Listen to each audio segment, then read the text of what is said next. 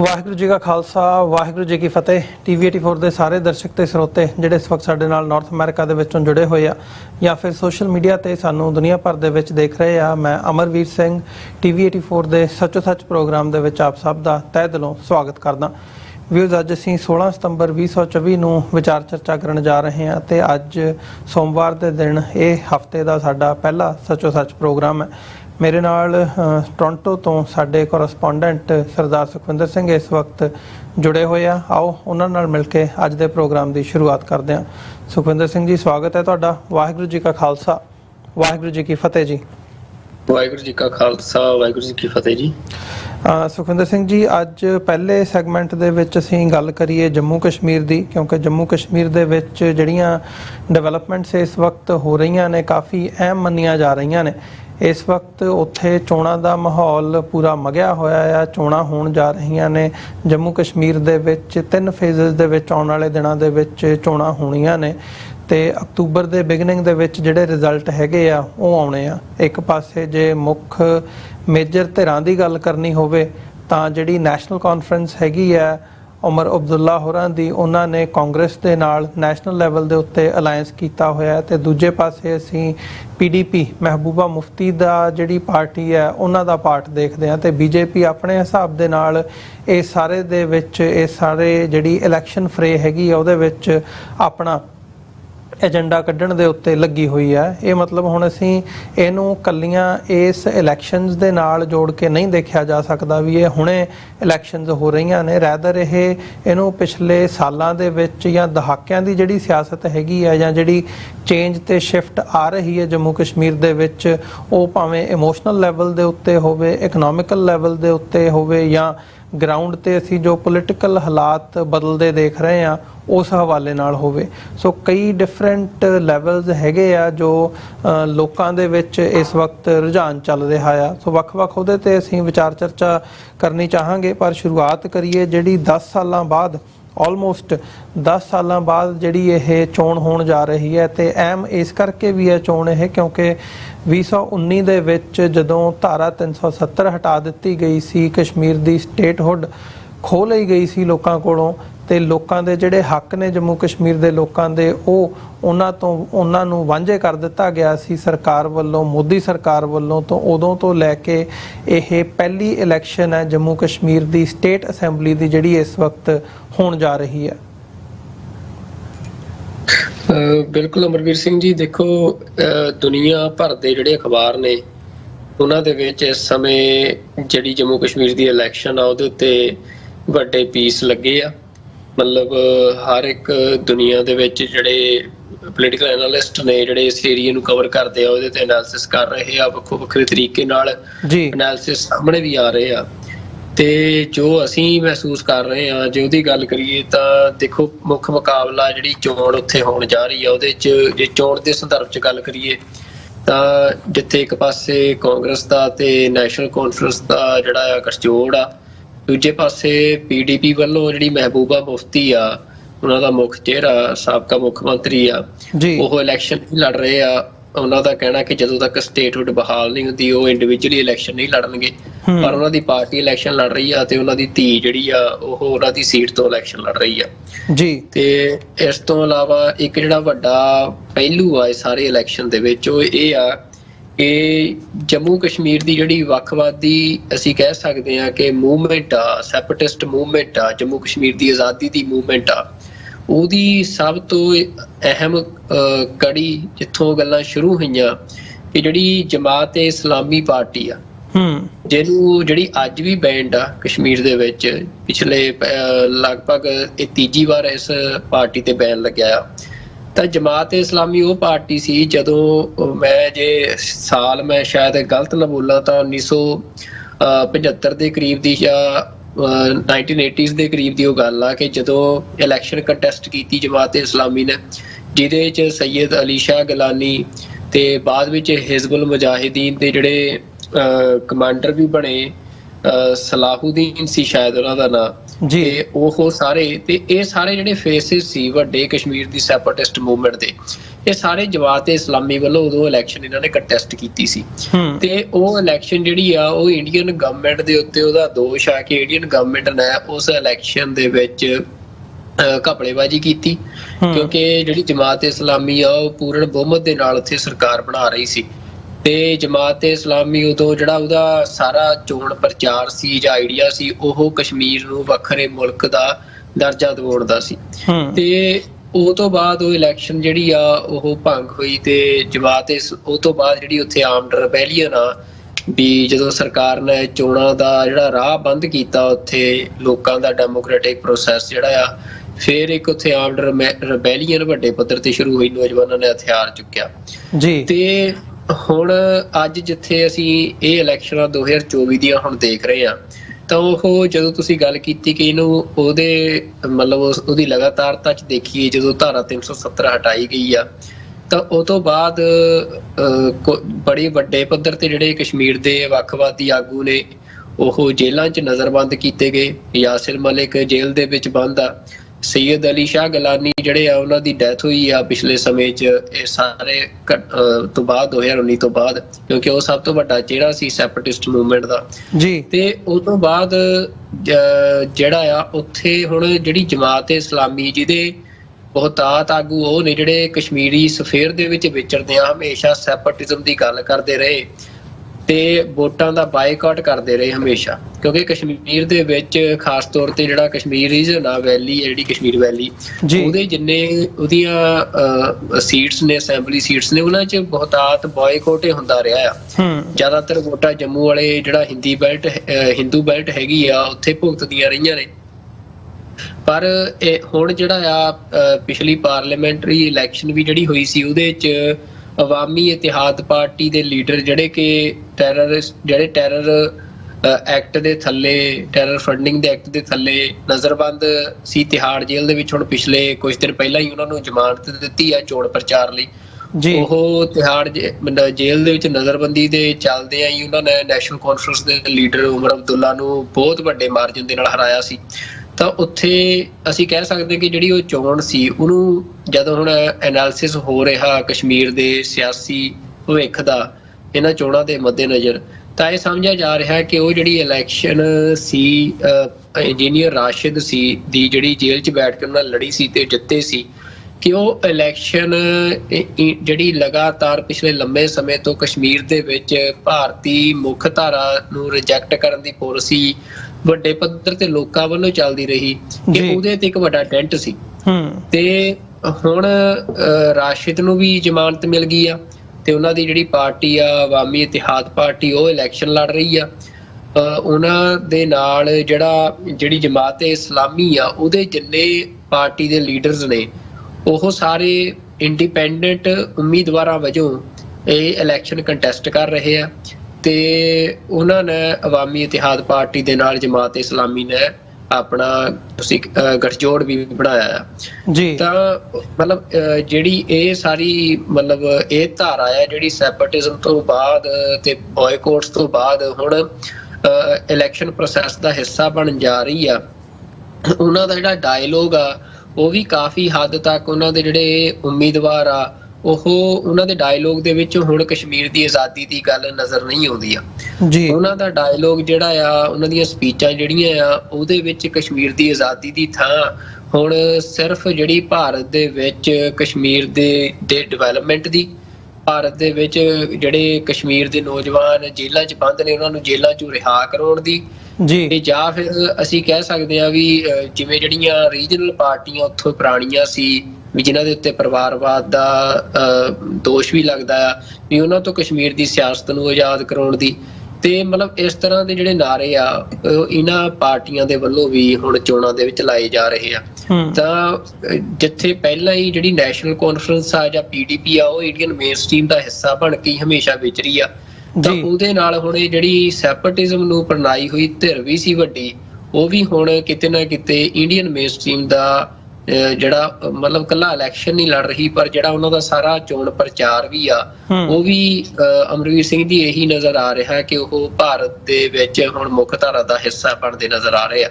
ਤੇ ਇਹਦੇ ਤੇ ਅਲ ਜਜ਼ੀਰਾ ਦੇ ਵਿੱਚ ਇੱਕ ਬਹੁਤ ਡਿਟੇਲਡ ਸਟੋਰੀ ਵੀ ਲੱਗੀ ਆ, ਉਹ ਬੜੀ ਮਤਲਬ ਪੜ੍ਹਨੀ ਚਾਹੀਦੀ ਆ, ਖਾਸ ਤੌਰ ਤੇ ਸਿੱਖਾਂ ਨੂੰ ਵੀ, ਕਿਉਂਕਿ ਪੰਜਾਬ ਦੇ ਵਿੱਚ ਵੀ ਜਿਹੜੀ ਪਿਛਲੀ ਇਲੈਕਸ਼ਨ ਹੋਈ ਆ ਉਹਦੇ 'ਚ ਭਾਈ ਅਮਰਤਪਾਲ ਸਿੰਘ ਤੇ ਭਾਈ ਸਰਬਜੀਤ ਸਿੰਘ ਖਾਲਸਾ ਹੋਰਾਂ ਦੀ ਜਿੱਤ ਹੋਈ ਆ, ਤਾਂ ਉਦੋਂ ਵੀ ਪੰਜਾਬ ਦੇ ਵਿੱਚ ਇੱਕ ਵੱਡੇ ਪੱਧਰ ਦੇ ਉੱਤੇ ਸਿੱਖ ਸਫਾ ਦੇ ਅੰਦਰ ਇਹ ਵਿਚਾਰ ਕਾਫੀ ਬਹਿਸ ਦਾ ਵਿਸ਼ਾ ਬਣਿਆ ਰਿਹਾ ਕਿ ਕੀ ਅਮਰਤਪਾਲ ਸਿੰਘ ਹੋਰਾਂ ਨੂੰ ਚੋਣ ਲੜਨੀ ਚਾਹੀਦੀ ਹੈ ਜਾਂ ਨਹੀਂ, ਕਿਉਂਕਿ ਅਮਰਤਪਾਲ ਸਿੰਘ ਹੋਰੀ ਜਦੋਂ ਪੰਜਾਬ ਦੇ ਵਿੱਚ ਵਾਰਸ ਪੰਜਾਬ ਦੇ ਰਾਹੀਂ ਵਿਚਰਦੇ ਸੀ ਤਾਂ ਉਹ ਪੂਰੀ ਤਰ੍ਹਾਂ ਭਾਰਤੀ ਜਿਹੜਾ ਚੋਣ ਪ੍ਰਣਾਲੀ ਆ ਜਾਂ ਸਿਸਟਮ ਆ ਉਹਨੂੰ ਰੱਦ ਕਰਦੇ ਰਹੇ ਸੀ, ਪਰ ਫਿਰ ਉਹ ਜੇਲ੍ਹ ਜਾਣ ਤੋਂ ਬਾਅਦ ਉਹਨਾਂ ਨੇ ਇਲੈਕਸ਼ਨ ਲੜੀ ਆ। ਤੇ ਹੁਣ ਵੀ ਜਿਹੜੀ ਨਵੀਂ ਖਬਰ ਆ ਕਿ ਦੀਪ ਸਿੱਧੂ ਹੋਰਾਂ ਦੇ ਜਿਹੜੇ ਬ੍ਰਦਰ ਆ ਮਨਦੀਪ ਸਿੰਘ, ਉਹ ਗਿੱਦੜਬਾਹਾ ਤੋਂ ਜਿਹੜਾ ਆ ਅਮਰਤਪਾਲ ਸਿੰਘ ਦੇ ਪਿਤਾ ਤੇ ਸਰਬਜੀਤ ਸਿੰਘ ਹੋਰਾਂ ਨੇ ਐਲਾਨ ਕੀਤਾ ਹੈ ਕਿ ਚੋਣ ਲੜਨਗੇ ਜਿਹੜੀ ਅਗਲੀ ਚੋਣ ਜੀ। ਤੇ ਮਤਲਬ ਇਹ ਸਾਰਾ ਕੁਝ ਜਿਹੜਾ ਪੰਜਾਬ ਤੇ ਕਸ਼ਮੀਰ ਦੇ ਵਿੱਚ ਹੋ ਰਿਹਾ ਉਹਦੇ 'ਚ ਦੇਖੋ ਜਿਹੜੀ ਜਮਾਤ ਇਸਲਾਮੀ ਆ ਉਹਨਾਂ ਦੇ ਵੀ ਜਿਹੜੇ ਕਾਰਕੁਨ ਜਾਂ ਕੁਝ ਲੀਡਰ ਆ ਉਹਨਾਂ ਦਾ ਇਹ ਕਹਿਣਾ ਆ ਕਿ ਅਸੀਂ ਜਿਹੜੀ ਪੋਲੀਟੀਕਲ ਸਪੇਸ ਆ ਕਸ਼ਮੀਰ ਦੀ ਉਹਨੂੰ ਇਹਨਾਂ ਜਿਹੜੀਆਂ ਪੁਰਾਣੀਆਂ ਇਹ ਰੀਜਨਲ ਪਾਰਟੀਆਂ ਜਿਨ੍ਹਾਂ ਨੇ ਕਸ਼ਮੀਰ ਦੇ ਹੱਕਾਂ ਦੀ ਜਾਂ ਕਸ਼ਮੀਰ ਦੇ ਰਾਈਟਸ ਨੂੰ ਪ੍ਰੋਟੈਕਟ ਕਰਨ ਦੀ ਕਦੇ ਗੱਲ ਨਹੀਂ ਕੀਤੀ, ਅਸੀਂ ਉਹਨਾਂ ਤੋਂ ਕਸ਼ਮੀਰ ਦੀ ਪੋਲੀਟੀਕਲ ਸਪੇਸ ਨੂੰ ਰੀਕਲੇਮ ਕਰ ਰਹੇ ਹਾਂ। ਇਸ ਕਰਕੇ ਸਾਨੂੰ ਇੱਕ ਪੈਂਤੜੇ ਦੇ ਬਤੌਰ ਇਹ ਇਲੈਕਸ਼ਨ ਜਿਹੜੀ ਆ ਅਸੀਂ ਲੜ ਰਹੇ ਆ, ਪਰ ਸਾਡਾ ਜਿਹੜਾ ਏਜੰਡਾ ਆ ਉਹ ਕਸ਼ਮੀਰ ਦੇ ਹੱਕਾਂ ਦਾ ਹੀ ਆ ਤੇ ਕਸ਼ਮੀਰ ਦੇ ਹੱਕਾਂ ਨੂੰ ਇੰਡੀਆ ਤੋਂ ਸਿਕਿਉਰ ਕਰਨ ਦਾ ਆ ਜੀ। ਤੇ ਇਸੇ ਤਰੀਕੇ ਦੇ ਨਾਲ ਪੰਜਾਬ ਦੇ ਵਿੱਚ ਵੀ ਅਸੀਂ ਦੇਖਿਆ ਕਿ ਜਿਹੜੀ ਧਿਰ ਨੇ ਇਲੈਕਸ਼ਨ ਲੜੀ ਆ ਉਹ ਇਸੇ ਤਰਜ਼ ਦੇ ਉੱਤੇ ਇਲੈਕਸ਼ਨ ਲੜੀ ਜਾਂਦੀ ਆ, ਪਰ ਇਹਦੇ ਵਿੱਚ ਅਮਰਵੀਰ ਸਿੰਘ ਜੀ ਇੱਕ ਬਹੁਤ ਵੱਡਾ ਫਰਕ ਇਹ ਆ ਕਿ ਪੰਜਾਬ ਦੇ ਵਿੱਚ ਜਿਹੜਾ ਖਾੜਕੂ ਸੰਘਰਸ਼ ਚੱਲਿਆ ਤੇ ਉਹ ਖਾੜਕੂ ਸੰਘਰਸ਼ ਲਗਭਗ 1995 ਤੋਂ ਬਾਅਦ ਵੀ ਜਿੱਥੇ ਅੱਜ 2000 ਜਦੋਂ ਪਿਛਲੇ ਸਾਲ ਵੀ ਚੋਣਾਂ ਅਮਰਤਪਾਲ ਸਿੰਘ ਹੋਰਾਂ ਨੇ ਵੀ ਲੜੀਆਂ ਜੀ, ਉਹ ਤੋਂ ਪਹਿਲਾਂ ਇੱਕ ਲੰਮਾ ਸਮਾਂ ਕਈ ਦਹਾਕੇ ਜਿਹੜਾ ਆ ਵੀ ਸਿੱਖ 1995 ਤੋਂ ਬਾਅਦ ਹੀ ਵੱਡੀ ਆਬਾਦੀ ਸਿੱਖਾਂ ਦੀ ਭਾਰਤੀ ਮੁੱਖ ਧਾਰਾ ਦਾ ਜਿਹੜਾ ਹਿੱਸਾ ਆ ਚੋਣ ਪ੍ਰਣਾਲੀ ਆ ਉਹਦਾ ਹਿੱਸਾ ਬਣ ਚੁੱਕੀ ਸੀ, ਭਾਵੇਂ ਉਹ ਸ਼੍ਰੋਮਣੀ ਅਕਾਲੀ ਦਲ ਬਾਦਲ ਦੇ ਰਾਹੀਂ ਹੋਵੇ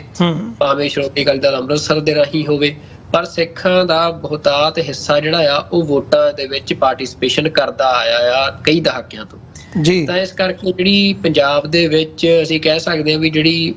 ਮੂਵਮੈਂਟ ਆ ਸੈਪਰੇਟਿਜ਼ਮ ਦੀ ਜਾਂ ਪੰਜਾਬ ਦੇ ਵੱਖਰੇ ਰਾਜ ਦੀ, ਉਹਨੂੰ ਜੇ ਹੁਣ ਕੋਈ ਇਲੈਕਸ਼ਨ ਲੜ ਰਿਹਾ ਆ ਤਾਂ ਉਹਦੇ ਨਾਲ ਉਨੀ ਵੱਡੀ ਢਾਹ ਨਹੀਂ ਲੱਗਦੀ, ਪਰ ਕਸ਼ਮੀਰ ਦੇ ਵਿੱਚ ਜਿਹੜਾ ਕਿਉਂਕਿ ਕਸ਼ਮੀਰ ਦੇ ਵਿੱਚ ਹਜੇ ਕਸ਼ਮੀਰ ਦੇ ਲੋਕਾਂ ਨੇ ਉਵੇਂ ਇੰਡੀਅਨ ਇਲੈਕਟੋਰਲ ਪੋਲਿਟਿਕਸ ਨੂੰ ਅਸੈਪਟ ਨਹੀਂ ਸੀ ਕੀਤਾ ਜੀ। ਤੇ ਇਹ ਲਗਭਗ ਕਸ਼ਮੀਰ ਮੈਂ ਮਤਲਬ ਇਹ ਮਹਿਸੂਸ ਕਰਦਾ ਕਿ ਜਿਵੇਂ 1995 ਤੋਂ ਬਾਅਦ ਜਿੱਥੇ ਇੱਕ ਪਾਸੇ ਜਿਹੜੇ ਸਿੱਖ ਨੌਜਵਾਨ ਲਗਾਤਾਰ ਮੁਕਾਬਲਿਆਂ 'ਚ ਸ਼ਹੀਦ ਹੋ ਰਹੇ ਸੀ, ਇੱਕ ਵੱਡਾ ਹਿੱਸਾ ਜਿਹੜਾ ਇੰਡੀਅਨ ਸਟੇਟ ਦੇ ਨਾਲ ਸਿੱਧੀ ਜੰਗ ਲੜ ਰਿਹਾ ਸੀ, ਤੇ ਉਹ ਤੋਂ ਬਾਅਦ ਵੀ ਜਦੋਂ ਸਿੱਖਾਂ ਦਾ ਫਿਰ ਇੱਕ ਵੱਡਾ ਹਿੱਸਾ ਪੋਲਿੰਗ ਬੂਥਾਂ ਦੇ ਉੱਤੇ ਇੰਡੀਅਨ ਸਿਸਟਮ ਨੂੰ ਵੋਟ ਪਾਉਣ ਲਈ ਖੜਾ ਹੋਇਆ, ਵੀ ਉਹੀ ਜਿਹੜਾ ਮਤਲਬ ਵੀ ਜਿਹੜੇ ਬੰਦੇ ਉਦੋਂ ਸੁਚੇਤ ਹੋਣਗੇ ਜਾਂ ਜਿਹੜੇ ਬੰਦੇ ਉਸ ਸੰਘਰਸ਼ ਦੀ ਅਹਿਮੀਅਤ ਨੂੰ ਜਾਣਦੇ ਹੋਣਗੇ ਵੀ ਉਹਨਾਂ ਦੇ ਦਿਲ ਦੇ ਵਿੱਚ ਜਿਹੜੀ ਉਹ ਪੀੜ ਉੱਠਦੀ ਹੋਊਗੀ, ਤਾਂ ਉਹ ਜਦੋਂ ਅਸੀਂ ਹੁਣ ਰਿਪੋਰਟਾਂ ਪੜ੍ਹਦੇ ਆ ਜਿਹੜੇ ਵੱਖੋ-ਵੱਖ ਦੁਨੀਆ ਦੇ ਨਿਊਜ਼ਪੇਪਰਸ ਦੇ ਵਿੱਚ ਕਸ਼ਮੀਰ ਦੇ ਇਹ ਸਾਰੇ ਇਲੈਕਟੋਰਲ ਸਿਸਟਮ ਬਾਰੇ ਲੱਗੀਆਂ ਨੇ, ਤਾਂ ਉੱਥੇ ਵੀ ਅਸੀਂ ਉਹ ਬੰਦਿਆਂ ਦੇ ਬਿਆਨਾਂ 'ਚੋਂ ਦਰਦ ਮਹਿਸੂਸ ਕਰ ਸਕਦੇ ਆ ਕਿ ਜਦੋਂ ਉਹ ਚੋਣਾਂ ਦੇ ਲਈ ਹੋ ਰਹੀਆਂ ਵੱਡੀਆਂ ਰੈਲੀਆਂ ਦੇ ਵਿੱਚ ਹੁਣ ਕਸ਼ਮੀਰ ਦੇ ਲੋਕਾਂ ਦੇ ਵੱਡੇ ਇਕੱਠ ਦੇਖਦੇ ਆ, ਬਜਾਏ ਇਹਦੇ ਕਿ ਜਿਹੜੇ ਇਕੱਠ ਪਹਿਲਾਂ ਸੜਕਾਂ ਬੰਦ ਕਰਾਉਣ ਲਈ ਸ਼ਹਿਰ ਬੰਦ ਕਰਾਉਣ ਲਈ ਕਸ਼ਮੀਰ ਦੇ ਵਿੱਚ ਮਤਲਬ ਐਂਟੀ ਇੰਡੀਆ ਪ੍ਰੋਟੈਸਟ ਹੁੰਦੇ ਸੀ ਉਹਨਾਂ ਦੇ ਵਿੱਚ ਨਜ਼ਰ ਆਉਂਦੇ ਸੀ ਜੀ। ਨਹੀਂ, ਇਹ ਗੱਲ ਇੱਕ ਇੰਪੋਰਟੈਂਟ ਪਾਰਟ ਹੈਗਾ ਜਿਹਦੇ ਤੇ ਅਸੀਂ ਹੋਰ ਡਿਟੇਲ ਦੇ ਵਿੱਚ ਵੀ ਥੋੜਾ ਜਿਹਾ ਉਹ ਦੇਖਣਾ ਚਾਹਾਂਗੇ, ਪਰ ਨਾਲ ਹੀ ਨਾਲ ਜਦੋਂ ਅਸੀਂ ਚੋਣਾਂ ਦੇ ਹਵਾਲੇ ਨਾਲ ਗੱਲ ਕਰ ਰਹੇ ਹਾਂ ਖਾਸ ਤੌਰ ਤੇ ਜੰਮੂ ਕਸ਼ਮੀਰ ਦੀ, ਤੇ ਇਹ ਇੱਕ ਇੰਪੋਰਟੈਂਟ ਮੁਕਾਮ ਹੈ ਇਸ ਵਕਤ ਜਿਹਨੂੰ ਦੁਨੀਆ ਭਰ ਦੇ ਵਿੱਚ ਦੇਖਿਆ ਜਾ ਰਿਹਾ ਹੈ ਤੇ ਆਪਣੇ ਪਰਸਪੈਕਟਿਵ ਤੋਂ ਸਮਝਣ ਦੀ ਕੋਸ਼ਿਸ਼ ਕੀਤੀ ਜਾ ਰਹੀ ਹੈ। ਹੁਣ ਬੀਜੇਪੀ ਦਾ ਜ਼ਿਕਰ ਕਰਦਿਆਂ ਗੱਲ ਕਰੀਏ, ਬੀਜੇਪੀ ਵੱਲੋਂ ਜਦੋਂ ਤੋਂ ਧਾਰਾ 370 ਹਟਾਈ ਗਈ ਹੈ, ਜੰਮੂ ਕਸ਼ਮੀਰ ਦਾ ਸਟੇਟਹੁੱਡ ਖਤਮ ਖਤਮ ਕੀਤਾ ਗਿਆ ਆ ਤੇ ਯੂਨੀਅਨ ਟੈਰੀਟਰੀ ਦੇ ਵਿੱਚ ਤਬਦੀਲ ਕੀਤਾ ਗਿਆ ਤੇ ਹੁਣ ਮਤਲਬ ਈਵਨ ਅਮਿਤ ਸ਼ਾਹ ਜਿਹੜੇ ਹੈਗੇ ਆ ਉਹ ਜੰਮੂ ਰੀਜਨ ਦੇ ਵਿੱਚ ਜਾ ਕੇ ਇੱਕ ਵੱਡੀ ਰੈਲੀ ਨੂੰ ਸੰਬੋਧਨ ਕਰਦੇ ਆ ਧਾਰਾ 370 ਹਟਾਉਣ ਦੀ ਗੱਲ ਨੂੰ ਵੀ ਉਹ ਜਸਟੀਫਾਈ ਕਰਦੇ ਆ ਤੇ ਕਸ਼ਮੀਰ ਦੇ ਵਿੱਚ ਸਾਰੀ ਜਿਹੜੀ ਸਟਰਗਲ ਹੈਗੀ ਉਹਨੂੰ ਟੈਰਰਿਜ਼ਮ ਦੇ ਨਾਲ ਜੋੜ ਕੇ ਪੇਸ਼ ਕਰ ਰਹੇ ਆ ਤੇ ਇਹ ਕਹਿ ਰਹੇ ਆ ਕਿ ਭਾਈ ਹੁਣ ਨਾ ਤੇ ਧਾਰਾ 370 ਵਾਪਸ ਆਉਣੀ ਆ ਤੇ ਨਾ ਹੀ ਟੈਰਰਿਜ਼ਮ ਦੀ ਕੋਈ ਥਾਂ ਹੈਗੀ ਹੈ ਕਸ਼ਮੀਰ ਦੇ ਵਿੱਚ ਤੇ ਅਸੀਂ ਹੁਣ ਅੱਗੇ ਵਧਣ ਦੀ ਗੱਲ ਕਰਨੀ ਹੈ। ਸੋ ਉਹਨਾਂ ਦੀ ਜਿਹੜੀ ਪਾਲਿਸੀ ਹੈ ਉਹ ਇੱਕ ਡਿਫਰੈਂਟ ਕਿਸਮ ਦੀ ਜਿਹੜੀ ਦਹਾਕਿਆਂ ਤੋਂ ਸਟੇਟ ਦੀ ਪਾਲਿਸੀ ਕਸ਼ਮੀਰ ਦੇ ਪ੍ਰਤੀ ਚੱਲਦੀ ਆ ਰਹੀ ਹੈ ਉਹਨੂੰ ਇੱਕ ਨਵੇਂ ਰੂਪ ਦੇ ਵਿੱਚ ਬੀਜੇਪੀ ਨੇ ਜਿਹੜਾ ਹੈਗਾ ਉਹ ਕਨਵਰਟ ਕਰ ਦਿੱਤਾ ਆ ਤੇ ਉਹਦਾ ਇੰਪੈਕਟ ਕੀ ਹੋ ਰਿਹਾ ਗਰਾਊਂਡ ਦੇ ਉੱਤੇ। ਹਾਲਾਂਕਿ ਲੋਕਾਂ ਵੱਲੋਂ ਬੜੇ ਵੱਡੇ ਲੈਵਲ ਦੇ ਉੱਤੇ ਰੈਜ਼ਿਸਟੈਂਸ ਦੇਖੀ ਗਈ ਹੈ 2019 ਤੋਂ ਬਾਅਦ ਅੱਜ ਵੀ ਅਸੀਂ ਉਹ ਜਿਹੜੀ ਰੈਜ਼ਿਸਟੈਂਸ ਹੈ ਉਹ ਦੇਖ ਰਹੇ ਹਾਂ। ਪਹਿਲਾਂ ਜਿਹੜੀਆਂ ਲੋਕ ਸਭਾ ਦੀਆਂ ਚੋਣਾਂ ਹੋਈਆਂ ਨੇ ਉਹਦੇ ਵਿੱਚ ਵੀ ਅਸੀਂ ਦੇਖਿਆ ਤੇ ਇਹਨਾਂ ਚੋਣਾਂ ਦੇ ਵਿੱਚ ਵੀ ਹੁਣ ਜਿਹੜੀਆਂ ਜੰਮੂ ਕਸ਼ਮੀਰ ਸਟੇਟ ਅਸੈਂਬਲੀ ਦੇ ਲਈ ਹੋਣ ਜਾ ਰਹੀਆਂ ਨੇ ਜੰਮੂ ਕਸ਼ਮੀਰ ਦੇ ਵਿੱਚ ਇਹਦੇ ਵਿੱਚ ਵੀ ਦੇਖਿਆ ਜਾ ਰਿਹਾ ਹੈ ਕਿ ਹੋ ਸਕਦਾ ਆ ਕਿ ਇਹਦੇ ਵਿੱਚ ਕਾਫੀ ਵੱਡਾ ਸੈਟਬੈਕ ਜਿਹੜਾ ਹੈ ਉਹ ਬੀਜੇਪੀ ਨੂੰ ਲੱਗੇ। ਕਸ਼ਮੀਰ ਰੀਜਨ ਦੇ ਵਿੱਚ ਤੇ ਪਹਿਲਾਂ ਹੀ ਉਹਨਾਂ ਦਾ ਆਧਾਰ ਹੈ ਨਹੀਂ। ਈਵਨ ਜੰਮੂ ਰੀਜਨ ਦੇ ਵਿੱਚ ਵੀ ਜੋ ਰਿਪੋਰਟਸ ਦੱਸ ਰਹੀਆਂ ਨੇ ਕਿ ਲੋਕ ਖੁਸ਼ ਨਹੀਂ ਹੈਗੇ ਜਿਸ ਕਿਸਮ ਦਾ ਮਾਹੌਲ ਧਾਰਾ 370 ਹਟਾਉਣ ਤੋਂ ਬਾਅਦ ਕਸ਼ਮੀਰ ਦੇ ਵਿੱਚ ਬਣਿਆ ਆ। ਉਹ ਬਿਜ਼ਨਸ ਦੇ ਐਂਗਲ ਨੂੰ ਲੈ ਕੇ ਹੋਵੇ, ਬੱਚਿਆਂ ਦੀ ਜਾਂ ਆਮ ਲੋਕਾਂ ਦੀ ਸਹੂਲਤ, ਐਜੂਕੇਸ਼ਨ, ਇਕਨੋਮਿਕ ਪਾਲਿਸੀ, ਬਾਹਰਲੇ ਲੋਕਾਂ ਦਾ ਉੱਥੇ ਆ ਕੇ ਵਸਣਾ ਕਿਤੇ ਨਾ ਕਿਤੇ ਜਾਂ ਧੱਕੇ ਨਾਲ ਜਿਹੜੀ ਵਸਾਉਣ ਦੀ ਲਾਈਨ ਹੈ ਸਟੇਟ ਦੀ ਉਹ ਮਤਲਬ ਇਹ ਕਈ ਫੈਕਟਰਸ ਹੈਗੇ ਆ ਜਿਹੜੇ ਉਹਦੇ 'ਚ ਕੰਟਰੀਬਿਊਟ ਕਰ ਰਹੇ ਆ। ਤੇ ਜਿਹੜੇ ਬੀਜੇਪੀ ਦੇ ਦਾਅਵੇ ਸੀ ਕਿ ਅਸੀਂ ਟੈਰਰਿਜ਼ਮ ਉੱਥੋਂ ਖਤਮ ਕਰ ਦੇਣੀ ਹੈ, ਅਸੀਂ ਕਸ਼ਮੀਰ ਨੂੰ ਭਾਰਤ ਦੇ ਨਾਲ ਜਿਹੜਾ ਅਨਿੱਖੜਵਾਂ ਅੰਗ ਹੈ ਅਸੀਂ ਉਸ ਹਿਸਾਬ ਨਾਲ ਗਰਾਊਂਡ ਦੇ ਉੱਤੇ ਕਸ਼ਮੀਰ ਨੂੰ ਜੋੜਨਾ ਆ, ਜਿਹੜੀ ਸਿਚੁਏਸ਼ਨ ਹੈ ਉਹ ਨਾਰਮਲਸੀ ਵੱਲ ਜਾਊਗੀ, ਉੱਥੇ ਐਜੂਕੇਸ਼ਨ ਤੋਂ ਲੈ ਕੇ ਆਮ ਜਿਹੜੇ ਕਾਰਜ ਹੈਗੇ ਆ ਉਹ ਸਹੀ ਤਰੀਕੇ ਦੇ ਨਾਲ ਚੱਲਣਗੇ। ਜਿਹੜੇ ਬੀਜੇਪੀ ਦੇ ਦਾਅਵੇ ਸੀ ਅੱਜ ਤੋਂ 5 ਸਾਲ ਪਹਿਲਾਂ ਉਹਨਾਂ ਦੇ ਵਿੱਚ ਕੀ ਨਜ਼ਰ ਆ ਰਿਹਾ ਹੈ ਕਿ ਉਹ ਕਿੰਨੇ ਕੁ ਵਫਾ ਹੋ ਰਹੇ ਨੇ ਤੇ ਲੋਕਾਂ ਦੇ ਵਿੱਚ ਉਹਨਾਂ ਵਾਅਦਿਆਂ ਦੇ ਪ੍ਰਤੀ ਇਸ ਵਕਤ ਕੀ ਰਿਸਪੌਂਸ ਨਜ਼ਰ ਆ ਰਿਹਾ ਹੈ ਜਦੋਂ ਅਸੀਂ ਬੀਜੇਪੀ ਦੀ ਪਾਲਿਸੀ ਦੇਖਦੇ ਹਾਂ ਜੰਮੂ ਕਸ਼ਮੀਰ ਦੇ ਵਿੱਚ। ਦੇਖੋ ਅਮਰਵੀਰ ਸਿੰਘ ਜੀ, ਬੀਜੇਪੀ ਜਿਹੜੀ ਗੱਲਾਂ ਦੇ ਉੱਤੇ ਉੱਥੇ ਦਾਅਵੇ ਕਰ ਰਹੀ ਆ ਤਾਂ ਉਹਦੇ ਵਿੱਚ 2019 ਤੋਂ ਬਾਅਦ ਇੱਕ ਵਾਰ ਜਦੋਂ ਉਹਨਾਂ ਕਸ਼ਮੀਰ ਦੀ ਸਾਰੀ ਜਿਹੜੀ ਸੈਪਰੇਟਿਸਟ ਲੀਡਰਸ਼ਿਪ ਸੀ ਜਾਂ ਫਿਰ ਕਸ਼ਮੀਰ ਦੀ ਰੀਜਨਲ ਵੀ ਲੀਡਰਸ਼ਿਪ ਸੀ ਉਹਨੂੰ ਸਨੱਬ ਕੀਤਾ ਤੇ ਸੈਪਰੇਟਿਸਟ ਨੂੰ ਜੇਲ੍ਹਾਂ 'ਚ ਸੁੱਟਿਆ, ਕਸ਼ਮੀਰ ਤੋਂ ਬਾਹਰ ਕਈ ਹੋਰ ਜੇਲ੍ਹਾਂ 'ਚ ਬੰਦ ਕੀਤਾ ਤੇ ਜਿਹੜੇ ਇਹ ਵੀ ਦੇਖਣ 'ਚ ਆਇਆ ਕਿ ਜਿਹੜੇ ਮਿਲੀਟੈਂਟ ਵੀ ਉੱਥੇ ਗਰਾਊਂਡ ਤੇ ਐਕਟਿਵ ਸੀ ਵੀ ਉਹਨਾਂ ਦੇ ਵਿੱਚ ਵੀ ਅਸੀਂ ਕਹਿ ਸਕਦੇ ਹਾਂ ਕਿ ਜਿਵੇਂ ਦਾ ਪੰਜਾਬ ਦੇ ਵਿੱਚ ਬਲੈਕ ਕੈਟਸ ਦਾ ਸਿਸਟਮ ਚੱਲਿਆ ਕਿ ਉਸ ਤਰੀਕੇ ਦੇ ਨਾਲ ਕਾਫੀ ਵੱਡੇ ਪੱਧਰ ਤੇ ਜਿਹੜੇ ਕਸ਼ਮੀਰ ਦੇ ਨੌਜਵਾਨ ਸੀ ਜਿਹੜੇ ਮਿਲੀਟੈਂਟ ਮੂਵਮੈਂਟ ਦਾ ਹਿੱਸਾ ਸੀ ਉਹਨਾਂ ਨੂੰ ਉੱਥੇ ਮੁਕਾਬਲਿਆਂ ਦੇ ਵਿੱਚ ਖਤਮ ਕੀਤਾ ਗਿਆ। ਤੇ ਉਹ ਇੱਕ ਵਾਰ ਕਸ਼ਮੀਰ ਦੇ ਵਿੱਚ ਇਹ ਲੱਗ ਰਿਹਾ ਸੀ ਕਿ ਬੀਜੇਪੀ ਨੇ ਇਹ ਦਾਅਵਾ ਕੀਤਾ ਕਿਉਂਕਿ ਤੁਸੀਂ ਦੇਖੋ ਕਿ ਉਹ ਤੋਂ ਬਾਅਦ ਜਿਹੜੇ ਉੱਥੇ ਕਸ਼ਮੀਰ ਦੇ ਵਿੱਚ ਬੰਦ ਹੁੰਦੇ ਸੀ, ਸੜਕਾਂ ਬੰਦ ਹੋਣੀਆਂ, ਕਸ਼ਮੀਰ ਲਗਾਤਾਰ ਬੰਦ ਰਹਿੰਦਾ ਹੁੰਦਾ ਸੀ ਤੇ ਉਹ ਸਾਰਾ ਕੁਝ ਜਿਹੜਾ ਆ ਉਹ ਮਤਲਬ ਨਹੀਂ ਰਿਹਾ, ਹੁਣ ਉਵੇਂ ਦਾ ਮਾਹੌਲ ਨਹੀਂ ਰਿਹਾ ਤੇ ਉਹ ਚੀਜ਼ਾਂ ਨੂੰ ਬੀਜੇਪੀ ਨੇ ਕਾਫੀ ਵੇਚਿਆ, ਖਾਸ ਤੌਰ ਤੇ ਜੰਮੂ ਰੀਜਨ ਦੇ ਵਿੱਚ ਵੀ ਜੀ। ਪਰ ਪਿਛਲੇ ਕੁਝ ਮਹੀਨਿਆਂ ਤੋਂ ਹੁਣ ਅਸੀਂ ਦੇਖ ਸਕਦੇ ਹਾਂ ਕਿ ਜੰਮੂ ਰੀਜਨ ਦੇ ਵਿੱਚ ਹੀ ਖਾਸ ਤੌਰ ਤੇ ਜਿਹੜੇ ਮਿਲੀਟੈਂਟ ਅਟੈਕਸ ਨੇ ਉਹਨਾਂ ਦੇ ਵਿੱਚ ਬੜੀ ਤੇਜ਼ੀ ਦੇ ਨਾਲ ਵਾਧਾ ਹੋਇਆ ਆ ਤੇ ਉਹ ਹੁਣ ਜਿਹੜੇ ਅਟੈਕਸ ਦੇ ਵਿੱਚ ਵਾਧਾ ਹੋਣਾ ਆ ਉਹ ਹੁਣ ਬੀਜੇਪੀ ਨੂੰ ਹੈਲਪ ਕਰਦਾ ਆ ਜਾਂ ਨੁਕਸਾਨ ਕਰਦਾ ਆ, ਇਲੈਕਸ਼ਨ ਦੇ ਵਿੱਚ ਲੋਕਾਂ ਦੀ ਸਾਈਕੋਲੋਜੀ ਤੇ ਕੀ ਅਸਰ ਪਾਉਂਦਾ ਉਹਨੂੰ ਅਸੀਂ ਜ਼ਿਆਦਾ ਨਹੀਂ ਸਮਝ ਸਕਦੇ ਆ ਹਜੇ। ਪਰ ਬੀਜੇਪੀ ਜਿਹੜੀ ਆ ਉਹ ਕਲੀਅਰ ਆ ਇਸ ਗੱਲ ਤੇ ਜਿਹੜਾ ਉਹਦਾ ਵੋਟ ਬੇਸ ਆ ਜੰਮੂ ਕਸ਼ਮੀਰ ਦੇ ਵਿੱਚ ਵੀ ਉਹ ਵੋਟ ਬੇਸ ਉਹ ਆ ਜਿਹੜਾ ਇੰਡੀਅਨ ਨੈਸ਼ਨਲਿਸਟ ਆ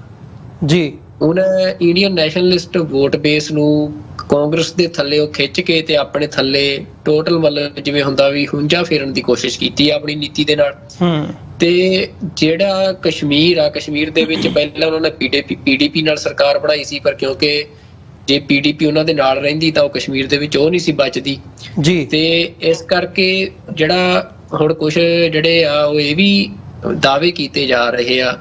ਕਿ ਜਮਾਤ-ਏ-ਇਸਲਾਮੀ ਜਾਂ ਇੰਜੀਨੀਅਰ ਰਾਸ਼ਿਦ ਦੀ ਪਾਰਟੀ ਹੈ ਜਿਹੜੀ ਉਹਦੇ ਹਵਾਲੇ ਦੇ ਨਾਲ ਕਿ ਬੀਜੇਪੀ ਵੱਲੋਂ ਮਤਲਬ ਉਹਨਾਂ ਦੇ ਰਾਹੀਂ ਵੀ ਬੀਜੇਪੀ ਇਸ ਗੱਲ ਨੂੰ ਕਲੀਅਰ ਆ ਕਿ ਉੱਥੋਂ ਉਹ ਸੀਟਾਂ ਨਹੀਂ ਲਿਆ ਸਕਦੀ ਆ ਤੇ ਉਹਨਾਂ ਦੇ ਨਾਲ ਮੀਟਿੰਗਸ ਜਿਹੜੀਆਂ ਜਮਾਤ ਇਸਲਾਮੀ ਦੇ ਲੀਡਰਸ ਦੇ ਨਾਲ ਦਿੱਲੀ ਦੇ ਵਿੱਚ ਮੀਟਿੰਗਸ ਹੋਈਆਂ ਨੇ ਕਿ ਉਹਦੇ 'ਚ ਇਹ ਆ ਕਿ ਬੀਜੇਪੀ ਚਾਹੁੰਦੀ ਆ ਕਿ ਤੁਸੀਂ ਲੋਕ ਸਭਾ ਜਾਂ ਰਾਜ ਸਭਾ ਦੇ ਵਿੱਚ ਜਿਹੜੇ ਤੁਹਾਡੇ ਲੀਡਰ ਨੇ ਜੇ ਜਿੱਤ ਕੇ ਆਉਂਦੇ ਆ ਤਾਂ ਉਹ ਸਾਨੂੰ ਜਿਹੜੀ ਆ ਸਪੋਰਟ ਕਰਨ, ਤਾਂ ਬੀਜੇਪੀ ਉਹਨਾਂ ਦੇ ਰਾਹੀਂ ਸਪੋਰਟ ਚਾਹੁੰਦੀ ਆ। ਤੇ ਦੂਜੇ ਪਾਸੇ ਜਿਹੜਾ ਨੈਸ਼ਨਲ ਕਾਨਫਰੰਸ ਤੇ ਇੰਡੀਅਨ ਨੈਸ਼ਨਲ ਕਾਂਗਰਸ ਆ ਤਾਂ ਉਹਦਾ ਜਿਹੜਾ ਗਠਜੋੜ ਆ ਉਹ ਕਾਫੀ ਪਾਵਰਫੁਲ ਆ ਇਸ ਟਾਈਮ, ਜਿਹੜਾ ਲੱਗ ਰਿਹਾ ਹੈ ਕਿ ਇੱਕ ਵੱਡੀ ਟੱਕਰ ਦੇ ਸਕਦਾ ਆ ਜਾਂ ਉੱਥੇ ਸੱਤਾ 'ਚ ਆ ਸਕਦਾ ਆ। ਤੇ ਉਹਦੇ ਪਿੱਛੇ ਕਾਰਨ ਹੈ ਕਿਉਂਕਿ ਨੈਸ਼ਨਲ ਕਾਨਫਰੰਸ ਦਾ ਆਪਣਾ ਬੇਸ ਕਸ਼ਮੀਰ ਰੀਜਨ 'ਚ ਹੈਗਾ ਆ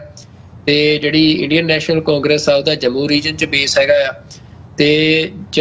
ਜਿਹੜੀ ਪੋਲਿਸੀ ਵੀ ਆ ਉਹਨਾਂ ਦੀ, ਪਰ ਉਹ ਵੀ ਦੇਖਣ ਵਾਲੀ ਅਮਰਵੀਰ ਸਿੰਘ ਜੀ ਕਿ ਇਹ ਗਠਜੋੜ ਜਿਹੜਾ ਆ ਉਹ ਵੀ ਉਹਨਾਂ ਸਟਰੋਂਗਲੀ ਧਾਰਾ 370 ਨੂੰ ਵਾਪਸ ਲਿਆਉਣ ਦੀ ਵਕਾਲਤ ਨਹੀਂ ਕਰ ਰਿਹਾ। ਤਾਂ ਹੁਣ ਉੱਥੇ ਜਿਹੜਾ ਸਾਰਾ ਨੈਰੇਟਿਵ ਆ ਵੀ ਜੇ ਬੀਜੇਪੀ ਜਿਹੜੀ ਆ ਉਹ ਇਹ ਗੱਲ ਕਹਿ ਰਹੀ ਆ ਕਿ ਉਹ ਧਾਰਾ 370 ਵਾਪਸ ਨਹੀਂ ਆਉਣ ਦੇਵੇਗੀ, ਜਿਹੜੇ ਮਤਲਬ ਉਹ ਟੈਰਰਿਜ਼ਮ ਦੇ ਖਾਪੇ ਜਿਹੜੀ ਸੈਪਰੇਟਿਜ਼ਮ ਦੀ ਮੂਵਮੈਂਟ ਨੂੰ ਪਾ ਕੇ ਇਹ ਗੱਲ ਕਹਿ ਰਹੇ ਆ ਕਿ ਅਸੀਂ ਇਹਨਾਂ ਨੂੰ ਨਹੀਂ ਸਿਰ ਚੁੱਕਣ ਦਿਆਂਗੇ ਹੁਣ। ਤੇ ਦੂਜੇ ਪਾਸੇ ਉਹ ਇਹਨਾਂ ਦੇ ਉੱਤੇ ਇਹ ਦੋਸ਼ ਲਾ ਰਹੇ ਆ ਕਿ ਜਿਹੜੇ ਇੰਡੀਅਨ ਨੈਸ਼ਨਲ ਕਾਂਗਰਸ ਤੇ ਨੈਸ਼ਨਲ ਕਾਨਫਰੰਸ ਜਿਹੜੀ ਆ ਉਹਨੇ ਦਾਅਵਾ ਕੀਤਾ ਆ ਕਿ ਅਸੀਂ ਚੋਣਾਂ ਜਿੱਤਣ ਤੋਂ ਬਾਅਦ ਜਿਹੜੇ ਜੇਲ੍ਹਾਂ ਦੇ ਵਿੱਚ ਲੀਡਰ ਬੰਦ ਕੀਤੇ ਆ ਕਸ਼ਮੀਰ ਦੇ ਜਾਂ ਨੌਜਵਾਨ ਬੰਦ ਕੀਤੇ ਅਸੀਂ ਉਹਨਾਂ ਨੂੰ ਰਿਹਾ ਕਰਾਂਗੇ ਜੀ। ਤੇ ਬੀਜੇਪੀ ਅਮਿਤ ਸ਼ਾਹ ਦੇ ਸਟੇਟਮੈਂਟ ਇਹੀ ਸੀ ਕਿ ਜਿਹੜੇ ਇਹ ਜੇ ਸੱਤਾ ਚਾਹੁੰਦੇ ਆ ਤਾਂ ਇਹ ਦੇਖੋ ਜੀ ਅੱਤਵਾਦੀਆਂ ਨੂੰ ਰਿਹਾ ਕਰਨਗੇ, ਵੀ ਉਹ ਜਿਹੜੇ ਕਸ਼ਮੀਰ ਦੇ ਉਹਨਾਂ ਲੋਕਾਂ ਨੂੰ ਜਿਹੜੇ ਕਸ਼ਮੀਰ ਦੇ ਹੱਕਾਂ ਦੀ ਗੱਲ ਕਰਦੇ ਉਹ ਅੱਤਵਾਦੀ ਡਿਫਾਈਨ ਕਰ ਰਿਹਾ ਹੈ ਜੀ। ਤੇ ਉਹਦੇ ਚ ਪਰ ਜਿਹੜੀ ਇੰਡੀਅਨ ਨੈਸ਼ਨਲ ਕਾਂਗਰਸ ਆ ਤੇ ਜਿਹੜਾ ਨੈਸ਼ਨਲ ਕਾਨਫਰੰਸ ਆ ਉਹ ਵੀ 370 ਦੀ ਉਹਨੇ ਖੁੱਲ ਕੇ ਵਕਾਲਤ ਨਹੀਂ ਕਰ ਰਹੀ, ਪਰ ਉਹ ਇਹ ਗੱਲ ਕਹਿ ਰਹੇ ਆ ਕਿ ਅਸੀਂ ਸਟੇਟਹੁੱਡ ਬਹਾਲ ਕਰਾਂਗੇ ਜੀ। ਇਹ ਗੱਲ ਜਿਹੜੀ ਆ ਉਹ ਸਾਰੀ ਜਿਹੜਾ ਕਸ਼ਮੀਰ ਦਾ ਮੁੱਦਾ ਆ ਤਾਂ ਉਹ ਸਮਝ ਇਹੀ ਲੱਗ ਰਹੀ ਆ ਕਿ ਉਹ ਆਜ਼ਾਦ ਕਸ਼ਮੀਰ ਤੋਂ 370 ਤੇ ਆਉਂਦਾ ਹੁਣ ਸਟੇਟਹੁੱਡ ਤੱਕ ਆ ਗਿਆ। ਵੀ ਪੰਜਾਬ ਨੇ ਵੀ ਇਹ ਸਾਰਾ ਕੁਝ ਦੇਖਿਆ, ਪੰਜਾਬ ਦੀ ਮੂਵਮੈਂਟ ਜਿਹੜੀ ਆ ਉਹ ਵੀ ਇੱਕ ਲੰਮੇ ਸਮੇਂ ਦੇ ਵਿੱਚ ਫਿਰ ਚੱਲਦੇ ਆ ਵੀ ਇੱਕ ਪਾਸੇ ਅਸੀਂ ਦੇਖਦੇ ਆ ਵੀ ਮਤਲਬ ਆਜ਼ਾਦ ਸਿੱਖ ਰਾਜ ਦੀ ਮੂਵਮੈਂਟ ਸੀ ਤੇ ਅੱਜ ਜਿਹੜਾ ਵੱਡਾ ਨੈਰੇਟਿਵ ਆ ਉਹ ਇਹ ਹੁੰਦਾ ਆ ਕਿ ਵੀ ਜਦੋਂ ਤੁਸੀਂ ਆਜ਼ਾਦੀ ਲਈ ਲੜ ਰਹੇ ਹੁੰਦੇ ਹੋ ਤੁਸੀਂ ਬੰਦਿਆਂ ਨੂੰ ਜੇਲ੍ਹਾਂ 'ਚ ਆਪਣਿਆਂ ਨੂੰ ਭੇਜਦੇ ਹੋ ਜੀ, ਪਰ ਹੁਣ ਜਿਹੜਾ ਆ ਨੈਰੇਟਿਵ ਉਹ ਆਜ਼ਾਦ ਸਿੱਖ ਰਾਜ ਤੇ ਘੱਟ ਤੇ ਉਹ ਇਸ ਗੱਲ ਤੇ ਵਾਧਾ ਕਿ ਅਸੀਂ ਆਪਣੇ ਬੰਦੇ ਵਾਪਸ ਛਡਾਉਣੇ ਆ। ਤੇ ਉਹ ਕਸ਼ਮੀਰ 'ਚ ਵੀ ਕੁਝ ਇਸੇ ਤਰ੍ਹਾਂ ਦਾ ਹੋ ਰਿਹਾ ਤੇ ਉਹਦੇ ਤੇ ਮਤਲਬ ਵੱਖੋ ਵੱਖ ਕਮੈਂਟਰੀਜ਼ ਆ ਰਹੀਆਂ ਨੇ, ਪਰ ਇਹ ਗੱਲ ਮਤਲਬ ਸਪਸ਼ਟ ਆ ਅਮਰਵੀਰ ਸਿੰਘ ਜੀ ਕਿ ਚਾਹੇ ਉਹ ਪੰਜਾਬ ਦੇ ਵਿੱਚ ਹੋਵੇ ਚਾਹੇ ਕਸ਼ਮੀਰ ਦੇ ਵਿੱਚ ਹੋਵੇ, ਪੰਜਾਬ ਦੇ ਵਿੱਚ ਵੀ ਜਿਹੜੀ ਸਰਬਜੀਤ ਸਿੰਘ ਖਾਲਸਾ ਹੋਰਾਂ ਦੀ ਜਿੱਤ ਆ ਜਾਂ ਅਮਰਤਪਾਲ ਸਿੰਘ ਹੋਰਾਂ ਦੀ ਜਿੱਤ ਆ, ਚਾਹੇ ਉਹ ਸਰਦਾਰ ਸਿਮਰਨਜੀਤ ਸਿੰਘ ਮਾਨ ਹੋਰਾਂ ਦੇ ਨਾਲ ਲਗਾਤਾਰ ਚੋਣਾਂ ਦੇ ਵਿੱਚ ਵੱਡਾ ਸਮਰਥਨ ਨਜ਼ਰ ਆ ਰਿਹਾ ਆ ਜੀ, ਤਾਂ ਉਹ ਸਪਸ਼ਟਤਾ ਆ ਲੋਕਾਂ ਦੇ ਅੰਦਰ ਕਿ ਦਿੱਲੀ ਦੇ ਨਾਲ ਲੋਕਾਂ ਦੇ ਅੰਦਰ ਜਿਹੜਾ ਵੱਖਵਾਦ ਆ ਦਿੱਲੀ ਨਾਲੋਂ ਉਹ ਪੰਜਾਬ ਦੇ ਵਿੱਚ ਖਾਸ ਤੌਰ ਤੇ ਸਿੱਖਾਂ ਦੇ ਵਿੱਚ ਮਜ਼ਬੂਤ ਹੋਇਆ ਆ ਜੀ। ਤੇ ਇਸੇ ਤਰੀਕੇ ਦੇ ਨਾਲ ਕਸ਼ਮੀਰ ਦੇ ਵਿੱਚ ਭਾਵੇਂ ਅੱਜ ਸਿਆਸੀ ਹਾਲਾਤ ਕਿਹੋ ਜਿਹੇ ਵੀ ਹੋਣ, ਕਸ਼ਮੀਰ ਪੂਰੀ ਤਰ੍ਹਾਂ ਇੱਕ ਜੇਲ੍ਹ ਬਣਾ ਕੇ ਰੱਖਿਆ ਗਿਆ ਹੋਵੇ, ਪਰ ਜਿਹੜਾ ਕਸ਼ਮੀਰ ਵੈਲੀ ਦੇ ਲੋਕਾਂ ਦੇ ਅੰਦਰ ਦੀ ਜਿਹੜੀ ਭਾਵਨਾ ਆ ਉਹ ਦਿੱਲੀ ਦੇ ਨਾਲ ਹਜੇ ਤੱਕ ਵੀ ਜੁੜੀ ਨਹੀਂ। ਵੀ ਕਸ਼ਮੀਰ ਨੂੰ ਭਾਵੇਂ ਫੌਜੀ ਤਾਕਤ ਦੇ ਨਾਲ ਅਸੀਂ ਕਹਿ ਸਕਦੇ ਹਾਂ ਕਿ ਇੱਕ ਹੱਦ ਤੱਕ ਆਪਣੇ ਕਬਜ਼ੇ 'ਚ ਕਰਨ 'ਚ ਜਾਂ ਜਿੱਤਣ 'ਚ ਹਾਸਲ ਹੋਏ ਆ ਇਹ ਜੀ, ਪਰ ਕਸ਼ਮੀਰੀਆਂ ਨੂੰ ਜਿੱਤਣ 'ਚ ਹਾਸਲ ਨਹੀਂ ਹੋਏ।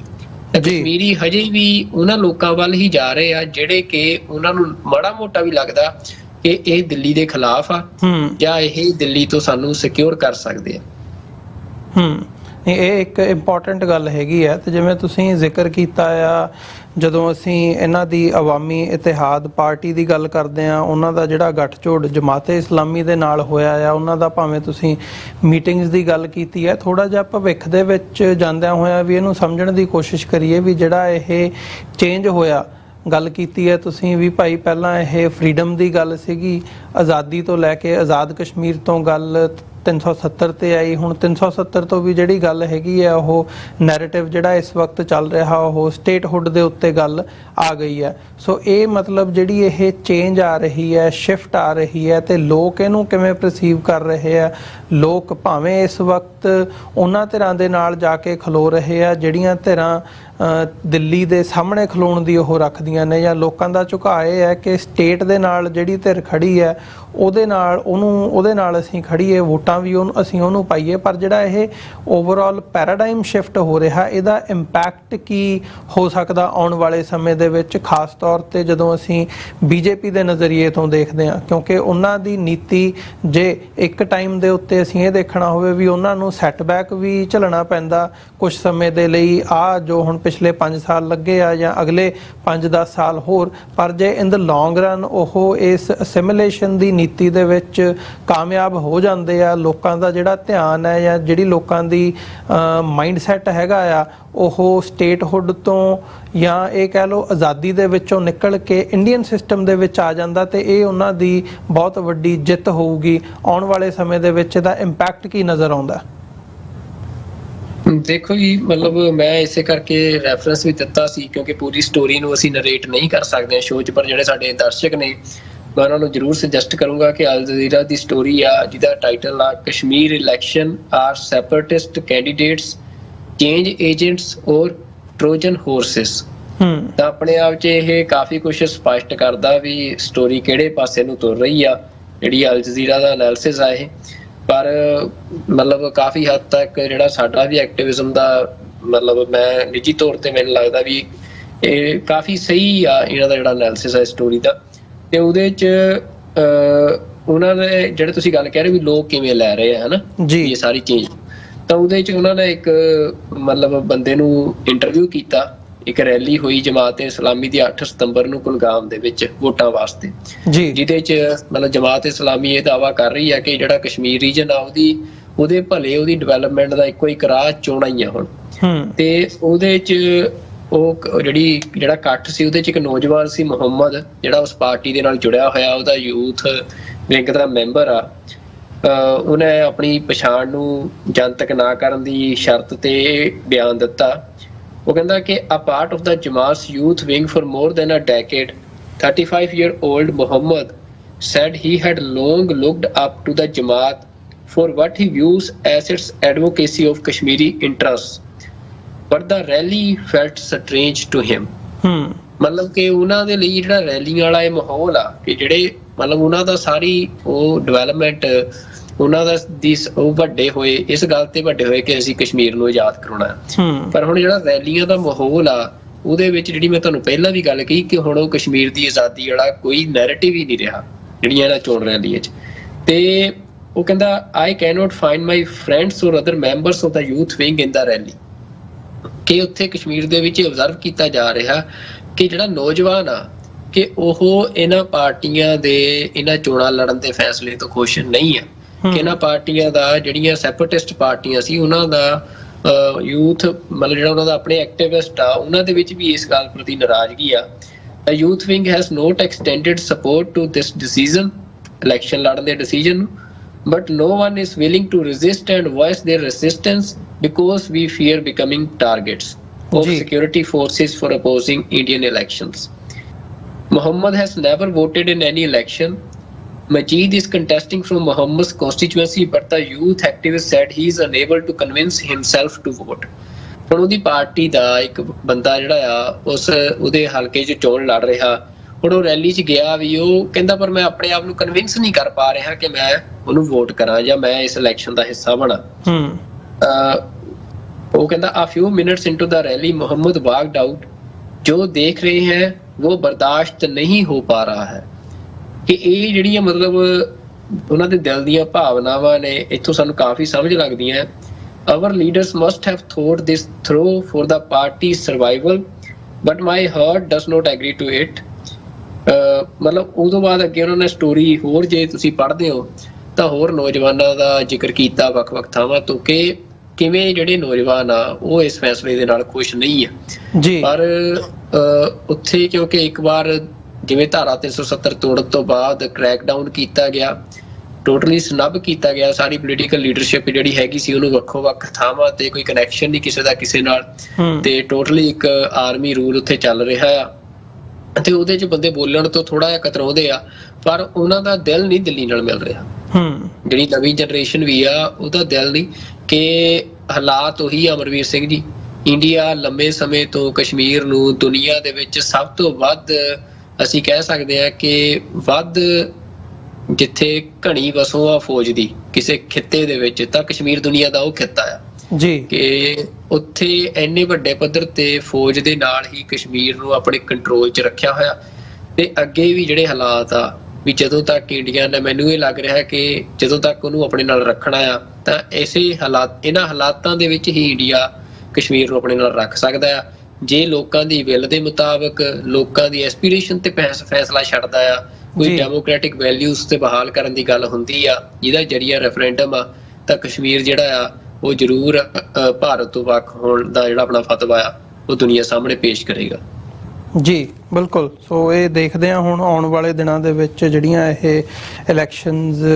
ਨੂੰ ਮੁੱਖ ਰੱਖਦਿਆਂ ਹੋਇਆਂ ਐਕਟੀਵਿਟੀਜ਼ ਹੋ ਰਹੀਆਂ ਨੇ ਉੱਥੇ, ਤੇ 3 ਫੇਜ਼ਸ ਦੇ ਵਿੱਚ ਜਿਵੇਂ ਅਸੀਂ ਜ਼ਿਕਰ ਕੀਤਾ ਆ ਇਲੈਕਸ਼ਨਸ ਹੋਣ ਜਾ ਰਹੀਆਂ ਨੇ 18 ਸਤੰਬਰ, 25 ਤੇ ਫਿਰ 1 ਅਕਤੂਬਰ ਨੂੰ। ਤੇ ਇਹਨਾਂ ਚੋਣਾਂ ਦੇ ਜਿਹੜਾ ਨਤੀਜਾ ਆ ਉਹ 8 ਅਕਤੂਬਰ ਨੂੰ ਜਿਹੜੀਆਂ ਕਾਊਂਟਿੰਗ ਹੈਗੀ ਆ ਉਹ ਹੋਣੀ ਹੈ, ਤੇ ਉਦੋਂ ਸਾਡੇ ਸਾਹਮਣੇ ਆਵੇਗਾ ਕਿ ਕਿਸ ਪਾਰਟੀ ਨੂੰ ਜਾਂ ਕਿਸ ਥਾਟ ਨੂੰ ਲੋਕਾਂ ਨੇ ਚੁਣਿਆ ਆ, ਤੇ ਲੋਕਾਂ ਦਾ ਜਿਹੜਾ ਰੁਝਾਨ ਹੈ ਉਹ ਕਿਸ ਪਾਸੇ ਵੱਲ ਨੂੰ ਜਾ ਰਿਹਾ ਹੈ। ਆਉਣ ਵਾਲੇ ਦਿਨਾਂ ਦੇ ਵਿੱਚ ਵੀ ਅਸੀਂ ਕੋਸ਼ਿਸ਼ ਕਰਾਂਗੇ ਕਿ ਜਿਹੜੀਆਂ ਇਹ ਡਿਵੈਲਪਮੈਂਟਸ ਨੇ,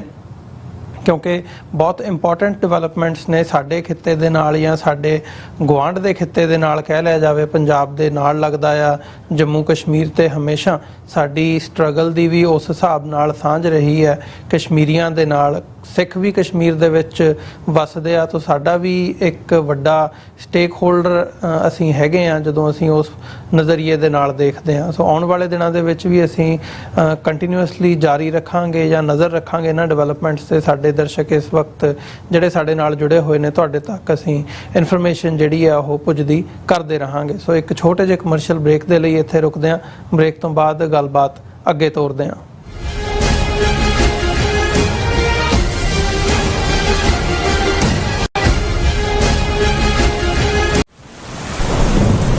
ਯੂਨਾਈਟਿਡ ਸਿੱਖ ਸੰਸਥਾ ਨੇ ਦੱਖਣੀ ਅਮਰੀਕਾ ਵਿੱਚ ਬੇਰਲ ਤੂਫਾਨ ਦੇ ਪੀੜਤਾਂ ਲਈ ਤੁਰੰਤ ਮਦਦ ਮੁਹਿੰਮ ਸ਼ੁਰੂ ਕੀਤੀ ਹੈ। ਇਸ ਭਿਆਨਕ ਤੂਫਾਨ ਨੇ ਸੈਂਟ ਵਿੰਸੈਂਟ ਅਤੇ ਗ੍ਰੇਨੇਡੀਨਸ, ਗ੍ਰੇਨੇਡਾ, ਡੋਮਿਨਿਕਾ ਤੇ ਬਾਰਬਾਡੋਸ ਨੂੰ ਬਹੁਤ ਨੁਕਸਾਨ ਪਹੁੰਚਾਇਆ ਹੈ। ਯੂਨਾਈਟਿਡ ਸਿੱਖ ਦੀਆਂ ਟੀਮਸ ਲੋੜਵੰਦ ਲੋਕਾਂ ਲਈ ਜ਼ਰੂਰੀ ਸਮਾਨ ਅਤੇ ਖਾਣ-ਪੀਣ ਦੀਆਂ ਚੀਜ਼ਾਂ ਪਹੁੰਚਾ ਰਹੀਆਂ ਹਨ। ਤੁਹਾਡੇ ਸਹਿਯੋਗ ਦੀ ਲੋੜ ਹੈ। ਕਿਰਪਾ ਕਰਕੇ ਇਹ ਸਮਾਨ ਦਾਨ ਕਰੋ।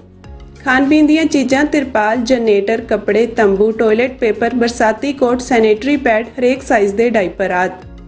ਡੋਨੇਟ ਕਰਨ ਲਈ contact@united6.org ਤੇ ਸੰਪਰਕ ਕਰੋ। ਮਦਦ ਕਰਨ ਲਈ ਕਿਰਪਾ ਕਰਕੇ ਸਾਡੀ ਵੈਬਸਾਈਟ ਤੇ ਡੋਨੇਟ ਕਰੋ।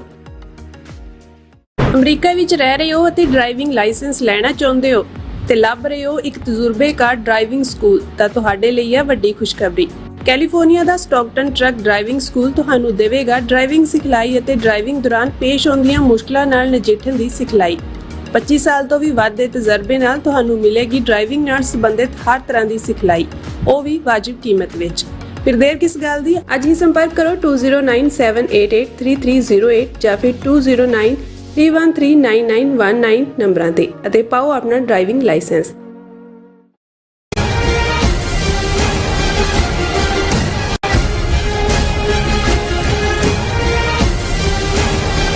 ਵਿਊਅਰਸ, ਬ੍ਰੇਕ ਤੋਂ ਬਾਅਦ ਤੁਹਾਡਾ ਸਾਰਿਆਂ ਦਾ ਸਵਾਗਤ ਹੈ। ਗੱਲਬਾਤ ਨੂੰ ਅੱਗੇ ਤੋਰਦੇ ਹਾਂ। ਸੁਖਵਿੰਦਰ ਸਿੰਘ ਜੀ, ਹੁਣ ਅਸੀਂ ਗੱਲ ਕਰੀਏ ਥੋੜ੍ਹਾ ਜਿਹਾ ਜਿਹੜੀ ਇੰਡੀਆ ਦੀ ਪਾਲਿਸੀ ਹੈਗੀ ਹੈ, ਖਾਸ ਤੌਰ 'ਤੇ ਫੋਰਨ ਪਾਲਿਸੀ, ਉਸ ਦੇ ਨਾਲ ਸੰਬੰਧਿਤ 2 ਡਿਵੈਲਪਮੈਂਟਸ ਅੱਜ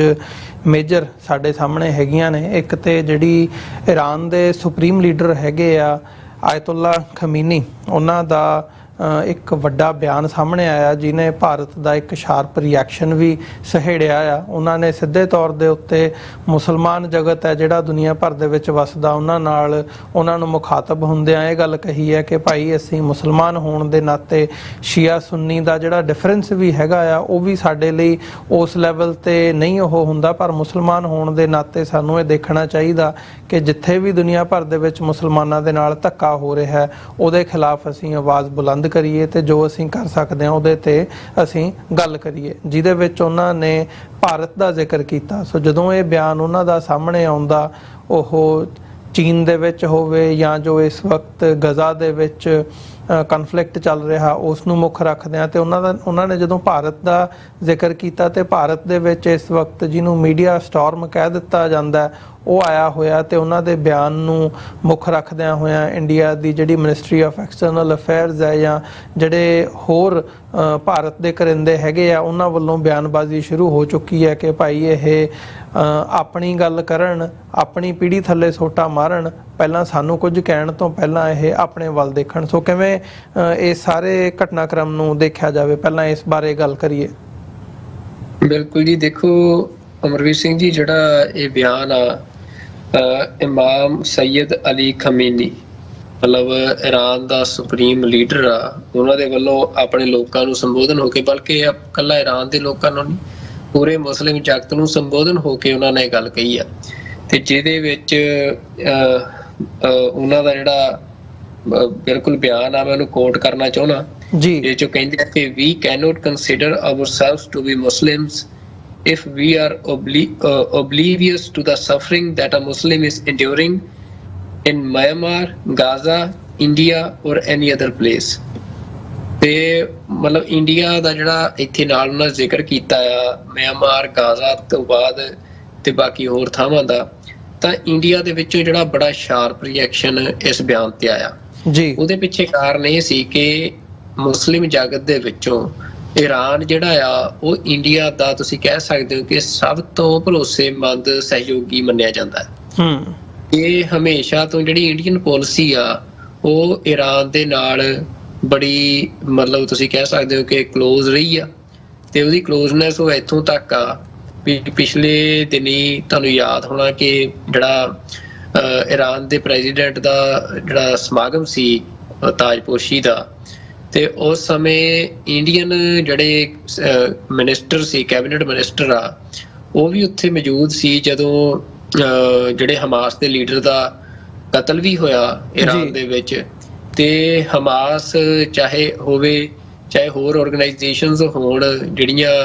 ਉਸ ਖਿੱਤੇ ਦੀਆਂ ਜਿਨ੍ਹਾਂ ਨੂੰ ਅਮਰੀਕਾ ਨੇ ਟੈਰਰਿਸਟ ਆਰਗੇਨਾਈਜੇਸ਼ਨਸ ਵੀ ਡਿਕਲੇਅਰ ਕੀਤਾ ਹੋਇਆ ਆ ਜੀ, ਉਹਨਾਂ ਦੇ ਨਾਲ ਈਰਾਨ ਦੇ ਵਿੱਚ, ਈਰਾਨ ਦੇ ਪ੍ਰੋਗਰਾਮ ਦੇ ਵਿੱਚ ਇੰਡੀਆ ਨੇ ਸਟੇਜ ਸਾਂਝੀ ਕੀਤੀ। ਬਿਲਕੁਲ। ਤੇ ਮਤਲਬ ਈਰਾਨ ਦੇ ਨਾਲ ਇੰਡੀਆ ਦੇ ਇੰਨੇ ਕਿ ਜ਼ਿਆਦਾ ਨੇੜਲੇ ਸੰਬੰਧ ਆ ਕਿ ਤੁਸੀਂ ਕਹਿ ਸਕਦੇ ਹੋ ਵੀ ਇੰਡੀਆ ਦੀ ਜਿਹੜੀ ਸਾਰੀ ਇਸ ਖਿੱਤੇ ਦੇ ਵਿੱਚ ਸਿਕਿਉਰਿਟੀ ਪਾਲਿਸੀ ਆ, ਜਿਹਦੇ 'ਚ ਚਾਈਨਾ ਨੂੰ ਕਟੇਲ ਕਰਨ ਦੀ ਵੀ ਜਿਹੜੀ ਲਾਈਨ ਆ, ਜਿਹਦੇ 'ਚ ਉਹ ਪੋਰਟ ਵੀ ਜਿਹੜਾ ਈਰਾਨ ਦਾ ਯੂਜ਼ ਕਰਨ ਦੇ ਲਈ ਬਹੁਤ ਜ਼ਿਆਦਾ ਪੈਸਾ ਜਿਹੜਾ ਇੰਡੀਆ ਨੇ ਖਰਚਿਆ ਆ, ਵੀ ਉਹ ਸਾਰਾ ਕੁਛ ਹੈਗਾ। ਉਹਦੇ ਬਾਵਜੂਦ ਵੀ ਤੁਸੀਂ ਕਿਸੇ ਦੇ ਨਾਲ ਇੰਨਾ ਤੁਸੀਂ ਪੈਸਾ ਵੀ ਇਨਵੈਸਟ ਕਰ ਰਹੇ ਹੋ, ਇੰਨੇ ਲੰਮੇ ਸਮੇਂ ਦੇ ਤੁਹਾਡੇ ਰਿਲੇਸ਼ਨਸ ਵੀ ਹੋਣ, ਤੇ ਤੁਹਾਡਾ ਸਭ ਤੋਂ ਭਰੋਸੇਮੰਦ ਤੁਸੀਂ ਉਹਨੂੰ ਸਹਿਯੋਗੀ ਸਮਝਦੇ ਹੋ, ਤੇ ਉਹ ਤੁਹਾਡਾ ਸੱਚ ਦੁਨੀਆ ਸਾਹਮਣੇ ਇੱਕ ਟਵੀਟ ਦੇ ਨਾਲ ਨਸ਼ਰ ਕਰਦੇ, ਤੇ ਤੁਹਾਨੂੰ ਤਾਂ ਫਿਰ ਮਤਲਬ ਇਹ ਇੱਕ ਅਚੰਭਾ ਹੀ ਮੈਨੂੰ ਲੱਗਦਾ ਕਿ ਇੰਡੀਆ ਲਈ ਹੋਇਆ ਹੋਣਾ ਆ, ਵੀ ਜਿਹਦੇ ਬਾਅਦ ਫਿਰ ਉਹ ਜਿਵੇਂ ਇੱਕੋ ਦਮ ਤਰਲੋ ਮੱਛੀ ਹੁੰਦੇ ਆ, ਫਿਰ ਉਹਦਾ ਸਾਰਾ ਮੀਡੀਆ, ਗਵਰਨਮੈਂਟ ਅਦਾਰੇ ਉਹਨਾਂ ਦੇ ਤੇ ਫੋਰਨ ਮਿਨਿਸਟਰੀ ਸਾਰੇ ਫਿਰ ਨਾਲ ਦੀ ਨਾਲ ਬਿਆਨਾਂ ਤੇ ਆ ਗਏ ਜੀ। ਉਹਨਾਂ ਨੇ ਫਿਰ ਜਿਹੜੇ ਐਕਸਟਰਨਲ ਅਫੇਅਰ ਮਿਨਿਸਟਰੀ ਆ, ਉਹਨੇ ਇਸ ਬਿਆਨ ਦੀ ਨਿੰਦਾ ਕੀਤੀ ਆ ਤੇ ਇਹਨੂੰ ਮਿਸ ਇਨਫੋਰਮਡ ਐਂਡ ਅਨਅਸੈਪਟੇਬਲ ਕਿਹਾ ਜੀ। ਮਤਲਬ ਕਾਫੀ ਗੁੱਸਾ ਉਹਨਾਂ ਨੇ ਤੇ ਕੀਤਾ, ਤੇ ਜਿਹਦੇ ਤੋਂ ਉਹਨਾਂ ਦਾ ਸਟੇਟਮੈਂਟ ਵੀ ਅਸੀਂ ਸ਼ੇਅਰ ਕਰਦੇ ਹਾਂ ਆਪਣੇ ਦਰਸ਼ਕਾਂ ਦੇ ਨਾਲ। ਉਹ ਕਹਿੰਦੇ ਕਿ ਵੀ ਸਟਰੋਂਗਲੀ ਡਿਪਲੋਰ ਦਾ, ਇੰਡੀਆ ਕਹਿ ਰਿਹਾ ਹੈ, we strongly deplore the comments made regarding minorities in India by the Supreme Leader of Iran. These are misinformed and unacceptable. Countries commenting on minorities are advised to look at their own record before making any observations about others. ਜੀ ਤੇ ਉਹਨਾਂ ਨੇ ਹੁਣ ਕਿਹਾ ਵੀ ਤੁਸੀਂ ਆਪਣੇ ਦੇਖੋ, ਪਹਿਲਾਂ ਇਰਾਨ 'ਚ ਦੇਖੋ ਤੁਹਾਡੇ ਮਾਈਨੋਰਿਟੀਜ਼ ਦਾ ਤੁਹਾਡੇ ਕੀ ਹਾਲ ਤੁਸੀਂ ਕੀਤਾ ਹੋਇਆ, ਬਾਅਦ 'ਚ ਸਾਨੂੰ ਕਿਉਂ। ਤਾਂ ਹਵਾਮ 'ਚ ਤਾਂ ਸਾਰੇ ਹੀ ਨੰਗੇ ਆ ਅਮਰਵੀਰ ਸਿੰਘ ਜੀ, ਤੇ ਉਹਦੇ ਵਿੱਚ ਈਰਾਨ ਦੇ ਵਿੱਚ ਵੀ ਅਸੀਂ ਦੇਖਿਆ ਕਿ ਜਿਹੜੇ ਵਿਰੋਧੀ ਵਿਚਾਰ ਰੱਖਦੇ ਆ ਉਹਨਾਂ ਦੇ ਨਾਲ ਕੋਈ ਚੰਗਾ ਸਲੂਕ ਨਹੀਂ ਹੁੰਦਾ। ਪਰ ਜਿਹੜਾ ਇੰਡੀਆ ਆ, ਜਿਹੜਾ ਦੁਨੀਆ ਦੇ ਵਿੱਚ ਇਹ ਆਪਣੀ ਛਾਤੀ ਥਾਪੜਦਾ ਕਹਿੰਦਾ ਆ ਕਿ ਅਸੀਂ ਦੁਨੀਆ ਦੀ ਸਭ ਤੋਂ ਵੱਡੀ ਡੈਮੋਕ੍ਰੇਸੀ ਆ, ਅਸੀਂ ਦੁਨੀਆ ਦਾ ਸਭ ਤੋਂ ਵੱਡਾ ਲੋਕਤੰਤਰ ਆ, ਤੇ ਉਹਦਾ ਲੋਕਤੰਤਰ ਕਿੰਨਾ ਕੁ ਵੱਡਾ ਆ ਉਹਨੂੰ ਉਹਦੇ ਆਪਣੇ ਅਲਾਈ ਹੋਈ ਨੰਗਾ ਕਰ ਰਹੇ ਆ, ਉਹਦੇ ਆਪਣੇ ਸਹਿਯੋਗੀ ਨੰਗਾ ਕਰ ਰਹੇ ਆ। ਤੇ ਮੁਸਲਮਾਨਾਂ ਦੇ ਨਾਲ ਜੋ ਇੰਡੀਆ ਦੇ ਵਿੱਚ ਵਿਹਾਰ ਹੁੰਦਾ ਆ ਜਾਂ ਜੋ ਕੀਤਾ ਜਾ ਰਿਹਾ ਉਹ ਸਾਰੀ ਦੁਨੀਆ ਦੇਖ ਰਹੀ ਆ। ਸਿੱਖਾਂ ਦੇ ਨਾਲ ਜੋ ਕੀਤਾ ਜਾ ਰਿਹਾ, ਸਿੱਖਾਂ ਦੇ ਨਾਲ ਇੰਡੀਆ ਜੰਗ ਲੜ ਰਿਹਾ, ਕਿਉਂਕਿ ਸਿੱਖਾਂ ਦਾ ਸੁਭਾਅ ਜਾਂ ਰਵੱਈਆ ਉਹ ਕੁਛ ਵੱਖਰੀ ਕਿਸਮ ਦਾ ਹੈ। ਮਤਲਬ ਸਿੱਖ ਲਗਾਤਾਰ ਜੰਗ 'ਚ ਨੇ। ਕਸ਼ਮੀਰੀ ਮੁਸਲਮਾਨ ਉਹ ਇੱਕ ਜੰਗ ਵਾਂਗ ਲੜ ਰਹੇ ਆ ਇੰਡੀਆ ਦੇ ਨਾਲ। ਪਰ ਜਿਹੜਾ ਯੂਪੀ ਦੇ ਵਿੱਚ ਜਾਂ ਹੋਰ ਹਿੰਦੀ ਬੈਲਟ ਦੇ ਵਿੱਚ ਜਿਹੜਾ ਮੁਸਲਮਾਨ ਆ, ਉਹਨਾਂ ਦੇ ਨਾਲ ਅਸੀਂ ਦੇਖਿਆ ਕਿ ਉਹ ਕੋਈ ਬਹੁਤਾ ਔਰਗਨਾਈਜ਼ਡ ਨਹੀਂ ਉਸ ਪੱਧਰ ਤੇ ਹੈਗੇ ਆ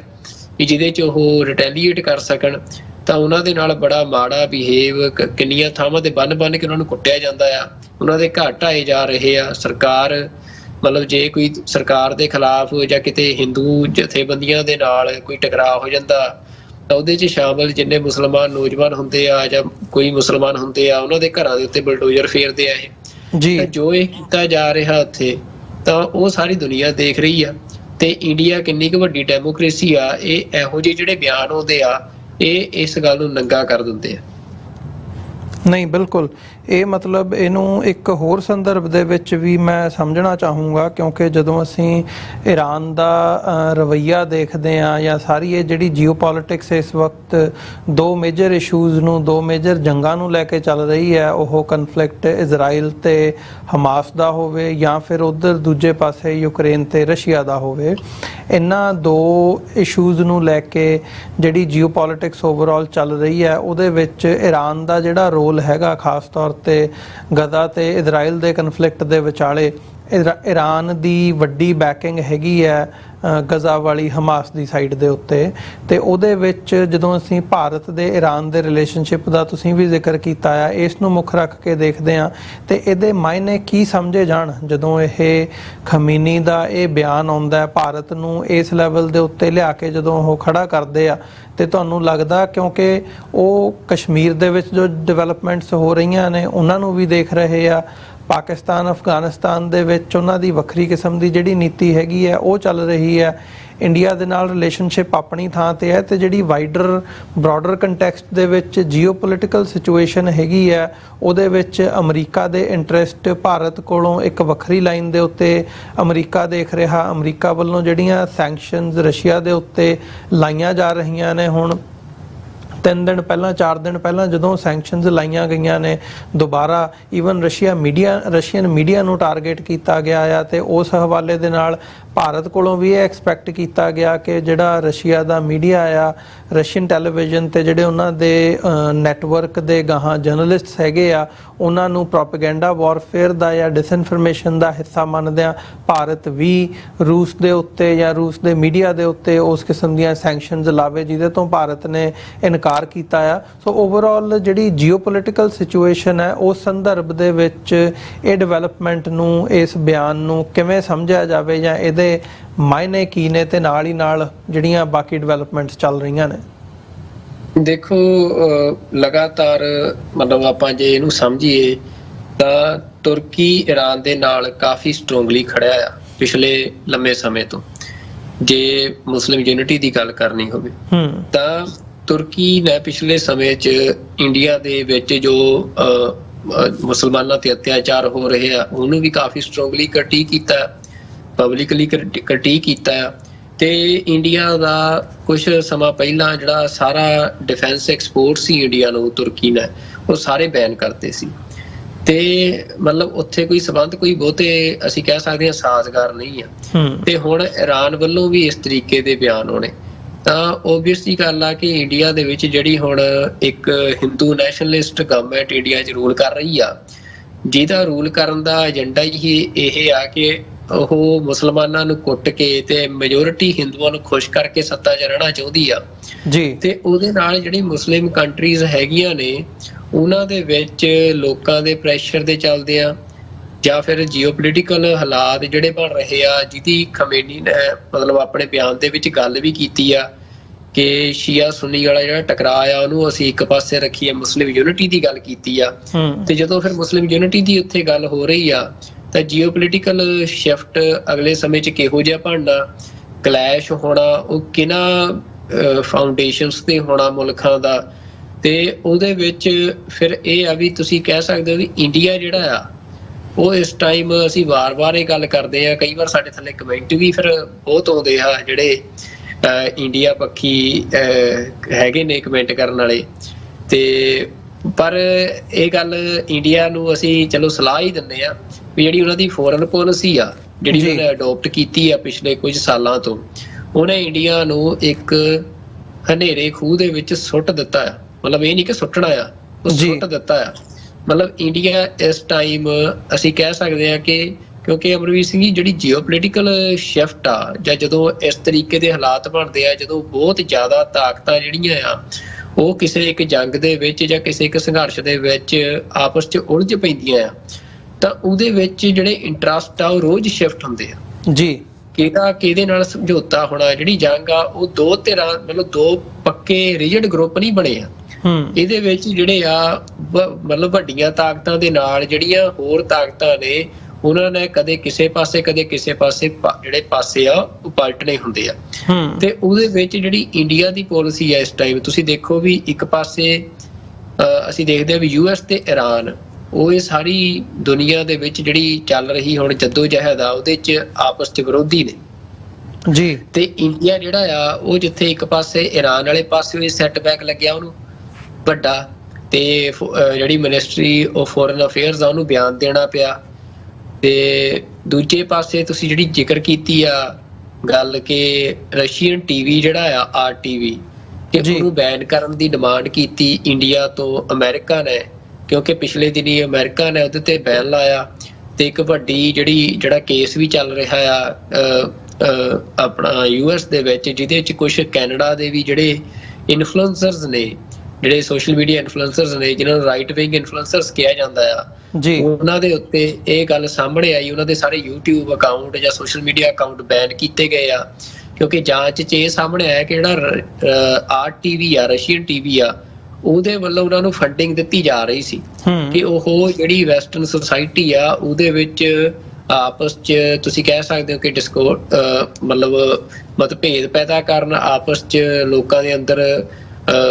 ਮਤਲਬ ਉਤੇਜਨਾਵਾਂ ਪੈਦਾ ਕਰਨ ਇੱਕ ਦੂਜੇ ਦੇ ਖਿਲਾਫ, ਤੇ ਜਿਹਦੇ ਲਈ ਉਹ ਕੰਮ ਕਰ ਰਹੇ ਸੀ ਜੀ। ਤੇ RTV ਜਿਹੜਾ ਆ ਉਹਦੇ ਬਾਰੇ ਜਿਹੜੀ ਸਟੇਟਮੈਂਟ ਵੀ ਆਈ ਆ ਅਮਰੀਕਾ ਦੀ ਜਿਹੜੀ ਆ, ਤੇ ਉਹ ਆਪਣੇ ਆਪ ਦੇ ਵਿੱਚ ਮੈਂ ਜ਼ਰੂਰ ਇਹਨੂੰ ਪੜ੍ਹਨੀ ਚਾਹੁੰਦਾ ਕਿ ਜੀ ਜ਼ਰੂਰ US ਦੇ ਜਿਹੜੇ ਸੈਕਟਰੀ ਆਫ ਸਟੇਟ ਆ ਉਹਨਾਂ ਨੇ ਸੈਂਕਸ਼ਨਸ ਲਾਈਆਂ ਸੀ, ਤੇ ਐਂਟਨੀ ਬਲਿੰਕਨ ਨੇ ਕਿਹਾ ਸੀ ਕਿ ਜਿਹੜਾ RT ਨਿਊਜ਼ ਆ ਇਹ ਡੀ-ਫੈਕਟੋ ਆਰਮ ਆ ਰਸ਼ੀਅਨ ਇੰਟੈਲੀਜੈਂਸ ਦੀ। ਤੇ ਉਹਨਾਂ ਨੇ ਹੋਰ ਮੁਲਕਾਂ ਨੂੰ ਵੀ ਕਿਹਾ ਸੀ ਕਿ ਉਹ ਇਹਦੇ ਤੇ ਸੈਂਕਸ਼ਨਸ ਲਾਉਣ, ਤੇ ਇੰਡੀਆ ਨੂੰ ਵੀ ਕਿਹਾ ਸੀ, ਪਰ ਇੰਡੀਆ ਨੇ ਇਹਨੂੰ ਡਿਨਾਈ ਕੀਤਾ। ਤੇ ਇੰਡੀਆ ਦਾ ਕਹਿਣਾ ਹੈ ਕਿ ਉਹ ਇਸ ਤਰ੍ਹਾਂ ਦੇ ਜਿਹੜੇ ਕੋਈ ਯੂਨੀਲੇਟਰਲ ਸੈਂਕਸ਼ਨਸ ਨੇ ਵੀ ਉਹਨਾਂ ਦੇ ਉੱਤੇ ਉਹਨਾਂ ਦੀ ਆਪਣੀ ਇੰਡੀਪੈਂਡੈਂਟ ਫੋਰਨ ਪੋਲਿਸੀ ਆ, ਤੇ ਉਹਨਾਂ ਨੂੰ ਨਹੀਂ ਮੰਨਦੇ ਵੀ ਜੇ ਅਮਰੀਕਾ ਨੇ ਕਿਹਾ ਤਾਂ ਅਸੀਂ ਉਹਦੇ ਤੇ ਸੈਂਕਸ਼ਨਸ ਨਹੀਂ ਲਾਵਾਂਗੇ। ਤੇ ਕਈ ਜਿਹੜੇ ਅਖਬਾਰ ਨੇ ਉਹਨਾਂ ਨੇ ਜਿਹੜੀਆਂ ਹੈਡਲਾਈਨਸ ਦਿੱਤੀਆਂ ਨੇ ਉਹ ਇਹ ਦਿੱਤੀਆਂ ਨੇ ਕਿ ਇੰਡੀਆ ਨੇ US ਨੂੰ ਸਨੱਬ ਕੀਤਾ, ਕਿ ਇਹ ਵੀ ਅਸੀਂ ਦੇਖ ਸਕਦੇ ਹਾਂ ਕਿ ਉਧਰੋਂ ਈਰਾਨ ਵਾਲੇ ਪਾਸਿਓਂ ਤੇ ਇੱਧਰੋਂ ਅਮਰੀਕਾ ਵਾਲੇ ਪਾਸਿਓਂ, ਤੇ ਵੀ ਇਹ ਹਰੇਕ ਨਾਲ ਪੰਗਾ ਸਹੇੜ ਰਹੇ ਆ।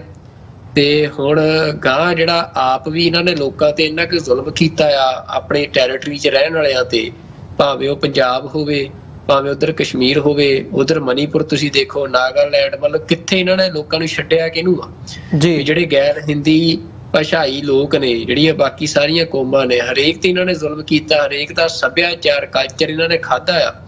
ਤੇ ਉਹ ਲੋਕਾਂ ਦੇ ਅੰਦਰ ਜਿਹੜੀ ਇੱਕ ਐਸਪੀਰੇਸ਼ਨ ਆ ਵੀ ਸਾਨੂੰ ਕਿਤੇ ਮੌਕਾ ਮਿਲੇ ਤੇ ਫਿਰ ਅਸੀਂ ਇਹਨਾਂ ਨੂੰ ਵਾਹਣੇ ਪਾਈਏ ਜੀ। ਤੇ ਉਹ ਜਿੱਦਣ ਹੁਣ ਮੌਕਾ ਕੋਈ ਬਣਨਾ, ਤੇ ਇਹ ਆ ਵੀ ਇਹਨਾਂ ਦੀ ਜਿਹੜੀ ਫੋਰਨ ਪੋਲਿਸੀ ਆ ਵੀ ਉਹ ਇਸ ਵਾਰ ਇਸ ਤਰੀਕੇ ਨਾਲ ਲੱਗ ਰਹੀ ਆ ਵੀ ਇਹਨਾਂ ਨੂੰ ਬਚਾਉਣ ਲਈ ਕਿਸੇ ਨੇ ਨਹੀਂ ਆਉਣਾ, ਵੀ ਜਦੋਂ ਹਾਲਾਤ ਬਣਨੇ ਆ। ਤੇ ਇਹ ਥੋੜੇ ਜਿਹੇ ਹੰਕਾਰੇ ਵੱਧ ਗਏ ਆ ਪਿਛਲੇ, ਖਾਸ ਤੌਰ ਤੇ ਜਦੋਂ ਮੋਦੀ ਦੀ ਸਰਕਾਰ ਆਈ ਹੈ, ਜਿਹੜਾ ਇਹਨਾਂ ਦਾ ਐਟੀਟਿਊਡ ਆ, ਤੇ ਉਹਦੇ ਜਿਹੜੀ ਇਹਨਾਂ ਦੀ ਫੋਰਨ ਪੋਲਿਸੀ ਆ ਉਹ ਚੰਗੇ ਰਿਸ਼ਤੇ ਰੱਖਣ ਦੇ ਵਿੱਚ ਮੁਲਕਾਂ ਦੇ ਨਾਲ ਫੇਲ ਸਾਬਤ ਹੋ ਰਹੀ ਆ। ਨਹੀਂ, ਇਹ ਗੱਲ ਇੰਪੋਰਟੈਂਟ ਹੈਗੀ ਹੈ ਤੇ ਇਹਦੇ ਤੇ ਅਸੀਂ ਨਜ਼ਰ ਵੀ ਰੱਖ ਰਹੇ ਹਾਂ ਵੀ ਜਿਹੜੀ ਫੋਰਨ ਪਾਲਿਸੀ ਇੰਡੀਆ ਦੀ ਹੈ ਇਹ ਕਿਸ ਦਿਸ਼ਾ ਵੱਲ ਨੂੰ ਜਾ ਰਹੀ ਹੈ। ਸੋ ਇੱਥੇ ਇੱਕ ਛੋਟੇ ਜਿਹੇ ਕਮਰਸ਼ੀਅਲ ਬ੍ਰੇਕ ਦੇ ਲਈ ਰੁਕਾਂਗੇ। ਸਾਡੇ ਜਿਹੜੇ ਦਰਸ਼ਕ ਨੇ ਉਹ ਸਾਡੇ ਨਾਲ ਇਸੇ ਤਰ੍ਹਾਂ ਬਣੇ ਰਹਿਣ। ਬ੍ਰੇਕ ਤੋਂ ਬਾਅਦ ਦੁਬਾਰਾ ਗੱਲਬਾਤ ਤੋਰਦੇ ਹਾਂ ਅੱਗੇ।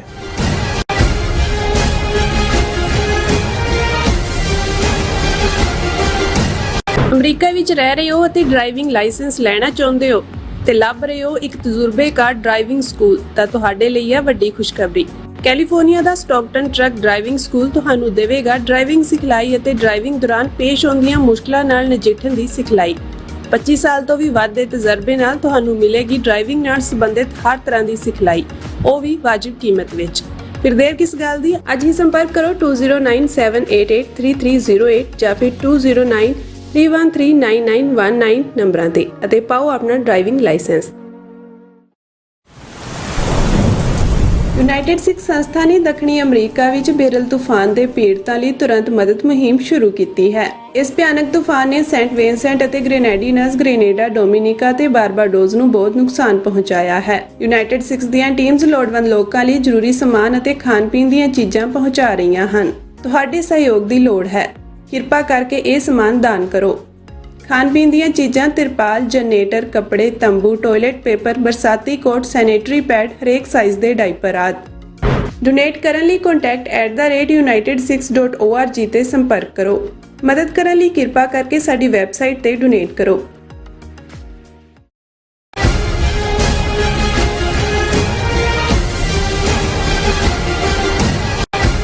ਵਿਊਅਰਸ, ਬ੍ਰੇਕ ਤੋਂ ਬਾਅਦ ਤੁਹਾਡਾ ਸਾਰਿਆਂ ਦਾ ਸਵਾਗਤ ਹੈ। ਗੱਲਬਾਤ ਨੂੰ ਅੱਗੇ ਤੋਰਦੇ ਹਾਂ। ਸੁਖਵਿੰਦਰ ਸਿੰਘ ਜੀ, ਹੁਣ ਅਸੀਂ ਗੱਲ ਕਰੀਏ ਪੰਜਾਬ ਦੀ। ਪੰਜਾਬ ਦੇ ਵਿੱਚ ਇਸ ਵਕਤ ਜਦੋਂ ਭਗਵੰਤ ਮਾਨ ਸਰਕਾਰ ਨੂੰ ਮੈਜੋਰਿਟੀ ਮਿਲਦੀ ਹੈ, 92 ਸੀਟਾਂ 117 ਦੇ ਵਿੱਚ ਉਹਨਾਂ ਨੂੰ ਦਿੱਤੀਆਂ ਜਾਂਦੀਆਂ ਨੇ, ਹਾਸਲ ਹੁੰਦੀਆਂ ਨੇ ਤੇ ਉਹਨਾਂ ਦੀ ਸਰਕਾਰ ਬਣਦੀ ਹੈ। ਹਾਲਾਂਕਿ ਇਹਦੇ ਇਸ ਸਮੇਂ ਦੇ ਵਿੱਚ ਕਾਫੀ ਉਤਾਰ ਚੜ੍ਹਾਏ ਆ, ਪਰ ਅੱਜ ਅਸੀਂ ਉਸ ਮੁਕਾਮ ਤੇ ਖਲੋ ਕੇ ਗੱਲ ਕਰ ਰਹੇ ਹਾਂ ਜਦੋਂ ਭਗਵੰਤ ਮਾਨ ਦੀ ਸਰਕਾਰ ਨੂੰ ਬਣਿਆ 2.5 ਸਾਲ ਹੋ ਚੁੱਕੇ ਆ। ਉਹਨਾਂ ਨੇ ਆਪਣਾ ਜਿਹੜੀ ਹਾਫ ਟਰਮ ਕਹਿ ਲਓ ਵੀ ਉਹਨਾਂ ਦੀ 5 ਸਾਲ ਦੀ ਜਿਹੜੀ ਟਰਮ ਹੈ ਉਹਦੇ 'ਚ ਉਹ ਅੱਧ ਦੇ ਵਿੱਚ ਪਹੁੰਚ ਗਏ ਆ। ਸੋ ਅੱਧ ਦੇ ਵਿੱਚ ਪਹੁੰਚਣ ਤੋਂ ਬਾਅਦ ਇਸ ਵਕਤ ਜਿਹੜੀ ਵਿਚਾਰ ਚਰਚਾ ਹੈਗੀ ਹੈ ਮੀਡੀਆ ਦੇ ਵਿੱਚ, ਅਦਰਵਾਈਜ਼ ਉਹ ਭਗਵੰਤ ਮਾਨ ਸਰਕਾਰ ਦੀ ਕਾਰਗੁਜ਼ਾਰੀ ਦੇ ਉੱਤੇ ਹੋ ਰਹੀ ਹੈ ਕਿ ਉਹਨਾਂ ਨੇ ਕਿਸ ਕਿਸਮ ਦੇ ਵਾਅਦੇ ਕੀਤੇ ਸੀ, ਕਿਵੇਂ ਉਹਨਾਂ ਨੇ ਜਿਹੜਾ ਪੋਲੀਟੀਕਲ ਰਜੀਮ ਚੇਂਜ ਆਉਣ ਤੋਂ ਬਾਅਦ ਕਿ ਜਦੋਂ ਸਾਡੀ ਸਰਕਾਰ ਬਣੀ ਅਸੀਂ ਕਿਸ ਕਿਸਮ ਦਾ ਮਾਹੌਲ ਸਿਰਜਾਂਗੇ ਜਾਂ ਕਿਸ ਕਿਸਮ ਦੀ ਅਸੀਂ ਐਡਮਿਨਿਸਟ੍ਰੇਸ਼ਨ ਲੈ ਕੇ ਆਵਾਂਗੇ। ਉਹਦੇ 'ਚ ਵੱਖ-ਵੱਖ ਪਹਿਲੂ ਹੈਗੇ ਆ ਜਿਹੜੇ ਉਹਨਾਂ ਨੇ ਵਾਅਦੇ ਕੀਤੇ ਸੀ, ਉਹਦੇ ਤੇ ਵਿਚਾਰ ਚਰਚਾ ਚੱਲ ਰਹੀ ਹੈ ਇਸ ਵਕਤ ਮੀਡੀਆ ਦੇ ਵਿੱਚ। ਅਸੀਂ ਵੀ ਗੱਲ ਕਰਾਂਗੇ, ਪਰ ਨਾਲ ਹੀ ਨਾਲ ਜਿਹੜੀ ਚੀਜ਼ ਇੱਕ ਆਮ ਆਦਮੀ ਪਾਰਟੀ ਦੇ ਹਵਾਲੇ ਨਾਲ ਜਿਵੇਂ ਉਹਨਾਂ ਵੱਲੋਂ ਹਮੇਸ਼ਾ ਡਾਇਸੈਂਟ ਨੂੰ ਜਾਂ ਇਹ ਕਿਹਾ ਜਾਂਦਾ ਸੀ ਕਿ ਭਾਈ ਹਰ ਬੰਦੇ ਦੇ ਓਪੀਨੀਅਨ ਜਿਹੜੇ ਹੈਗੇ ਆ ਉਹ ਮੈਟਰ ਕਰਦੇ ਆ ਤੇ ਅਸੀਂ ਹਰ ਕਿਸੇ ਦੀ ਗੱਲ ਸੁਣਾਂਗੇ। ਭਗਵੰਤ ਮਾਨ ਆਮ ਤੌਰ ਤੇ ਹੀ ਇਹ ਕਹਿੰਦੇ ਸੁਣੇ ਜਾਂਦੇ ਸੀ ਕਿ ਤੁਹਾਨੂੰ ਜਿਹੜੇ ਨਾਅਰੇ ਹੈਗੇ ਆ ਜਾਂ ਜਿਹੜੇ ਧਰਨੇ ਨੇ ਉਹ ਲਾਉਣ ਦੀ ਲੋੜ ਨਹੀਂ ਪਊਗੀ, ਰਾਦਰ ਅਸੀਂ ਆਪ ਆ ਕੇ ਤੁਹਾਡੇ ਕੋਲੋਂ ਤੁਹਾਡੀ ਜਿਹੜੀ ਸਮੱਸਿਆ ਹੈਗੀ ਹੈ ਉਹ ਜਾਣਾਂਗੇ ਤੇ ਉਹਦਾ ਅਸੀਂ ਹੱਲ ਕਰਾਂਗੇ। ਪਰ ਜਦੋਂ ਭਗਵੰਤ ਮਾਨ ਹੋਰਾਂ ਦੀ ਸਰਕਾਰ ਬਣਦੀ ਹੈ ਤੇ ਉਹਦੇ ਤੋਂ ਬਾਅਦ ਦੇ ਟਾਈਮ ਪੀਰੀਅਡ ਦੇ ਵਿੱਚ ਅਸੀਂ ਦੇਖ ਰਹੇ ਹਾਂ ਕਿ ਉਹਨਾਂ ਦਾ ਵੀ ਜਿਹੜਾ ਰਵੱਈਆ ਆ ਉਹ ਕਿਤੇ ਨਾ ਕਿਤੇ ਉਸ ਲੈਵਲ ਦਾ ਹੀ ਹੈ ਜਿਵੇਂ ਅਸੀਂ ਮੋਦੀ ਸਰਕਾਰ ਦਾ ਦੇਖਦੇ ਹਾਂ। ਮੋਦੀ ਸਰਕਾਰ ਦੇ ਹਵਾਲੇ ਨਾਲ ਗੋਦੀ ਮੀਡੀਆ ਦਾ ਜ਼ਿਕਰ ਹੁੰਦਾ, ਉਹਨਾਂ ਵੱਲੋਂ ਪ੍ਰੈਸ ਕਾਨਫਰੰਸਿਸ ਨਰਿੰਦਰ ਮੋਦੀ ਵੱਲੋਂ ਨਾ ਕੀਤੇ ਜਾਣ ਦੀ ਗੱਲ ਹੁੰਦੀ ਹੈ, ਜਾਂ ਮੀਡੀਆ ਨੂੰ ਜਾਂ ਡਾਇਸੈਂਟ ਦੀ ਆਵਾਜ਼ ਨੂੰ ਕਿਵੇਂ ਇੱਕ ਡਿਕਟੇਟਰਸ਼ਿਪ ਦੇ ਨਾਲ ਡੀਲ ਕਰਨ ਦੀ ਲਾਈਨ ਹੈ। ਉਹੀ ਚੀਜ਼ਾਂ ਜਿਹੜੀਆਂ ਨੇ ਕਿਤੇ ਨਾ ਕਿਤੇ ਉਹੀ ਭਗਵੰਤ ਮਾਨ ਹੋਰਾਂ ਦੀ ਸਰਕਾਰ ਦੇ ਵਿੱਚ ਜਾਂ ਪੰਜਾਬ ਦੇ ਵਿੱਚ ਨਜ਼ਰ ਆਉਂਦੀਆਂ ਨੇ। ਸੋ ਇਸ ਹਵਾਲੇ ਨਾਲ ਅੱਜ ਇੱਕ ਜਿਹੜੀ ਖਬਰ ਹੈ ਸਾਡੇ ਸਾਹਮਣੇ ਆਉਂਦੀ ਹੈ ਮਾਲਵਿੰਦਰ ਸਿੰਘ ਮਾਲੀ ਦੀ ਅਰੈਸਟ ਦੀ। ਉਹਨਾਂ ਵੱਲੋਂ ਕੋਈ ਸੋਸ਼ਲ ਮੀਡੀਆ ਦੇ ਉੱਤੇ ਆਪਣੇ ਅਕਾਊਂਟ ਦੇ ਉੱਤੇ ਪੋਸਟ ਪਾਈ ਜਾਂਦੀ ਹੈ ਤੇ ਉਹਦੇ ਵਿੱਚ ਭਗਵੰਤ ਮਾਨ ਦੀ ਸਰਕਾਰ ਦੀ ਤੇ ਭਗਵੰਤ ਮਾਨ ਹੋਰਾਂ ਦੀ ਜਿਹੜੀ ਹੈ ਉਹ ਮੁਖਾਲਫਤ ਕੀਤੀ ਜਾਂਦੀ ਹੈ ਤੇ ਉਹਨਾਂ ਤੇ IT ਐਕਟ ਦੇ ਤਹਿਤ ਕੇਸ ਰਜਿਸਟਰ ਕਰਦਿਆਂ ਉਹਨਾਂ ਨੂੰ ਅਰੈਸਟ ਕਰ ਲਿਆ ਜਾਂਦਾ ਹੈ, ਜਿਹਦਾ ਇਸ ਵਕਤ ਵਿਰੋਧ ਪਟਿਆਲੇ ਤੋਂ member parliament doctor Dharamvir Gandhi ਵੱਲੋਂ ਵੀ ਕੀਤਾ ਗਿਆ ਆ। ਸੋ ਇੱਥੋਂ ਗੱਲ ਦੀ ਸ਼ੁਰੂਆਤ ਕਰੀਏ ਜਿਹੜੀ ਇਹ ਮਾਲਵਿੰਦਰ ਸਿੰਘ ਮਾਲੀ ਹੋਰਾਂ ਦੀ ਪੋਸਟ ਹੈ। ਬਿਲਕੁਲ ਜੀ ਅਮਰਵੀਰ ਸਿੰਘ ਜੀ, ਦੇਖੋ 2.5 ਸਾਲ ਸਰਕਾਰ ਨੂੰ ਹੋਏ ਆ ਸਰਕਾਰ ਜਦੋਂ ਇਹ ਬਣੀ ਸੀ ਤਾਂ ਮਤਲਬ ਭਗਵੰਤ ਮਾਨ, ਅਸੀਂ ਕਹਿਣਾ ਹੋਵੇ ਕਿ ਕੋਈ ਭਗਵੰਤ ਮਾਨ ਆਪ ਕਮੇਡੀਅਨ ਆ, ਮਤਲਬ ਜਿਹਦੇ ਬਾਰੇ ਪੰਜਾਬ ਦੇ ਵਿੱਚ ਜਿਹਨੂੰ ਮਤਲਬ ਭੰਡ ਸ਼ਬਦ ਆਮ ਤੌਰ ਤੇ ਵਰਤਿਆ ਜਾਂਦਾ ਰਿਹਾ ਭਗਵੰਤ ਮਾਨ ਦੇ ਲਈ, ਕਿਉਂਕਿ ਭੰਡ ਇੱਕ ਕਿੱਤਾ ਆ ਕਿ ਜਿਹੜਾ ਥਾਂ ਥਾਂ ਤੇ ਜਾ ਕੇ ਲੋਕਾਂ ਨੂੰ, ਅਸੀਂ ਜਾਣਦੇ ਆ ਪੰਜਾਬ ਦੇ ਵਿੱਚ ਉਹ ਕਲਚਰ ਆ ਕਿ ਹਸਾਉਣ ਦਾ ਕੰਮ ਕਰਦਾ ਹੁੰਦਾ ਸੀ, ਤੇ ਨਵੇਂ ਜ਼ਮਾਨੇ ਦੇ ਵਿੱਚ ਉਸੇ ਤਰ੍ਹਾਂ ਆਪਣਾ ਕਰੀਅਰ ਇੱਕ ਬਤੌਰ ਭੰਡ ਭਗਵੰਤ ਮਾਨ ਨੇ ਸ਼ੁਰੂ ਕੀਤਾ।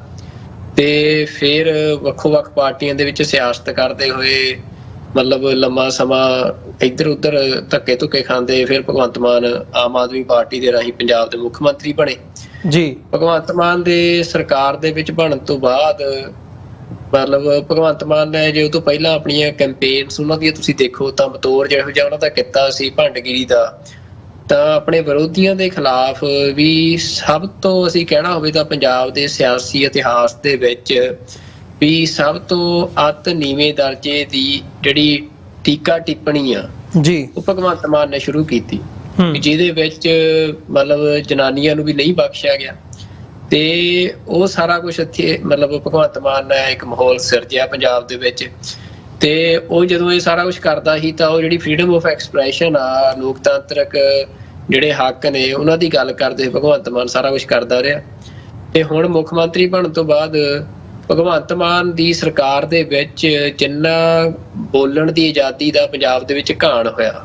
ਜੀ, ਉਹਨਾਂ ਸ਼ਾਇਦ ਤੋਂ ਪਹਿਲਾਂ ਕਿਸੇ ਸਰਕਾਰ ਦੇ ਵਿੱਚ ਨਹੀਂ ਹੋਇਆ। ਪਹਿਲੀਆਂ ਸਰਕਾਰਾਂ ਮਾੜੀਆਂ ਸੀ, ਜ਼ੁਲਮ ਕਰਦੀਆਂ ਸੀ, ਪਰ ਲੋਕ ਉਹਨਾਂ ਦੇ ਖਿਲਾਫ ਬੋਲਦੇ ਸੀ। ਤੇ ਉਹ ਇਹ ਨਹੀਂ ਸੀ ਕਿ ਤੁਸੀਂ ਪਿੰਡ ਦੇ ਵਿੱਚ ਬੋਲਣ ਵਾਲੇ ਕਿਸੇ ਬੰਦੇ ਨੂੰ ਫੇਸਬੁੱਕ ਪੋਸਟ ਤੋਂ ਕੋਈ ਪਾਈ ਆ ਤੇ ਉਹਦੇ ਤੋਂ ਉਹਨੂੰ ਚੱਕ ਕੇ ਅੰਦਰ ਕਰ ਦੋ। ਤੇ ਹੁਣ ਜਿਵੇਂ ਮਾਲਵਿੰਦਰ ਸਿੰਘ ਮਾਲੀ ਦਾ ਹੁਣ ਚਰਚਾ ਚ ਆਏ ਆ, ਇਹ ਤੋਂ ਪਹਿਲਾਂ ਪੰਜਾਬ ਦੇ ਵਿੱਚ ਬੜੇ ਡਰਾਵੇ ਹੋਰ ਜਿਹੜੇ ਨੌਜਵਾਨ ਸਰਕਾਰ ਦੇ ਖਿਲਾਫ ਲਿਖਦੇ ਬੋਲਦੇ ਆ ਉਹਨਾਂ ਨੂੰ ਦਿੱਤੇ ਗਏ ਬੜਿਆਂ ਦੇ ਅਕਾਊਂਟ। ਮਤਲਬ ਅੱਜ ਤਾਂ ਪੰਜਾਬ ਦੇ ਵਿੱਚ ਤੁਸੀਂ ਸਰਕਾਰ ਖਿਲਾਫ ਕੁਛ ਬੋਲੋ ਲਿਖੋ, ਤੁਹਾਡਾ ਖਾਤਾ ਉਦੋਂ ਹੀ ਤੁਹਾਡੀ ਰੀਚ ਖਤਮ, ਰੀਚ ਬੰਦ ਹੋ ਜਾਂਦੀ ਆ ਜੀ। ਵੀ ਜਿੰਨਾ ਕੰਟਰੋਲ ਮੀਡੀਆ ਨੂੰ, ਅਨঅਫੀਸ਼ੀਅਲ ਮੀਡੀਆ ਜਿਹੜਾ ਲੋਕਾਂ ਦੇ ਆਪਣੇ ਖਾਤੇ ਨੇ ਉਹਨਾਂ ਨੂੰ ਕੀਤਾ, ਤੇ ਜਿੰਨਾ ਜਿਹੜਾ ਅਫੀਸ਼ੀਅਲ ਮੀਡੀਆ ਨੂੰ ਭਾਵੇਂ ਪੈਸੇ ਦੇ ਰਾਹੀਂ ਡਰਾ ਕੇ ਜਾਂ ਜਿਵੇਂ ਵੀ ਜਿਹੜੇ ਤਰੀਕਿਆਂ ਦੇ ਨਾਲ ਇਹ ਸਰਕਾਰ ਨੇ ਕੰਟਰੋਲ 'ਚ ਕੀਤਾ, ਕਾਬੂ 'ਚ ਕੀਤਾ, ਇਹ ਤੋਂ ਪਹਿਲਾਂ ਉਹ ਕਿਸੇ ਹੋਰ ਸਰਕਾਰਾਂ 'ਚ ਇਸ ਪੱਧਰ ਦਾ ਕੰਮ ਨਜ਼ਰ ਨਹੀਂ ਆਇਆ। ਤਾਂ ਇਹ ਸਰਕਾਰ ਦੇ ਵਿੱਚ ਹੁਣ ਜਿਹੜਾ ਮਾਲਵਿੰਦਰ ਸਿੰਘ ਮਾਲੀ ਹੋਰਾਂ ਦਾ ਅੱਜ ਇਹ ਕੇਸ ਸਾਹਮਣੇ ਆਇਆ ਆ, ਤਾਂ ਉਹ ਆਪਣੇ ਆਪ ਦੇ ਵਿੱਚ ਬੜੀ ਸ਼ਰਮ ਵਾਲੀ ਗੱਲ ਆ ਕਿ ਫੇਸਬੁੱਕ ਦੇ ਉੱਤੇ ਮਾਲਵਿੰਦਰ ਸਿੰਘ ਮਾਲੀ ਵੈਸੇ ਹੀ ਉਹ ਤਿੱਖੀਆਂ ਟਿੱਪਣੀਆਂ ਮਤਲਬ ਕਰਨ ਲਈ ਜਾਣੇ ਜਾਂਦੇ ਆ ਪੰਜਾਬ ਦੇ ਵਿੱਚ। ਤੇ ਹਾਲਾਂਕਿ ਉਹ ਪਹਿਲਾਂ ਨਵਜੋਤ ਸਿੰਘ ਸਿੱਧੂ ਦੇ ਐਡਵਾਈਜ਼ਰ ਵੀ ਰਹੇ ਆ ਜੀ, ਤੇ ਇਹ ਤੋਂ ਪਹਿਲਾਂ ਵੀ ਉਹ ਲਗਾਤਾਰ ਲੈਫਟ ਦੀ ਮੂਵਮੈਂਟ ਨਾਲ ਪਹਿਲਾਂ ਜੁੜੇ ਰਹੇ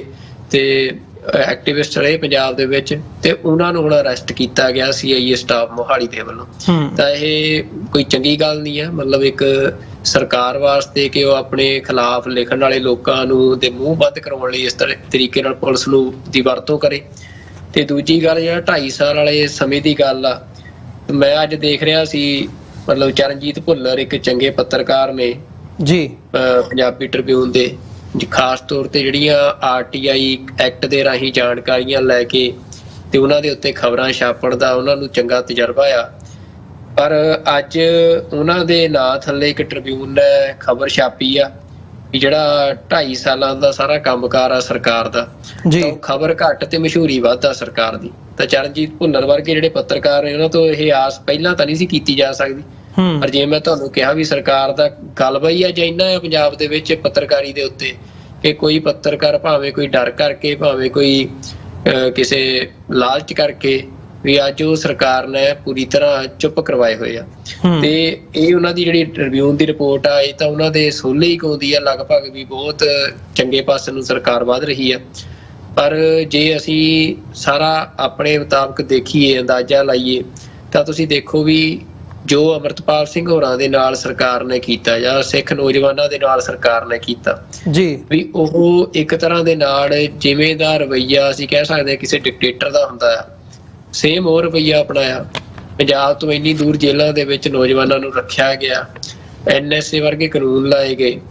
ਉਸ ਤੋਂ ਇਲਾਵਾ ਕ੍ਰੈਕਡਾਊਨ ਪੰਜਾਬ ਦੇ ਵਿੱਚ ਹੋਇਆ ਤਾਂ ਉਹਨੂੰ ਪੂਰੀ ਤਰ੍ਹਾਂ ਫੈਸਿਲਿਟੇਟ ਕੀਤਾ ਸਰਕਾਰ ਨੇ, ਪੰਜਾਬ ਸਰਕਾਰ ਨੇ ਸੈਂਟਰ ਸਰਕਾਰ ਨਾਲ ਰਲ ਕੇ। ਤੇ ਇੱਕ ਦਹਿਸ਼ਤ ਦਾ ਮਾਹੌਲ ਸਿਰਜਿਆ। ਤੇ ਜਿਹੜੀ ਨਸ਼ੇ ਦੀ ਗੱਲ ਕਰਕੇ ਭਗਵੰਤ ਮਾਨ ਸਰਕਾਰ ਸੱਤਾ 'ਚ ਆਈ ਸੀ, ਉਹ ਨਸ਼ਾ ਅੱਜ ਵੀ ਪੰਜਾਬ ਦੇ ਨੌਜਵਾਨਾਂ ਨੂੰ ਹੀ ਖਤਮ ਕਰ ਰਿਹਾ ਆ। ਜਿਹੜੇ ਹੋਰ ਮੁੱਦੇ, ਭਾਵੇਂ ਨੌਕਰੀਆਂ ਦੀ ਗੱਲ ਕਰਨੀ ਹੋਵੇ ਤਾਂ ਵੀ ਅਸੀਂ ਨੌਕਰੀਆਂ ਦੇਵਾਂਗੇ, ਤਾਂ ਪੰਜਾਬ ਦੇ ਵਿੱਚ ਬੇਰੁਜ਼ਗਾਰ ਰੋਜ਼ ਧਰਨਿਆਂ ਦੇ ਉੱਤੇ ਬੈਠੇ ਆ। ਤੇ ਇਸ ਤੋਂ ਇਲਾਵਾ ਪੰਜਾਬ ਦੀ ਆਰਥਿਕਤਾ ਦੀ ਗੱਲ ਕਰਨੀ ਹੋਵੇ ਤਾਂ ਭਗਵੰਤ ਮਾਨ ਉਹੀ ਵੀ ਜਿਹੜਾ ਭੰਡ ਪਾਉਣਾ ਆ, ਜਾਂ ਉਹ ਜਿਹੜੀਆਂ ਫੜਾਂ ਜਿਵੇਂ ਦੀਆਂ ਕੇਂਦਰ 'ਚ ਮੋਦੀ ਮਾਰਦਾ ਆ, ਉਵੇਂ ਦੀਆਂ ਪੰਜਾਬ 'ਚ ਭਗਵੰਤ ਮਾਨ ਮਾਰਦਾ ਜੀ। ਤੇ ਪੰਜਾਬ ਦੇ ਵਿੱਚ ਜਿਹੜਾ ਕਰਜ਼ਾ ਆ ਪੰਜਾਬ ਦੇ ਸਿਰ ਤੇ, ਉਹ ਜਦੋਂ ਤੋਂ ਪਹਿਲਾਂ ਤੋਂ ਜਿਵੇਂ ਚੱਲਿਆ ਆ ਰਿਹਾ ਸੀ, ਬਲਕਿ ਕਿਹਾ ਜਾ ਰਿਹਾ ਕਿ ਉਹਦੇ ਨਾਲ ਵੀ ਤੇਜ਼ੀ ਦੇ ਨਾਲ ਇਹ ਸਰਕਾਰ 'ਚ ਵਧਿਆ ਹੈ। ਤੇ ਉਹਦਾ ਕਾਰਨ ਵੀ ਸਿਰਫ ਸੱਤਾ ਹੰਢਾਉਣ ਦੇ ਲਈ ਵੀ ਲੋਕਾਂ ਨੂੰ ਉਹੀ, ਜਿਵੇਂ ਕਦੇ ਬਾਦਲ ਨੇ ਆਟਾ ਦਾਲ ਦੇ ਪਿੱਛੇ ਲੋਕਾਂ ਨੂੰ ਲਾਇਆ ਸੀ, ਤਾਂ ਇਹਨੇ ਵੀ ਉਵੇਂ ਫ੍ਰੀ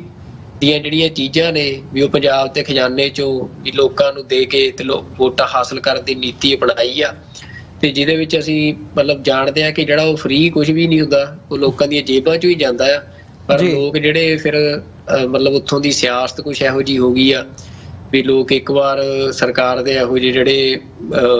ਹੁੰਦੇ ਆ ਫੈਸਲੇ, ਲੁਭਾਵਨੇ ਫੈਸਲੇ ਹੁੰਦੇ ਆ, ਉਹਨਾਂ ਤੋਂ ਪ੍ਰਭਾਵਿਤ ਹੁੰਦੇ ਆ ਤੇ ਸਰਕਾਰਾਂ ਉਹਦਾ ਫਾਇਦਾ ਚੁੱਕਦੀਆਂ ਜੀ। ਤਾਂ ਅਮਰਵੀਰ ਸਿੰਘ ਜੀ, ਇਹ ਆ ਵੀ ਭਾਵੇਂ ਨਸ਼ਿਆਂ ਦੀ ਗੱਲ ਹੋਵੇ, ਬੇਰੁਜ਼ਗਾਰੀ ਦੀ ਗੱਲ ਹੋਵੇ, ਜਾਂ ਇਸ ਤਰੀਕੇ ਦੇ ਨਾਲ ਲੋਕਾਂ ਨੂੰ ਬੇਵਕੂਫ ਬਣਾਉਣ ਦੀ ਗੱਲ ਹੋਵੇ, ਨੀਤੀਆਂ ਦੇ ਰਾਹੀਂ ਆਰਥਿਕਤਾ ਦਾ ਪੰਜਾਬ ਜੀ ਦਾ ਜਨਾਜ਼ਾ ਕੱਢਣ ਦੀ ਗੱਲ ਹੋਵੇ, ਚਾਹੇ ਖੇਤੀ ਨੀਤੀ ਦੀ ਗੱਲ ਹੋਵੇ, ਇਹਨਾਂ ਦੀ ਉਹ ਅਨਮੋਲ ਗਗਨਬਾਨ ਦੀ ਬੜੀ ਵੀਡੀਓ ਵਾਇਰਲ ਹੁੰਦੀ ਰਹੀ ਜੀ, ਸਾਰੀਆਂ ਫਸਲਾਂ ਤੇ MSP ਦੇਵਾਂਗੇ, ਕੋਈ ਖੇਤੀ ਨੀਤੀ ਦੇ ਵਿੱਚ ਤਬਦੀਲੀ ਨਹੀਂ ਲਿਆ ਸਕੇ, ਕੋਈ ਕਿਸਾਨਾਂ ਦੇ ਫਾਇਦੇ ਦੀ ਗੱਲ ਨਹੀਂ ਕਰ ਸਕੇ 2.5 ਸਾਲਾਂ ਦੇ ਵਿੱਚ। ਤੇ ਜੇ ਪੰਜਾਬ ਦੇ ਬਾਕੀ ਦੇ ਮਸਲੇ ਜਿਹੜੇ ਆ, ਭਾਵੇਂ ਭਾਸ਼ਾ ਦੀ ਗੱਲ ਹੋਵੇ ਜਾਂ ਪੰਜਾਬ ਦੇ ਵਿੱਚ ਡੈਮੋਗ੍ਰਾਫਿਕ ਚੇਂਜ ਦੀ ਗੱਲ ਹੋਵੇ, ਕੋਈ ਵੀ ਇਹੋ ਜਿਹਾ ਸਖਤ ਫੈਸਲਾ ਇਹ ਸਰਕਾਰ ਨਹੀਂ ਲੈ ਸਕੀ ਵੀ ਜਿਹੜੀਆਂ ਸਮੱਸਿਆਵਾਂ ਨਾਲ ਪੰਜਾਬ ਨਜਿੱਠ ਰਿਹਾ, ਜਿਹੜੇ ਪੰਜਾਬ ਦੇ ਹੋਂਦ ਦੇ, ਜਿਹੜੀਆਂ ਪੰਜਾਬ ਦੀ ਹੋਂਦ ਦਾ ਮਸਲਾ ਬਣੀਆਂ ਹੋਈਆਂ, ਵੀ ਉਹਦੇ ਤੇ ਲੋਕਾਂ ਨੂੰ ਲੱਗੇ ਵੀ ਹਾਂ ਇਹ ਸਰਕਾਰ ਨੇ ਕੋਈ ਕੇਂਦਰ ਸਰਕਾਰ ਵਾਲਾ ਆਡਾ ਲਿਆ ਵੀ ਕੋਈ ਵੀ ਇਹੋ ਜਿਹਾ ਫੈਸਲਾ ਨਹੀਂ। ਬਲਕਿ ਜਿਹੜੇ ਪੰਜਾਬ ਦੇ ਵਿੱਚ ਲੋਕ ਨਸ਼ੇ ਦੇ ਖਿਲਾਫ ਕੰਮ ਕਰ ਰਹੇ ਸੀ, ਜਾਂ ਪੰਜਾਬ ਦੇ ਵਿੱਚ ਅਸੀਂ ਦੇਖਦੇ ਹਾਂ ਵੀ ਵਾਤਾਵਰਨ ਨੂੰ ਲੈ ਕੇ ਜਿਹੜੇ ਬੰਦੇ ਕੰਮ ਕਰ ਰਹੇ ਆ, ਵੀ ਉਹਨਾਂ ਦੇ ਅੱਗੇ ਸਰਕਾਰ ਜਿਹੜੀ ਆ ਇਹ ਮੁਸ਼ਕਲਾਂ ਹੀ ਖੜੀਆਂ ਕਰ ਰਹੀ ਆ। ਹੁਣ ਪਰਸੋਂ ਚੌਥ ਦੀ ਗੱਲ ਆ ਬੁੱਢੇ ਦਰਿਆ ਵਾਲਾ ਜਿਹੜਾ ਮਸਲਾ ਆ ਪੰਜਾਬ ਦੇ ਵਿੱਚ ਵੱਡੇ ਪੱਧਰ ਤੇ ਚੱਲ ਰਿਹਾ ਜੀ, ਕਿਉਂਕਿ ਉਸ ਪ੍ਰਦੂਸ਼ਣ ਦੇ ਰਾਹੀਂ ਸਤਲੁਜ ਦਰਿਆ ਦੇ ਵਿੱਚ ਜਿਹੜਾ ਉਹ ਪ੍ਰਦੂਸ਼ਣ ਮਿਲਦਾ ਆ, ਪੰਜਾਬ ਦੇ ਵੱਡੇ ਹਿੱਸੇ ਨੂੰ ਬਹੁਤ ਖਤਰਨਾਕ ਬਿਮਾਰੀਆਂ ਦੇ ਰਿਹਾ ਜੀ। ਤੇ ਇਹ ਜਦੋਂ ਸੱਤਾ 'ਚ ਨਹੀਂ ਸੀ ਹੁੰਦੇ, ਉਦੋਂ ਤਾਂ ਹਰ ਥਾਂ ਤੇ ਇਹਨਾਂ ਨੇ ਪਹੁੰਚਣਾ ਤੇ ਵੀ ਅਸੀਂ ਆਹ ਕਰ ਦਾਂਗੇ, ਆਹ ਸਰਕਾਰਾਂ ਮਾੜੀਆਂ ਨੇ, ਸਾਨੂੰ ਲੈ ਕੇ ਆਓ, ਤਬਦੀਲੀ ਲਿਆ ਦਾਂਗੇ, ਸਹੀ ਕਰ ਦਾਂਗੇ। ਤੇ ਹੁਣ ਇਹ ਕਿਸੇ ਪ੍ਰੋਗਰਾਮ 'ਚ ਵੀ ਨਹੀਂ ਪਹੁੰਚਦੇ ਇਹਨਾਂ ਦੇ ਬੰਦੇ ਜਿਹੜੇ ਆ, ਜਾਂ MLA ਹੋਣ ਜਾਂ ਆਪ, ਤਾਂ ਇਹਨੇ ਪਹੁੰਚਣਾ ਹੀ ਕੀ। ਆਪ ਤਾਂ ਹੁਣ ਭਗਵੰਤ ਮਾਨ ਦਾ ਆਪਣਾ ਮਤਲਬ ਘਰ ਵਸਿਆ ਆ ਤੇ ਭਗਵੰਤ ਮਾਨ ਦੇ ਬਾਰੇ ਨਿਆਰੇ ਆ, ਬਾਕੀ ਪੰਜਾਬ ਉਵੇਂ ਜਿਵੇਂ ਪਹਿਲਾਂ ਉੱਜੜ ਰਿਹਾ ਸੀ ਉਵੇਂ ਉੱਜੜ ਰਿਹਾ। ਤਾਂ ਕੋਈ ਵੀ ਪਾਲਿਸੀ ਜਿਹੜੀ ਆ ਜਾਂ ਕੋਈ ਨੀਤੀ ਜਿਹੜੀ ਆ, ਜਿਹੜੀ ਪਿਛਲੀਆਂ ਸਰਕਾਰਾਂ ਤੋਂ ਵੱਖ ਹੋਵੇ, ਜਿਹੜੀ ਪੰਜਾਬ ਦੇ ਵਿੱਚ ਜਿਹੜਾ ਕ੍ਰਾਈਸਿਸ ਬਣਿਆ ਹੋਇਆ ਆ, ਉਹਨੂੰ ਅਸੀਂ ਕਹੀਏ ਵੀ ਚਲੋ ਇੱਕ ਦਿਨ 'ਚ ਨਹੀਂ ਵੀ ਸਹੀ ਹੁੰਦਾ, ਪਰ ਉਹ ਦਿਸ਼ਾ ਤਾਂ ਮਿਲੇ ਵੀ ਉਹ ਸਹੀ ਹੁੰਦਾ, ਮਤਲਬ ਕੋਈ ਸਹੀ ਦਿਸ਼ਾ ਅਪਣਾਈ ਹੋਵੇ। ਤਾਂ ਇਹ ਸਰਕਾਰ ਨੇ ਕੋਈ ਇਹੋ ਜਿਹੀ ਨੀਤੀ ਨਹੀਂ ਲਿਆਂਦੀ। ਇਹਨਾਂ ਦਾ ਸਾਰਾ ਜ਼ੋਰ ਚੋਣਾਂ ਜਿੱਤਣ ਤੇ ਜਾਂ ਬਾਕੀ ਸੂਬਿਆਂ ਦੇ ਵਿੱਚ ਹੋਰ ਜਿਹੜਾ ਪੰਜਾਬ ਦਾ ਪੈਸਾ ਲਿਜਾ ਕੇ ਤੇ ਉੱਥੇ ਚੋਣ ਪ੍ਰਚਾਰ ਕਰਨ ਤੇ, ਇਹਨਾਂ ਕੰਮਾਂ ਤੇ ਹੀ ਸਾਰਾ ਜ਼ੋਰ ਲੱਗਿਆ ਹੋਇਆ। ਤੇ ਬੜੇ ਬੜੇ ਘਪਲੇ ਇਹਨਾਂ ਦੇ ਮੰਤਰੀਆਂ ਦੇ ਸਾਹਮਣੇ ਆ ਰਹੇ ਆ। ਤਾਂ 2.5 ਸਾਲਾਂ ਦੇ ਵਿੱਚ ਜੇ ਇਹਦਾ ਪੂਰੀ ਤਰ੍ਹਾਂ ਕੋਈ ਨੈੱਠ ਕੇ ਕਿਸੇ ਅਖਬਾਰ ਦੇ ਵਿੱਚ ਵਿਸ਼ਲੇਸ਼ਣ ਹੋਵੇ ਅੰਕੜਿਆਂ ਦੇ ਸਮੇਤ, ਤਾਂ ਮੈਂ ਕਹਿ ਸਕਦਾ ਕਿ ਪੰਜਾਬ ਦੇ ਲੋਕ ਜਿਹੜੇ ਆ ਉਹ ਲੁੱਟੇ ਹੋਏ ਮਹਿਸੂਸ ਕਰਨਗੇ। ਤੇ ਇੱਕ ਸਮਾਂ ਉਹ ਆ ਜੂ ਵੀ ਜਦੋਂ ਪੰਜਾਬ ਦੇ ਲੋਕ ਫੇਰ ਉਹੀ ਗੱਲ ਕਹਿਣਗੇ ਵੀ ਇਹਨਾਂ ਨਾਲੋਂ ਤਾਂ ਪਿਛਲੇ ਚੰਗੇ ਸੀ, ਵੀ ਉਹਨਾਂ ਨਾਲੋਂ ਵੀ ਮਾੜੇ ਨਿਕਲੇ ਆ। ਤੇ ਹੁਣ ਫਿਰ ਜਦੋਂ ਇਹਦਾ ਰਵੱਈਆ ਦੇਖਦੇ ਆ ਭਗਵੰਤ ਮਾਨ ਦਾ, ਫਿਰ ਲੋਕ ਵਾਰ-ਵਾਰ ਪੰਜਾਬ ਦੇ ਵਿੱਚ ਨੌਜਵਾਨ ਦੀਪ ਸਿੱਧੂ ਦੀ ਗੱਲ ਨੂੰ ਸਾਂਝਾ ਕਰਦੇ ਆ। ਜਦੋਂ ਦੀਪ ਸਿੱਧੂ ਨੇ ਇਹਦੇ ਚੋਣ ਜਿੱਤਣ ਤੋਂ ਪਹਿਲਾਂ ਹੀ ਇਹ ਗੱਲ ਕਹੀ ਸੀ ਵੀ ਇਹ ਜੇ ਸੱਤਾ 'ਚ ਆਇਆ, ਤੁਸੀਂ ਇਹਨੂੰ ਹਜੇ ਦੇਖਿਆ ਆ, ਤੁਸੀਂ ਇਹਨੂੰ ਉਦੋਂ ਦੇਖੋਗੇ ਜਦੋਂ ਸੱਤਾ 'ਚ ਆਇਆ ਤੇ ਇਹਨੇ ਬੇਅੰਤੇ ਬੁੱਚੜ ਨਾਲੋਂ ਵੀ ਭੈੜਾ ਨਿਕਲਣਾ। ਤੇ ਭਗਵੰਤ ਮਾਨ ਨੇ ਜੋ ਇਹਨਾਂ 2.5 ਸਾਲਾਂ 'ਚ ਕੀਤਾ ਆ, ਜੋ ਨੀਤੀ ਅਪਣਾਈ ਆ, ਤਾਂ ਉਹ ਦੀਪ ਸਿੱਧੂ ਦੀ ਉਸ ਗੱਲ ਤੇ ਉਸ ਨੀਤੀ ਦੇ ਨਾਲ ਮੋਹਰ ਲੱਗਦੀ ਹੈ। ਨਹੀਂ, ਇਹ ਇੱਕ ਇੰਪੋਰਟੈਂਟ ਗੱਲ ਹੈਗੀ ਹੈ ਜਿੱਥੇ ਤੁਸੀਂ ਲਿਆ ਕੇ ਐਂਡ ਕੀਤਾ, ਤੇ ਤੁਸੀਂ ਖੂਬਸੂਰਤੀ ਦੇ ਨਾਲ ਜਿਹੜੇ ਵੱਖ-ਵੱਖ ਪਹਿਲੂ ਹੈਗੇ ਆ, ਇਕਨੋਮਿਕਲੀ ਹੋਵੇ ਜਾਂ ਖੇਤੀ ਦੇ ਆਸਪੈਕਟ ਨੂੰ ਮੁੱਖ ਰੱਖਦਿਆਂ ਹੋਵੇ, ਕਰਪਸ਼ਨ ਦੀ ਗੱਲ ਹੋਵੇ, ਹਰ ਇੱਕ ਜਿਹੜਾ ਮੇਨ ਆਸਪੈਕਟ ਹੈਗਾ ਜਿਹਦੇ ਤੇ ਪੰਜਾਬ ਦੀਆਂ ਜਿਹੜੀਆਂ ਹੱਕੀ ਮੰਗਾਂ ਜੁੜੀਆਂ ਹੋਈਆਂ ਨੇ, ਜਿਨ੍ਹਾਂ ਇਸ਼ੂਜ਼ ਦੇ ਨਾਲ ਜਾਂ ਪੰਜਾਬ ਦੇ ਵਿੱਚ ਕੋਈ ਤਬਦੀਲੀ ਆ ਸਕਦੀ ਹੈ, ਲਿਆਈ ਜਾ ਸਕਦੀ ਹੈ, ਉਹਦੇ ਤੇ ਭਗਵੰਤ ਮਾਨ ਸਰਕਾਰ ਦੀ ਜਿਹੜੀ ਕਾਰਗੁਜ਼ਾਰੀ ਹੈ ਉਹ ਨਾ ਦੇ ਬਰਾਬਰ ਹੈਗੀ ਹੈ। ਹੁਣ ਇਹਦੇ ਵਿੱਚ ਇੱਕ ਮੇਨ ਫੈਕਟਰ ਜਿਹਦਾ ਤੁਸੀਂ ਵੀ ਜ਼ਿਕਰ ਕੀਤਾ ਵੀ ਉਹ ਜਦੋਂ ਹੁਣ ਅਸੀਂ ਅੰਮ੍ਰਿਤਪਾਲ ਸਿੰਘ ਹੋਰਾਂ ਦੀ ਅਰੈਸਟ ਜਾਂ ਉਹ ਸਾਰੀ ਮੂਵਮੈਂਟ ਨੂੰ ਕ੍ਰਸ਼ ਕਰਨ ਦੇ ਹਵਾਲੇ ਨਾਲ ਦੇਖਦੇ ਹਾਂ, ਤੇ ਭਗਵੰਤ ਮਾਨ ਸਰਕਾਰ ਭਾਵੇਂ ਕੇਂਦਰ ਦੇ ਵਿੱਚ ਇਹਨਾਂ ਦੇ ਜਿਹੜੇ ਸੁਪਰੀਮੋ ਹੈਗੇ ਆ ਆਮ ਆਦਮੀ ਪਾਰਟੀ ਦੇ, ਉਹਨਾਂ ਨੂੰ ਹੁਣ ਸੁਪਰੀਮੋ ਕਹਿ ਕੇ ਸੰਬੋਧਨ ਕੀਤਾ ਜਾਂਦਾ ਆ, ਉਹ ਹਮੇਸ਼ਾ ਮੋਦੀ ਸਰਕਾਰ ਦਾ ਕ੍ਰਿਟਿਸਿਜ਼ਮ ਕਰਦੇ ਆ, ਉਹਨਾਂ ਦੀ ਮੁਖਾਲਫਤ ਕਰਦੇ ਆ। ਹਾਲਾਂਕਿ ਹੁਣ ਜਿਹੜੀ ਇੱਕ ਰੀਸੈਂਟ ਖਬਰ ਹੈਗੀ ਆ, ਉਹਨਾਂ ਦੀ ਵੀ ਅਸਤੀਫਾ ਦੇਣ ਦੀ ਲਾਈਨ ਸਾਹਮਣੇ ਆਈ ਹੈ ਅੱਜ ਬੀਤੇ 24 ਘੰਟੇ ਦੀਆਂ ਜਿਹੜੀਆਂ ਮੁੱਖ ਖਬਰਾਂ ਹੈਗੀਆਂ ਨੇ ਉਹਦੇ ਵਿੱਚ ਉਹ ਵੀ ਇੱਕ ਅਹਿਮ ਖਬਰ ਹੈ। ਪਰ ਜਦੋਂ ਅਸੀਂ ਓਵਰਆਲ ਆਮ ਆਦਮੀ ਪਾਰਟੀ ਦਾ ਸਟੈਂਡ ਦੇਖਦੇ ਹਾਂ, ਜਿੱਥੇ ਇਹ ਮੋਦੀ ਸਰਕਾਰ ਦੀ ਵਿਰੋਧਤਾ ਕਰਦੇ ਆ, ਪਰ ਪੰਜਾਬ ਦੇ ਜਿਹੜੇ ਇਸ਼ੂਜ਼ ਹੈਗੇ ਆ, ਖਾਸ ਤੌਰ ਤੇ ਮੇਨ ਉਹਦੇ 'ਚ ਪੰਜਾਬ ਦੇ ਪਾਣੀਆਂ ਦਾ, SYL ਦਾ ਅਸੀਂ ਜ਼ਿਕਰ ਕਰਦੇ ਹਾਂ, ਜਾਂ ਚੰਡੀਗੜ੍ਹ ਦੇ ਵਿੱਚ ਅਹਿਮ ਇੱਕ ਉਹ ਸੀਗਾ ਜਿਹੜਾ ਕਿ ਚੰਡੀਗੜ੍ਹ ਦੀ ਐਡਮਿਨਿਸਟ੍ਰੇਸ਼ਨ ਦੇ ਵਿੱਚ ਪੰਜਾਬ ਦੀ ਜਿਹੜੀ ਰੇਸ਼ੋ ਹੈਗੀ ਹੈ ਹਰਿਆਣੇ ਦੇ ਨਾਲ, ਉਹ ਇਸ਼ੂ ਹੋਵੇ, ਜਾਂ ਓਵਰਆਲ ਤੁਸੀਂ ਜਿਹੜੇ ਸਾਰੇ ਇਸ਼ੂਜ਼ ਗਿਣਾਏ ਆ, ਉਹਦੇ ਤੇ ਭਗਵੰਤ ਮਾਨ ਦੀ ਜਿਹੜੀ ਸਰਕਾਰ ਹੈ ਉਹ ਮੋਦੀ ਸਰਕਾਰ ਦੇ ਨਾਲ ਤੇ ਖਾਸ ਤੌਰ ਤੇ ਅਮਿਤ ਸ਼ਾਹ ਦੇ ਨਾਲ ਉਹ ਰਲਗੱਡ ਨਜ਼ਰ ਆਉਂਦੇ ਆ। ਤੇ ਇਸ ਕਿਸਮ ਦੀਆਂ ਚਰਚਾਵਾਂ ਵੀ ਜਿਹੜੀਆਂ ਚੱਲਦੀਆਂ ਰਹੀਆਂ ਨੇ ਕਿ ਭਗਵੰਤ ਮਾਨ ਸਰਕਾਰ ਦੀ ਜਿਹੜੀ ਐਡਮਿਨਿਸਟ੍ਰੇਸ਼ਨ ਹੈ ਉਹਦੇ ਵਿੱਚ ਜਿਹੜੇ ਖਾਸ ਤੌਰ ਤੇ ਅਸੀਂ ਦੇਖਦੇ ਹਾਂ ਉਹ ਬੰਦੇ ਵਿੱਚ ਬੈਠੇ ਆ ਜਿਹੜੇ ਐਡਮਿਨਿਸਟ੍ਰੇਸ਼ਨ ਨੂੰ ਰਨ ਕਰਦੇ ਆ, ਤੇ ਉਹ ਦਿੱਲੀ ਦੀ ਪਾਲਿਸੀ ਦੇ ਨਾਲ ਬਿਲਕੁਲ ਰਲਗੱਡ ਹੋ ਕੇ ਜਿਹੜੀ ਪੰਜਾਬ ਦੀ ਨੀਤੀ ਹੈਗੀ ਆ ਉਹ ਚੱਲ ਰਹੀ ਹੈ। ਇਹ ਜਿਹੜਾ ਫੈਕਟਰ ਹੈ ਇਹਦੇ ਤੇ ਥੋੜਾ ਜਿਹਾ ਚਾਨਣਾ ਪਾਓ, ਜਾਂ ਇਹਦੇ ਤੇ ਹੋਰ ਅਸੀਂ ਡੀਪਰ ਜਾ ਕੇ ਦੇਖੀਏ ਵੀ ਇਸ ਵਕਤ ਜੋ ਚੱਲ ਰਿਹਾ ਆ ਤੇ ਆਉਣ ਵਾਲੇ ਸਮੇਂ ਦੇ ਵਿੱਚ ਇਹਦਾ ਇੰਪੈਕਟ ਸਾਨੂੰ ਕੀ ਦੇਖਣ ਨੂੰ ਮਿਲ ਸਕਦਾ ਹੈ, ਜਿਹੜੀ ਇਹ ਕਲੋਜ਼ਨੈਸ ਹੈ ਮੋਦੀ ਸਰਕਾਰ ਦੇ ਨਾਲ ਐਡਮਿਨਿਸਟ੍ਰੇਸ਼ਨ ਦੇ ਲੈਵਲ ਦੇ ਉੱਤੇ। ਦੇਖੋ ਅਮਰਵੀਰ ਸਿੰਘ ਜੀ, ਇਹਦਾ ਬੁਨਿਆਦੀ ਜਵਾਬ ਇਹੀ ਆ ਕਿ ਪੰਜਾਬ ਦੇ ਜਿੰਨੇ ਸਾਰੇ ਮਸਲੇ ਆ ਉਹ ਦਿੱਲੀ ਦੇ ਨਾਲ ਟਕਰਾ ਕਰਕੇ ਆ। ਪੰਜਾਬ ਦੀ ਬਰਬਾਦੀ ਦੀ ਵਜ੍ਹਾ ਜੇ ਕੋਈ ਹੈ ਤਾਂ ਉਹ ਦਿੱਲੀ ਦੀ ਪਾਲਿਸੀ ਆ, ਤੇ ਪੰਜਾਬ ਉਦੋਂ ਹੀ ਸਹੀ ਦਿਸ਼ਾ ਵੱਲ ਤੁਰ ਸਕਦਾ ਹੈ ਜਦੋਂ ਪੰਜਾਬ ਦਾ ਕੋਈ ਲੀਡਰ, ਪੰਜਾਬ ਦੀ ਕੋਈ ਸਰਕਾਰ ਦਿੱਲੀ ਦੇ ਨਾਲ, ਦਿੱਲੀ ਦੇ ਗਲਵੇਂ ਨੂੰ ਹੱਥ ਪਾਉਣ ਦੀ ਸਮਰੱਥਾ ਰੱਖਦੀ ਹੋਊਗੀ ਜੀ। ਤੇ ਉਹ ਕਿਉਂਕਿ ਸਾਰੇ ਹੱਕ ਜਿੰਨੇ ਪੰਜਾਬ ਦੇ ਉਹ ਦਿੱਲੀ ਦੱਬੀ ਬੈਠੀ ਆ, ਉਹ ਤੁਸੀਂ ਹੱਕ ਪੰਜਾਬ ਦੇ ਦਿੱਲੀ ਤੋਂ ਲੈਣੇ ਆ। ਹੋਰ ਤੁਸੀਂ ਪੰਜਾਬ ਦੇ ਵਿੱਚ ਪੰਜਾਬ ਦੇ ਲੋਕਾਂ ਦੀਆਂ ਜੇਬਾਂ ਲੁੱਟ ਕੇ, ਉਹਨਾਂ 100 ਰੁਪਈਆ ਪੰਜਾਬ ਦੇ ਲੋਕਾਂ ਦੀ ਜੇਬ 'ਚ ਲੁੱਟ ਕੇ ਤੇ 90 ਆਪਣੀ ਜੇਬ 'ਚ ਪਾ ਲਏ, ਤੇ ਤੁਸੀਂ 10 ਮੋੜ ਕੇ ਉਹਨਾਂ ਤੇ ਕੋਈ ਅਹਿਸਾਨ ਜਤਾਉਂਦੇ ਹੋ। ਜਿਹੜੀ ਇਹ ਸਾਰੀ ਸਿਆਸਤ ਆਈ ਨਾ, ਪੰਜਾਬ ਦਾ ਕੋਈ ਭਲਾ ਨਹੀਂ ਕਰਨਾ। ਤੇ ਅਸੀਂ ਤਾਂ TV 84 ਵੱਲੋਂ ਆਪਣਾ ਬਤੌਰ ਮੀਡੀਆ ਫਰਜ਼ ਨਿਭਾਉਂਦੇ ਹੋਏ ਜਿੱਦਣ ਭਗਵੰਤ ਮਾਨ ਨੂੰ ਘੇਰਿਆ ਸੀ ਪ੍ਰੋਫੈਸਰ ਦਵਿੰਦਰਪਾਲ ਸਿੰਘ ਭੁੱਲਰ ਵਾਲੇ ਮਸਲੇ ਤੇ ਉਹ ਸਵਾਲ ਸੀ ਜਿਹੜਾ ਉੱਥੋਂ ਹੀ ਪੰਜਾਬ ਦੇ ਲੋਕਾਂ ਨੂੰ ਇਹ ਅੰਦਾਜ਼ਾ ਲਾ ਲੈਣਾ ਚਾਹੀਦਾ ਸੀ ਕਿ ਇਹ ਪੰਜਾਬ ਦੇ ਹੱਕਾਂ ਵਾਸਤੇ ਖੜਨ ਵਾਲਾ ਨਹੀਂ, ਇਹ ਭੱਜਣ ਵਾਲਾ ਹੈ। ਤੇ ਬਲਕਿ ਹੁਣ ਗੱਲ ਭੱਜਣ ਤੋਂ ਵੀ ਗਾਂਹ ਦੁਸ਼ਮਣ ਦੇ ਖੇਮੇ 'ਚ ਬੈਠ ਕੇ ਤੇ ਪੰਜਾਬ ਦੇ ਸਿਰ ਜੁੱਤੀਆਂ ਮਾਰਨ ਵਾਲੀ ਬਣੀ ਪਈ ਆ। ਤੇ ਭਗਵੰਤ ਮਾਨ ਦੀ ਜਿਹੜੀ ਤੁਸੀਂ ਗੱਲ ਕੀਤੀ ਆ ਵੀ ਅੱਗੇ ਮਤਲਬ ਜੇ ਆਪਾਂ ਕਹੀਏ ਵੀ ਕੀ ਹੋ ਸਕਦਾ, ਵੀ ਕੀ ਅਰਵਿੰਦ ਕੇਜਰੀਵਾਲ ਤਾਂ ਉੱਥੇ ਸਰਕਾਰ ਦੇ ਨਾਲ ਇਹ ਮਾਹੌਲ ਬਣਾ ਰਿਹਾ ਵੀ ਭਾਜਪਾ ਦੀ ਸਰਕਾਰ ਸੁੱਟਣ ਤੱਕ ਲੱਗੀ, ਇਹਨੂੰ ਜੇਲ੍ਹਾਂ 'ਚ ਸੁੱਟ ਰਹੀ ਆ। ਤੇ ਪੰਜਾਬ ਦੇ ਵਿੱਚ ਜਦੋਂ ਗੱਲ ਹੋਵੇ ਤਾਂ ਇਹਨਾਂ ਦੀ ਪੂਰੀ ਟੋਨ ਜਿਹੜੀ ਆ, ਇਹਨਾਂ ਨੇ ਆਪਣੀ ਸਾਰੀ ਪੰਜਾਬ ਪੁਲਿਸ ਉਹ ਸੈਂਟਰ ਦੀ ਹੋਮ ਮਿਨਿਸਟਰੀ ਦੇ ਹਵਾਲੇ ਕੀਤੀ ਹੋਈ ਆ। ਅਮਿਤ ਸ਼ਾਹ ਦਾ ਮਹਿਕਮਾ ਪੰਜਾਬ ਦੀ ਸਾਰੀ ਪੰਜਾਬ ਪੁਲਿਸ ਨੂੰ ਚਲਾ ਰਿਹਾ ਆ, ਉੱਥੋਂ ਹੁਕਮ ਆਉਂਦੇ ਆ ਜਿਹਨੂੰ ਚੁੱਕਣਾ ਜਿਹਨੂੰ ਰੱਖਣਾ। NIA ਨੇ ਆਪਣੇ ਸਾਰਾ ਪੰਜਾਬ ਪੁਲਿਸ ਰਹੀ ਕਾਹਦੀ ਆ, NIA ਪੰਜਾਬ ਨੂੰ ਕੰਟਰੋਲ ਕਰ ਰਹੀ ਆ। ਰੋਜ਼ NIA ਛਾਪੇ ਮਾਰਦੀ ਆ ਪੰਜਾਬ ਦੇ ਵਿੱਚ, ਥਾਂ ਥਾਂ ਥਾਣੇ ਖੋਲ ਲਏ NIA ਨੇ। ਤਾਂ ਜਿਹੜਾ ਪੁਲਿਸ ਮਹਿਕਮਾ ਆ ਉਹ ਭਾਰਤੀ ਸੰਵਿਧਾਨ ਦੇ ਮੁਤਾਬਕ ਵੀ ਉਹ ਸਟੇਟ ਦਾ ਸਬਜੈਕਟ ਆ।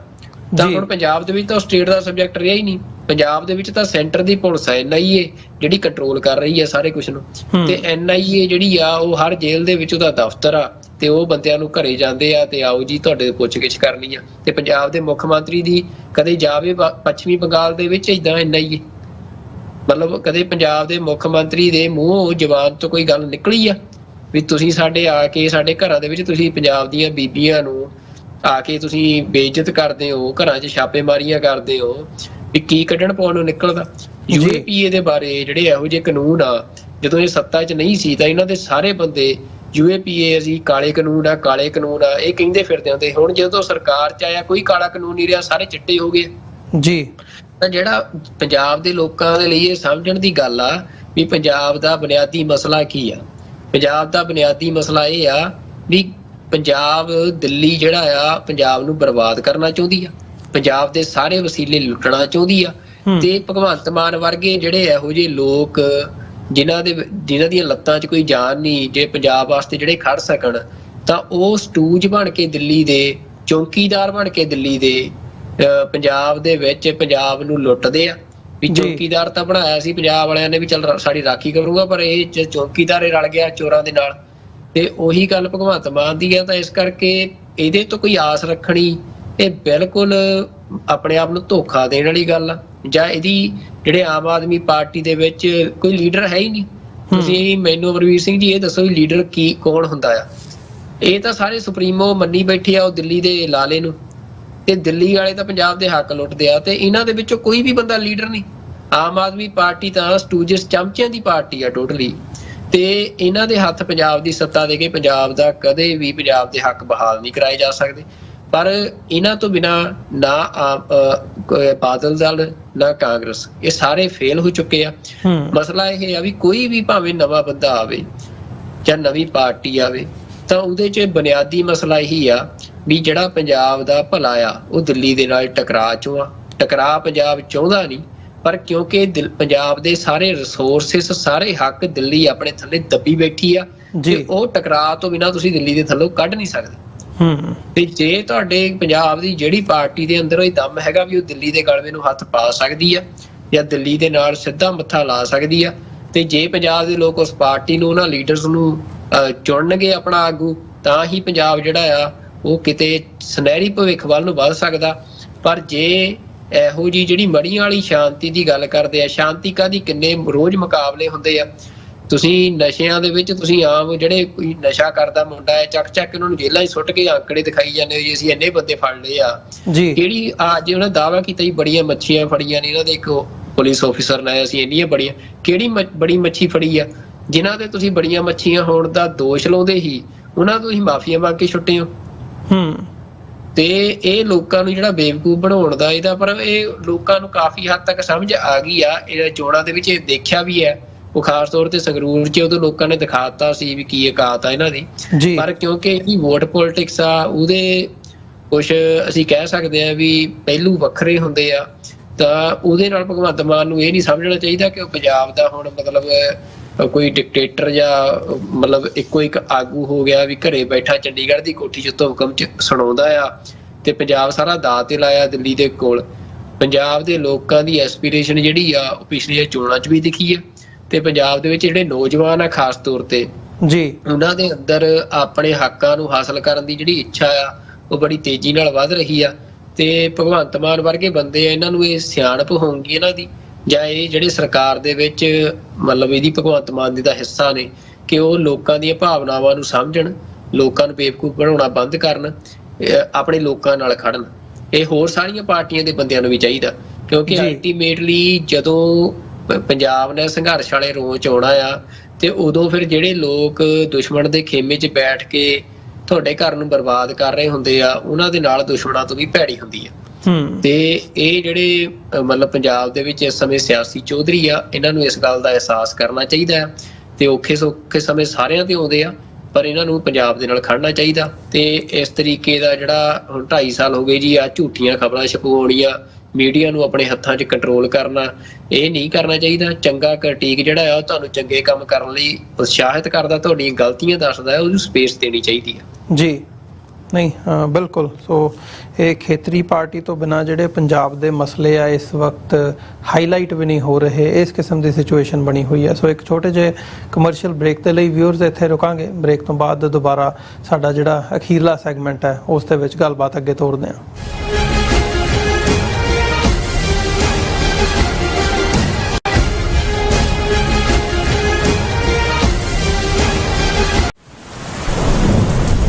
ਯੂਨਾਈਟਿਡ ਸਿੱਖ ਸੰਸਥਾ ਨੇ ਦੱਖਣੀ ਅਮਰੀਕਾ ਵਿੱਚ ਬੇਰਲ ਤੂਫਾਨ ਦੇ ਪੀੜਤਾਂ ਲਈ ਤੁਰੰਤ ਮਦਦ ਮੁਹਿੰਮ ਸ਼ੁਰੂ ਕੀਤੀ ਹੈ। ਇਸ ਭਿਆਨਕ ਤੂਫਾਨ ਨੇ ਸੈਂਟ ਵਿੰਸੈਂਟ ਅਤੇ ਗ੍ਰੇਨੇਡੀਨਸ, ਗ੍ਰੇਨੇਡਾ, ਡੋਮਿਨਿਕਾ ਤੇ ਬਾਰਬਾਡੋਸ ਨੂੰ ਬਹੁਤ ਨੁਕਸਾਨ ਪਹੁੰਚਾਇਆ ਹੈ। ਯੂਨਾਈਟਿਡ ਸਿੱਖਸ ਦੀਆਂ ਟੀਮਸ ਲੋੜਵੰਦ ਲੋਕਾਂ ਲਈ ਜ਼ਰੂਰੀ ਸਮਾਨ ਅਤੇ ਖਾਣ-ਪੀਣ ਦੀਆਂ ਚੀਜ਼ਾਂ ਪਹੁੰਚਾ ਰਹੀਆਂ ਹਨ। ਤੁਹਾਡੇ ਸਹਿਯੋਗ ਦੀ ਲੋੜ ਹੈ। ਕਿਰਪਾ ਕਰਕੇ ਇਹ ਸਮਾਨ ਦਾਨ ਕਰੋ।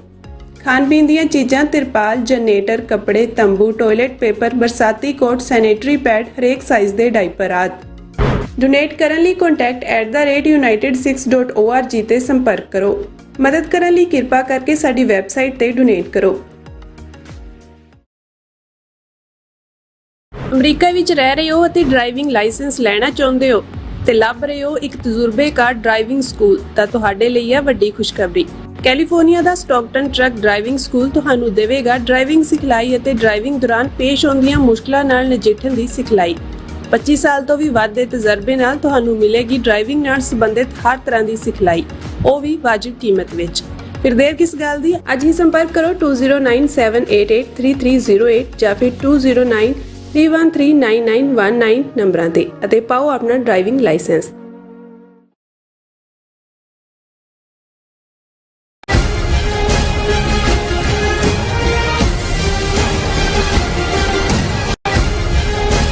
ਵਿਊਅਰਸ, ਬ੍ਰੇਕ ਤੋਂ ਬਾਅਦ ਤੁਹਾਡਾ ਸਾਰਿਆਂ ਦਾ ਸਵਾਗਤ ਹੈ। ਗੱਲਬਾਤ ਨੂੰ ਅੱਗੇ ਤੋਰਦੇ ਹਾਂ। ਇਸ ਵਕਤ ਜਦੋਂ ਅਸੀਂ ਪੰਜਾਬ ਦੇ ਵਿੱਚ ਜਾਂ ਭਾਰਤ ਦੇ ਵਿੱਚ ਮਾਹੌਲ ਦੇਖਦੇ ਹਾਂ, ਅਸੀਂ ਬੀਤੇ ਸੈਗਮੈਂਟਸ ਦੇ ਵਿੱਚ ਜ਼ਿਕਰ ਕੀਤਾ ਹੈ ਵੀ ਕਿਵੇਂ ਮਾਈਨੋਰਿਟੀਜ਼ ਨੂੰ ਟਾਰਗੇਟ ਕੀਤਾ ਜਾ ਰਿਹਾ ਹੈ ਜਾਂ ਮਾਈਨੋਰਿਟੀਜ਼ ਦੇ ਜਿਹੜੇ ਹਾਲਾਤ ਹੈਗੇ ਆ ਉੱਥੇ ਕਿਸ ਕਿਸਮ ਦੇ ਆ।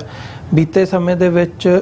ਗੁਜਰਾਤ ਦੇ ਵਿੱਚੋਂ ਜਾਂ ਅਸੀਂ ਓਵਰਆਲ ਜਦੋਂ ਭਾਰਤ ਦੇ ਵਿੱਚੋਂ ਦੇਖਦੇ ਹਾਂ ਤਾਂ ਇੱਦਾਂ ਦੀਆਂ ਕਈ ਖਬਰਾਂ ਸਾਡੇ ਸਾਹਮਣੇ ਆਈਆਂ ਨੇ ਜਿਹਦੇ ਵਿੱਚੋਂ ਇਹ ਨਜ਼ਰ ਆਉਂਦਾ ਕਿ ਗੁਜਰਾਤ ਹੋ ਗਿਆ, ਰਾਜਸਥਾਨ ਹੋ ਗਿਆ, ਯੂਪੀ ਹੋ ਗਿਆ, ਈਵਨ ਮੱਧ ਪ੍ਰਦੇਸ਼ ਦੇ ਵਿੱਚੋਂ ਵੀ ਅਜਿਹੀਆਂ ਖਬਰਾਂ ਸਾਹਮਣੇ ਆਉਂਦੀਆਂ ਨੇ ਕਿਵੇਂ ਮੁਸਲਮਾਨਾਂ ਨੂੰ ਟਾਰਗੇਟ ਕੀਤਾ ਜਾਂਦਾ ਹੈ ਜਾਂ ਮੁਸਲਮਾਨਾਂ ਦੇ ਜਿਹੜੇ ਆਮ ਅਸੀਂ ਮਨੁੱਖੀ ਅਧਿਕਾਰ ਹੈਗੇ ਆ ਉਹਨਾਂ ਦਾ ਹਨਨ ਕੀਤਾ ਜਾਂਦਾ ਆ। ਸੋ ਇਹਨਾਂ ਦਿਨਾਂ ਦੀ ਜਿਹੜੀ ਇਸ ਵਕਤ ਮੇਜਰ ਖਬਰ ਚੱਲ ਰਹੀ ਹੈ ਗੁਜਰਾਤ ਦੇ ਸੂਰਤ ਦੀ ਕਿ ਕਿਵੇਂ ਉੱਥੇ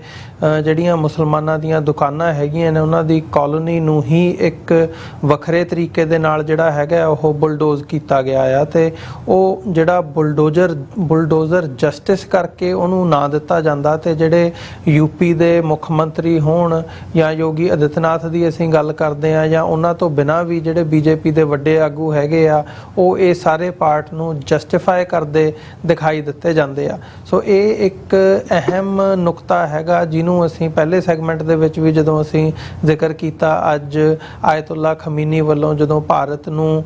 ਇਸ ਗੱਲ ਤੇ ਟਾਰਗੇਟ ਕੀਤਾ ਗਿਆ ਕਿ ਉੱਥੇ ਮੁਸਲਮਾਨਾਂ ਦੀ ਜਿਹੜੀ ਹਾਲਤ ਹੈਗੀ ਹੈ ਉਹ ਨਾਜ਼ੁਕ ਸਥਿਤੀ ਦੇ ਵਿੱਚ ਹੈ ਜਾਂ ਮੁਸਲਮਾਨਾਂ ਨੂੰ ਟਾਰਗੇਟ ਕੀਤਾ ਜਾ ਰਿਹਾ ਹੈ ਤੇ ਭਾਰਤ ਦੇ ਜਿਹੜੀਆਂ ਅਥਾਰਟੀਜ਼ ਨੇ ਉਹਨਾਂ ਨੂੰ ਇਸ ਗੱਲ ਦਾ ਨਹੀਂ ਚੰਗਾ ਲੱਗਾ। ਪਰ ਜਿਹੜੇ ਗਰਾਊਂਡ ਦੇ ਉੱਤੇ ਹਾਲਾਤ ਬਣੇ ਹੋਏ ਆ ਇਸੇ ਗੱਲ ਵੱਲ ਇਸ਼ਾਰਾ ਕਰਦੇ ਆ। ਸੂਰਤ ਸ਼ਹਿਰ ਦੀ ਇੱਕ ਪ੍ਰੋਮੀਨੈਂਟ ਐਗਜ਼ਾਮਪਲ ਦੇ ਤੌਰ ਤੇ ਜੇ ਅਸੀਂ ਖਬਰ ਅੱਜ ਸੁਖਵਿੰਦਰ ਸਿੰਘ ਜੀ ਡਿਸਕਸ ਕਰਨੀ ਹੋਵੇ ਤੇ ਕਿਵੇਂ ਮਤਲਬ ਜਦੋਂ ਇੱਕ ਪ੍ਰੋਸੈਸ਼ਨ ਕੱਢਿਆ ਜਾ ਰਿਹਾ ਹੈ ਮੈਜੋਰਿਟੀ ਕਮਿਊਨਿਟੀ ਦੇ ਵੱਲੋਂ ਤੇ ਉਸ ਨੂੰ ਮੁੱਖ ਰੱਖਦਿਆਂ ਹੋਇਆਂ ਉਹ ਇੱਕ ਮੌਸਕ ਮਸੀਤ ਦੇ ਸਾਹਮਣੇ ਉਹ ਨਿਕਲਦਾ ਆ ਤੇ ਕਿਵੇਂ ਉੱਥੇ ਜਿਹੜੀ ਹੈ ਪੱਥਰਬਾਜ਼ੀ ਦੀ ਖਬਰ ਸਾਡੇ ਸਾਹਮਣੇ ਆਉਂਦੀ ਹੈ ਤੇ ਫਿਰ ਪੁਲਿਸ ਵੱਲੋਂ ਜਿਵੇਂ ਕਾਰਵਾਈ ਕਰਦੇ ਆ ਮਤਲਬ ਅਜਿਹਾ ਘਟਨਾਕ੍ਰਮ ਦਰਦਨਾਕ ਘਟਨਾਕ੍ਰਮ ਕਿਹਾ ਜਾ ਸਕਦਾ ਵੀ ਬੰਦਿਆਂ ਦਾ ਜਾਂ ਮੁਸਲਮਾਨਾਂ ਦਾ ਉੱਥੇ ਰਹਿਣਾ ਹੀ ਔਖਾ ਹੋਇਆ ਪਿਆ ਆ। ਜਿਵੇਂ ਪੁਲਿਸ ਵੀ ਮੈਜੋਰਿਟੀ ਕਮਿਊਨਿਟੀ ਦਾ ਸਾਥ ਦਿੰਦੀ ਨਜ਼ਰ ਆਉਂਦੀ ਆ। ਉਹਦੀਆਂ ਜਿਹੜੀਆਂ ਵੀਡੀਓਜ਼ ਨੇ ਜਾਂ ਖਬਰਾਂ ਨੇ ਵੱਡੇ ਲੈਵਲ ਦੇ ਉੱਤੇ ਇਸ ਵਕਤ ਮੀਡੀਆ ਦੇ ਵਿੱਚ ਪਿਛਲੇ ਸਾਰੇ ਹਫ਼ਤੇ ਦੇ ਵਿੱਚ ਜਿਹੜੀਆਂ ਨੇ ਉਹ ਲੱਗੀਆਂ ਨੇ। ਬਿਲਕੁਲ ਜੀ, ਦੇਖੋ ਅਮਰਵੀਰ ਸਿੰਘ ਜੀ, ਜਿਹੜੀ ਤੁਸੀਂ ਗੱਲ ਕਹੀ ਆ ਕਿ ਪੁਲਿਸ ਵੀ ਜਿਹੜਾ ਆ ਮੈਜੋਰਿਟੀ ਦਾ ਸਾਥ ਦਿੰਦੀ ਨਜ਼ਰ ਆਉਂਦੀ ਆ, ਇਹ ਕੋਈ ਨਵੀਂ ਗੱਲ ਨਹੀਂ, ਭਾਰਤ ਦਾ ਇਤਿਹਾਸ ਹੀ ਇਹੀ ਰਿਹਾ। ਮਤਲਬ ਸਿੱਖਾਂ ਦਾ ਜਦੋਂ ਕਤਲੇਆਮ ਹੋਇਆ ਉਦੋਂ ਵੀ ਅਸੀਂ ਦੇਖਿਆ ਕਿ ਪੁਲਿਸ ਵਾਲਿਆਂ ਨੇ ਕਿਵੇਂ ਜਿਹੜਾ ਆ ਕੋਲੈਬੋਰੇਟ ਕੀਤਾ। ਪੁਲਿਸ ਨੇ ਜਿਹੜੇ ਉਦੋਂ ਕਾਤਲ ਭੀੜਾਂ ਸੀ, ਬਲਕਿ ਪੁਲਿਸ ਉਹਨਾਂ ਨੂੰ ਗਾਈਡ ਕਰਕੇ ਕਤਲ ਕਰਵਾ ਰਹੀ ਸੀ ਤੇ ਕਈ ਥਾਵਾਂ ਤੇ ਪੁਲਿਸ ਆਪ ਕਾਤਲਾਂ ਦੇ ਵਿੱਚ ਸ਼ਾਮਲ ਹੋ ਕੇ ਸਿੱਖਾਂ ਦਾ ਕਤਲੇਆਮ ਕਰਨ 'ਚ ਸ਼ਾਮਲ ਸੀ। ਤੇ ਉਸ ਤੋਂ ਇਲਾਵਾ ਜਿਹੜੀਆਂ ਇਹ ਘਟਨਾਵਾਂ ਹੁਣ ਅੱਜ ਦੀਆਂ ਨੇ ਤਾਜ਼ੀਆਂ, ਕਿਉਂਕਿ ਕਈ ਵਾਰ ਹੁੰਦਾ ਵੀ ਇੰਨੇ ਸਾਲ ਬੀਤ ਗਏ, ਜਿਹੜੀ ਨਵੀਂ ਪੀੜ੍ਹੀ ਹੁੰਦੀ ਆ ਕੋਈ ਅੱਜ ਸੁਣੇ ਉਹਨੂੰ ਜੇ ਇਸ ਤਰੀਕੇ ਨਾਲ ਅੱਜ ਨਾ ਹੋ ਰਿਹਾ ਹੋਵੇ ਤਾਂ ਸ਼ਾਇਦ ਉਹ ਰਿਲੇਟ ਨਾ ਕਰ ਸਕੇ। ਪਰ ਕਿਉਂਕਿ ਭਾਰਤ ਦੇ ਵਿੱਚ ਜਿਹੜਾ ਇੱਕ ਹਾਰਡ ਕੋਰ ਹਿੰਦੂਤਵਾ ਵਾਲੀ ਮੈਜੋਰਿਟੀ ਆ, ਉਹਦੇ ਵਿੱਚ ਇਹ ਉਹਦੇ ਸੁਭਾਅ ਦਾ ਹੀ ਹਿੱਸਾ ਬਣ ਚੁੱਕਿਆ ਹੈ। ਜਿਹੜਾ ਇਹ ਜ਼ੁਲਮ ਆ ਆਪਣੇ ਤੋਂ ਵੱਖਰੀ, ਆਪਣੇ ਤੋਂ ਅਦਰਸ ਦੇ ਉੱਤੇ, ਆਪਣੇ ਤੋਂ ਵੱਖਰੀ ਪਛਾਣ ਵਾਲੇ ਲੋਕਾਂ ਦੇ ਉੱਤੇ, ਤਾਂ ਉਹਨੂੰ ਇੰਜੋਏ ਕਰਦੇ ਆ। ਮਤਲਬ ਜਦੋਂ ਉਹ ਕਿਸੇ ਨੂੰ ਭੀੜ ਦੇ ਰੂਪ ਦੇ ਵਿੱਚ, ਮੈਜੋਰਿਟੀ ਇੱਕ ਭੀੜ ਆ, ਉਹਨਾਂ ਦੀ ਗਿਣਤੀ ਵੱਧ ਆ ਜੀ, ਜਦੋਂ ਇਸ ਤਰੀਕੇ ਦੇ ਨਾਲ ਇਕੱਠੇ ਹੋ ਕੇ ਜੇ ਚ ਪੁਲਿਸ ਰਲ ਜਾਂਦੀ ਆ, ਅਫਸਰਸ਼ਾਹੀ ਰਲ ਜਾਂਦੀ ਆ, ਉੱਥੋਂ ਦੇ ਇਲੈਕਟਡ ਰਿਪਰੈਜ਼ੈਂਟੇਟਿਵ ਰਲ ਜਾਂਦੇ ਆ, ਲੋਕ ਰਲ ਜਾਂਦੇ ਆ, ਭੀੜਾਂ ਰਲ ਜਾਂਦੀਆਂ ਨੇ, ਫਿਰ ਉਹ ਭੀੜ ਬਣ ਕੇ ਤੇ ਜਦੋਂ ਘੱਟ ਗਿਣਤੀਆਂ ਨੂੰ ਮਾਰਦੇ ਆ, ਘੱਟ ਗਿਣਤੀਆਂ ਦੇ ਬਲਾਤਕਾਰ ਕਰਦੇ ਆ, ਉਹਨਾਂ ਦੀਆਂ ਬੀਬੀਆਂ ਦੇ, ਘੱਟ ਗਿਣਤੀਆਂ ਦੇ ਘਰਾਂ ਨੂੰ ਢਾਉਂਦੇ ਆ, ਉਹਨਾਂ ਦੇ ਬੱਚਿਆਂ ਨੂੰ ਮਾਰਦੇ ਆ, ਤਾਂ ਫਿਰ ਉਹਦੇ ਚੋਂ ਆਨੰਦ ਲੈਂਦੇ ਆ। ਤੇ ਉਹ ਉਸੇ ਤਰੀਕੇ ਨਾਲ ਜਦੋਂ ਸਿੱਖਾਂ ਦੇ ਛੋਟੇ ਛੋਟੇ ਬੱਚਿਆਂ ਨੂੰ ਬਲਦੇ ਟਾਇਰਾਂ ਦੇ ਵਿੱਚ, ਪਿਓ ਦੇ ਗਲ ਦੇ ਵਿੱਚ ਟਾਇਰ ਬਲਦਾ ਪਾ ਕੇ ਉਹਨੂੰ ਸਾੜ ਰਹੇ ਸੀ, ਤੇ ਨਾਲ ਉੱਤੇ ਜਿਹੜਾ ਛੋਟਾ ਜਿਹਾ ਬੱਚਾ ਸੀ ਉਹਨੂੰ ਫਿਰ ਸੜਦੇ ਪਿਓ ਦੇ ਉੱਤੇ ਸੁੱਟ ਕੇ ਤੇ ਫਿਰ ਉਹ ਨਾਲ ਨੱਚਦੇ ਸੀ। ਮਤਲਬ ਜਿਹੜੀ ਇਹ ਬਿਰਤੀ ਆ, ਤੁਸੀਂ ਦੇਖੋ ਵੀ ਇਨਸਾਨੀਅਤ ਕਹਿੰਦੇ ਜੀ, ਮਤਲਬ ਜਦੋਂ ਪੰਜਾਬ ਦੇ ਵਿੱਚ ਕੋਈ ਸਿੱਖ ਹੱਕਾਂ ਦੀ ਗੱਲ ਕਰਦਾ ਜਾਂ ਸਿੱਖਾਂ ਦੀ ਗੱਲ ਕਰਦਾ, ਕਹਿੰਦੇ ਜੀ ਇਨਸਾਨੀਅਤ ਦੀ ਗੱਲ ਕਰੋ। ਇਹੋ ਜਿਹੇ ਲੋਕਾਂ ਦੇ ਨਾਲ ਕਾਹਦੀ ਇਨਸਾਨੀਅਤ ਦੀ ਗੱਲ ਕੀਤੀ ਜਾ ਸਕਦੀ ਹੈ? ਮਤਲਬ ਇਹ ਤਾਂ ਹੈਵਾਨ ਵੀ ਸ਼ਾਇਦ ਇਹਨਾਂ ਤੋਂ ਸ਼ਰਮ ਖਾ ਜੇ ਵੀ ਜਿੰਨਾ ਇਹ ਲੋਕ ਜ਼ੁਲਮ ਨੂੰ ਇੰਜੋਏ ਕਰਦੇ ਆ, ਉਹਨੂੰ ਫਨ ਕਰਦੇ ਆ। ਤੇ ਉਸੇ ਤਰੀਕੇ ਦੇ ਨਾਲ ਵੀ ਇਹ ਜਿਹੜੀ ਮਾਨਸਿਕਤਾ ਆ, ਉਹ ਫਿਰ ਸਰਕਾਰਾਂ ਨੂੰ ਹੱਲਾਸ਼ੇਰੀ ਦਿੰਦੀ ਆ ਵੀ ਉਹ ਇਸ ਤਰੀਕੇ ਦੀਆਂ ਜਿਹੜੀਆਂ ਕਾਰਵਾਈਆਂ ਨੇ ਉਹਨਾਂ ਨੂੰ ਵਧਾਉਣ। ਤੇ ਮਾਈਨੋਰਿਟੀ ਇਸ ਸਮੇਂ, ਅਸੀਂ ਪਹਿਲਾਂ ਵੀ ਗੱਲ ਕੀਤੀ, ਮੁਸਲਮਾਨ ਜਿਹੜੇ ਆ ਉਹ ਟੋਟਲੀ ਅਸੀਂ ਕਹਿ ਸਕਦੇ ਆ ਕਿ ਹੀਣੇ ਹੋਏ ਪਏ ਆ। ਹੁਣ ਉਹਨਾਂ ਦੇ ਜਦੋਂ ਜਿਹੜੀਆਂ ਹਿੰਦੂ ਜਥੇਬੰਦੀਆਂ ਆ, ਉਹ ਇਕੱਠੀਆਂ ਹੋ ਕੇ ਤੇ ਆਪਣੇ ਕਿਸੇ ਧਾਰਮਿਕ ਦਿਨ ਤਿਉਹਾਰ ਦੇ ਉੱਤੇ ਜਦੋਂ ਉਹਨਾਂ ਨੇ ਕੋਈ ਮਾਰਚ ਕੱਢਣਾ ਜਾਂ ਕੁਛ ਕਰਨਾ, ਤਾਂ ਉਹ ਜਾ ਕੇ ਜਦੋਂ ਉੱਥੇ ਮਸਜਿਦ ਦੇ ਬਾਹਰੋਂ ਲੰਘਦੇ ਆ ਤੇ ਉਹਦੇ ਤੇ ਹਮਲਾ ਕਰਨ ਲੱਗਦੇ ਆ, ਤੇ ਫਿਰ ਅੱਗੋਂ ਜਦੋਂ ਮਾੜਾ ਮੋਟਾ ਕੋਈ ਜਵਾਬ ਦੇ ਦਿੰਦੇ ਆ, ਅੰਦਰੋਂ ਕੰਧਾਂ ਦੇ ਉਹਲੇ ਕੋਈ 4 ਪੱਥਰ ਚਲਾਤੇ ਜਾਂ ਕੁਛ ਕਰਤਾ, ਤੇ ਫਿਰ ਪੁਲਿਸ ਆ ਜਾਂਦੀ ਆ। ਤੇ ਫਿਰ ਪੁਲਿਸ ਆ ਕੇ ਤੇ ਉਹ ਜਿਹੜੇ ਮੁੰਡੇ ਅੰਦਰ, ਉਹ ਕੰਮ ਤਾਂ ਕੁਛ ਜਿਹੜੇ ਮੁੰਡੇ ਆ ਉਹਨਾਂ ਨੇ ਕੀਤਾ ਹੁੰਦਾ, ਨੌਜਵਾਨਾਂ ਨੇ, ਫਿਰ ਉਹ ਸਾਰੇ ਮੁਸਲਮਾਨਾਂ ਨੂੰ ਟਾਰਗੇਟ ਕਰ ਲੈਂਦੇ ਆ। ਜਿਹੜਾ ਘਰਾਂ 'ਚ ਜਿੱਥੇ ਮਿਲ ਗਿਆ ਉਹਨੂੰ ਚੁੱਕ ਕੇ ਲੈ ਜਾਓ। ਤੇ ਆ ਸੂਰਤ ਵਾਲੀ ਜਿਹੜੀ ਪੁਲਿਸ ਆ, ਇਹ ਘਟਨਾ ਦੇ ਵਿੱਚ ਜਿਹੜੀ ਸਭ ਤੋਂ ਦੇਖੋ ਖਤਰਨਾਕ ਗੱਲ ਹੋਈ ਆ, ਇਹ ਪੁਲਿਸ ਵਾਲੇ ਉਹਨਾਂ ਨੂੰ ਗ੍ਰਿਫਤਾਰ ਕਰਕੇ ਲੈ ਗਏ। ਇਸ ਜਿਹੜੀ ਠੀਕ ਆ, 2 ਭਾਈਚਾਰਿਆਂ ਦੀ ਝੜਪ ਹੋਈ, ਉਹ ਤੋਂ ਬਾਅਦ ਮੁਸਲਮਾਨਾਂ ਦੇ ਜਿਹੜੇ ਜਿੰਨੇ ਬੰਦੇ ਉਹਨਾਂ ਨੂੰ ਘਰਾਂ 'ਚ ਟੱਕਰੇ, ਉਹਨਾਂ ਨੂੰ ਚੁੱਕ ਕੇ ਲੈ ਗਏ। ਤੇ ਉਸ ਤੋਂ ਬਾਅਦ ਇੱਕ ਫਿਰ ਪੁਲਿਸ ਨੇ ਵੀਡੀਓ ਪਾਈ ਟਵਿੱਟਰ ਦੇ ਉੱਤੇ ਜੀ, ਉਹ ਮਤਲਬ ਉਹਦੇ ਬਾਰੇ ਕਹਿੰਦੇ ਵੀ ਉਹ ਵੀਡੀਓ ਦੇ ਵਿੱਚ ਉਹਨਾਂ ਨੇ ਵੀ ਏਦਾਂ ਪਾਈ ਵੀ ਪਹਿਲਾਂ, ਸਭ ਤੋਂ ਪਹਿਲਾਂ ਵੀਡੀਓ ਦੇ ਵਿੱਚ ਗਣੇਸ਼ ਦੀ ਮੂਰਤੀ ਦਿਖਾਉਂਦੇ ਆ, ਫਿਰ ਜਿਹੜੇ ਮੁਸਲਮਾਨ ਨੌਜਵਾਨ ਆ ਜਾਂ ਬੰਦੇ ਆ, ਉਹਨਾਂ ਨੂੰ ਪੁਲਿਸ ਦੀਆਂ ਜੀਪਾਂ ਦੇ ਵਿੱਚ ਦਿਖਾਇਆ ਜਾਂਦਾ ਵੀ ਚੁੱਕ ਲਿਆ ਸੀ। ਤੇ ਫਿਰ ਤੀਜਾ ਭਾਗ ਇਹ ਦਿਖਾਇਆ ਜਾਂਦਾ ਵੀ ਜਿਹੜੇ ਉਹ ਬੰਦੇ ਆ, ਉਹ ਹੁਣ ਪੁਲਿਸ ਦੀਆਂ ਜੀਪਾਂ ਚੋਂ ਬਾਹਰ ਨਿਕਲ ਰਹੇ ਆ, ਫਿਰ ਤੇ ਕੋਈ ਲੰਗੜਾ ਕੇ ਤੁਰ ਰਿਹਾ ਆ, ਵੀ ਜਿਵੇਂ ਕੋਈ ਨੰਗੇ ਪੈਰ ਵੀ ਐਨ ਕੁੱਟ ਕੱਟ ਕੇ ਫਿਰ ਉਹਨਾਂ ਨੂੰ ਪੁਲਿਸ ਦੀ ਜੀਪ ਦੇ ਵਿੱਚੋਂ ਬਾਹਰ ਨਿਕਲਦੇ ਦਿਖਾਇਆ ਗਿਆ। ਤੇ ਇਹ ਵੀਡੀਓ ਜਿਹੜੀ ਆ, ਇਹ ਪੁਲਿਸ ਨੇ ਟਵਿੱਟਰ ਤੇ ਸ਼ੇਅਰ ਕੀਤੀ ਹੈ। ਕਿਸੇ ਇਹ ਨਹੀਂ ਕਿ ਕਿਸੇ ਹਿੰਦੂ ਜਥੇਬੰਦੀ ਨੇ ਜਾਂ ਕਿਸੇ ਗਰੁੱਪ ਨੇ, ਮਤਲਬ ਪੁਲਿਸ ਜਿਹੜਾ ਐਡਮਿਨਿਸਟ੍ਰੇਸ਼ਨ ਦਾ ਹਿੱਸਾ ਆ, ਇਹ ਉਹ ਕਰ ਰਿਹਾ। ਜਦੋਂ ਪੁਲਿਸ ਇਹ ਕੰਮ ਕਰ ਰਹੀ ਹੈ ਤਾਂ ਇਹ ਸਮਝਣਾ ਚਾਹੀਦਾ ਕਿ ਫਿਰ ਸਟੇਟ ਜਿਹੜੀ ਆ, ਇਹ ਵਾਇਲੈਂਸ ਆ, ਇਹ ਕੋਈ ਭੀੜਾਂ ਨਹੀਂ ਕਰ ਰਹੀਆਂ, ਇਹ ਸਟੇਟ ਵਾਇਲੈਂਸ ਆ ਜਿਹੜੀ ਇੱਕ ਮਾਈਨੋਰਿਟੀ ਦੇ ਉੱਤੇ ਹੋ ਰਹੀ ਹੈ, ਜਿਹਦੇ ਚੋਂ ਫਿਰ ਜਿਹੜਾ ਖਮੀਨੀ ਆ, ਉਹਨਾਂ ਦੀਆਂ ਵੀ ਆਪਣੀਆਂ ਜਾਣਕਾਰੀ ਦੇ ਸਰੋਤ ਆ, ਉਹਨਾਂ ਨੂੰ ਸ਼ਾਇਦ ਜਿਹੜੀਆਂ ਸਟੇਟ ਦੀਆਂ ਇੰਟੈਲੀਜੈਂਸ ਏਜੰਸੀਜ਼ ਹੁੰਦੀਆਂ ਨੇ, ਉਹਨਾਂ ਨੂੰ ਸਾਡੇ ਨਾਲੋਂ ਵੱਧ ਜਾਣਕਾਰੀ ਹੁੰਦੀ ਆ, ਤੇ ਜਿਹਦੇ ਚੱਲਦੇ ਹੀ ਫਿਰ ਉਹਨੇ ਅੱਜ ਇਹ ਬਿਆਨ ਦਿੱਤਾ ਵੀ ਜਿਹੜਾ ਭਾਰਤ ਦੇ ਵਿੱਚ ਜਿਹੜਾ ਮੁਸਲਮਾਨ ਆ, ਉਹ ਕਿੰਨੇ ਖਤਰੇ 'ਚ ਨੇ। ਤੇ ਮਤਲਬ ਇਹ ਘਟਨਾ ਤੋਂ ਇਲਾਵਾ ਅਮਰਵੀਰ ਸਿੰਘ ਜੀ, ਇਹ ਤਾਂ ਤੁਸੀਂ ਅਖਬਾਰਾਂ ਕੱਢੋ, ਮਤਲਬ ਮੇਨ ਪੇਜ ਤੇ ਨਾ ਵੀ ਹੋਣ, ਤੁਸੀਂ ਵਿੱਚ ਸ਼ਹਿਰਾਂ ਦੀਆਂ ਖਬਰਾਂ ਪੜ੍ਹੋ, ਤੁਹਾਨੂੰ ਬੇਅੰਤ ਇਹੋ ਜਿਹੀਆਂ ਖਬਰਾਂ ਮਿਲ ਜਾਣਗੀਆਂ ਵੀ ਜਿੱਥੇ ਘੱਟ ਗਿਣਤੀਆਂ ਦੇ ਨਾਲ ਜ਼ਬਰ ਹੋ ਰਿਹਾ, ਧੱਕਾ ਹੋ ਰਿਹਾ। ਆਪਣੇ ਨਾਲ ਦੀ ਹਿਮਾਚਲ ਦੀ, ਹੁਣ ਪਿਛਲੇ ਕੁਝ ਦਿਨਾਂ ਤੋਂ ਹਿਮਾਚਲ 'ਚ ਬੜਾ ਮਸਲਾ ਭਖਿਆ ਹੋਇਆ ਸੀ ਸ਼ਿਮਲੇ ਦਾ। ਉੱਥੇ ਕੋਈ ਜ਼ਾਹਰ ਪੀਰ ਕਰਕੇ ਕੁਛ ਏਦਾਂ ਕੋਈ ਸਮਾਧ ਸੀ, ਤੇ ਉਹ ਲੈ ਕੇ ਜੀ ਵੀ ਇਹ ਤੁਸੀਂ ਸਰਕਾਰੀ ਥਾਂ ਦੇ ਵਿੱਚ ਬਣਾ ਰਹੇ ਹੋ। ਹਿੰਦੂ ਜਥੇਬੰਦੀਆਂ ਨੇ ਕਈ ਦਿਨ ਉੱਥੇ ਧਰਨਾ ਪ੍ਰਦਰਸ਼ਨ ਕੀਤਾ ਤੇ ਇੱਕ ਦਿਨ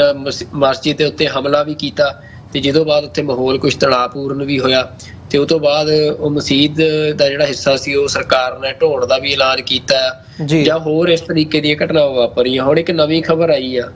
ਕਿ ਸੋਲਨ ਦੇ ਵਿੱਚ ਬਾਜ਼ਾਰ ਬੰਦ ਕਰਤਾ ਉੱਥੇ ਲਾ ਲਿਆ ਨੇ। ਇਹ ਸਾਡੇ ਇੱਥੇ ਜੀ ਜਿਹੜੇ ਬਾਹਰੀ ਆ, ਉਹ ਬਹੁਤ ਵੱਧ ਗਏ ਆ ਤੇ ਸਾਡੇ ਇੱਥੇ ਸਿਕਿਉਰਿਟੀ ਨੂੰ ਦਾ ਮਸਲਾ ਬਣ ਗਿਆ ਆ ਤੇ ਇਹਨਾਂ ਦੇ ਉੱਤੇ ਰੋਕ ਲਾਈ ਜਾਵੇ। ਤਾਂ ਮੈਂ ਹੁਣ ਇਹ ਜਦੋਂ ਖਬਰਾਂ ਦੇਖ ਰਹੇ ਸੀ, ਅੱਜ ਤਾਂ ਪੜ੍ਹ ਰਿਹਾ ਸੀ ਵੀ ਪੰਜਾਬ ਅੱਧਾ ਹਿਮਾਚਲੀ ਦੱਬ ਗਿਆ। ਤੇ ਜਦੋਂ ਪੰਜਾਬ ਦੇ ਲੋਕ ਇਹ ਗੱਲ ਕਹਿੰਦੇ ਆ ਵੀ ਸਾਡੇ ਇੱਥੇ ਬਾਹਰੀ ਲੋਕਾਂ ਦੇ ਜ਼ਮੀਨ ਲੈਣ ਤੇ ਜਾਂ ਵੋਟ ਬਣਾਉਣ ਤੇ ਰੋਕ ਲਾਈ ਜਾਵੇ, ਹਾਲਾਂਕਿ ਪਹਿਲੇ ਹੀ ਹਿਮਾਚਲ ਦੇ ਵਿੱਚ ਬਹੁਤ ਸਖਤ ਕਾਨੂੰਨ ਹੈਗਾ ਕਿ ਉੱਥੇ ਕੋਈ ਬਾਹਰੀ ਬੰਦਾ ਜਿਹੜਾ ਆ ਉਹ ਖੇਤੀਬਾੜੀ ਵਾਲੀ ਜ਼ਮੀਨ ਨਹੀਂ ਖਰੀਦ ਸਕਦਾ ਜੀ। ਤੇ ਪਰ ਫੇਰ ਵੀ ਦੇਖੋ ਉਹਨਾਂ ਨੂੰ ਇਹ ਆ ਵੀ ਉਹ ਜਿੰਨੀ ਕੁ ਵੀ ਮਾੜੀ ਮੋਟੀ ਸਪੇਸ ਆ ਉਹਨੂੰ ਵੀ ਸਹਿਣ ਨਹੀਂ ਕਰਦੇ ਆ। ਤੇ ਉਹ ਜਿਹੜਾ ਇਹ ਲਾਲਿਆਂ ਨੇ ਇਹ ਵੀ ਅੱਜ ਉੱਥੇ ਸਾਰੀ ਟ੍ਰੇਡ ਯੂਨੀਅਨ ਨੇ ਬੰਦ ਕੀਤਾ ਜਾਂ ਇਹ ਮੰਗ ਕੀਤੀ ਆ, ਉਹਦਾ ਹਿੰਦੂ ਜਥੇਬੰਦੀਆਂ ਨੇ ਸਮਰਥਨ ਕੀਤਾ ਆ। ਉਹਦੇ ਪਿੱਛੇ ਵਜ੍ਹਾ ਵੀ ਇਹੀ ਆ ਕਿ ਯੂਪੀ ਜਾਂ ਇਹਨਾਂ ਸੂਬਿਆਂ ਦੇ ਵਿੱਚ ਜਿਹੜਾ ਯੋਗੀ ਆਦਿੱਤਿਆਨਾਥ ਦਾ ਇਹ ਸਾਰਾ ਬਲਡੋਜ਼ਰ ਕਲਚਰ ਚੱਲਿਆ ਆ ਵੀ ਉਹਦੇ ਚੋਂ ਵੱਡੀ ਗਿਣਤੀ ਦੇ ਵਿੱਚ ਜਿਹੜੇ ਮੁਸਲਮਾਨ ਨੇ ਉਹਨਾਂ ਇਲਾਕਿਆਂ ਚੋਂ ਉਹ ਆਪਣੀ ਸੇਫਟੀ ਸਿਕਿਉਰਿਟੀ ਦੇ ਕੰਸਰਨ ਕਰਕੇ ਆਪਣੇ ਟੱਬਰਾਂ ਦੇ ਸਮੇਤ ਆਪਣੇ ਵਪਾਰ ਲੈ ਕੇ ਪੰਜਾਬ ਜਾਂ ਹਿਮਾਚਲ ਵਰਗੇ ਇਹਨਾਂ ਸੂਬਿਆਂ ਦੇ ਵਿੱਚ ਪਿਛਲੇ ਸਾਲਾਂ 'ਚ ਆਏ ਆ। ਉਹਦੇ ਨਾਲ ਠੀਕ ਆ ਡੈਮੋਗ੍ਰਾਫਿਕ ਅਸਰ ਪੈਂਦਾ ਆ, ਪਰ ਪੰਜਾਬ ਤਾਂ ਹਮੇਸ਼ਾ ਤੋਂ ਹੀ ਇਹ ਗੱਲ ਕਹਿੰਦਾ, ਪਰ ਪੰਜਾਬ ਦੇ ਲੋਕ ਕਿਸੇ ਧਰਮ ਨੂੰ ਸਪੈਸੀਫਿਕ ਟਾਰਗੇਟ ਕਰਕੇ ਨਹੀਂ ਇਹ ਗੱਲ ਕਹਿੰਦੇ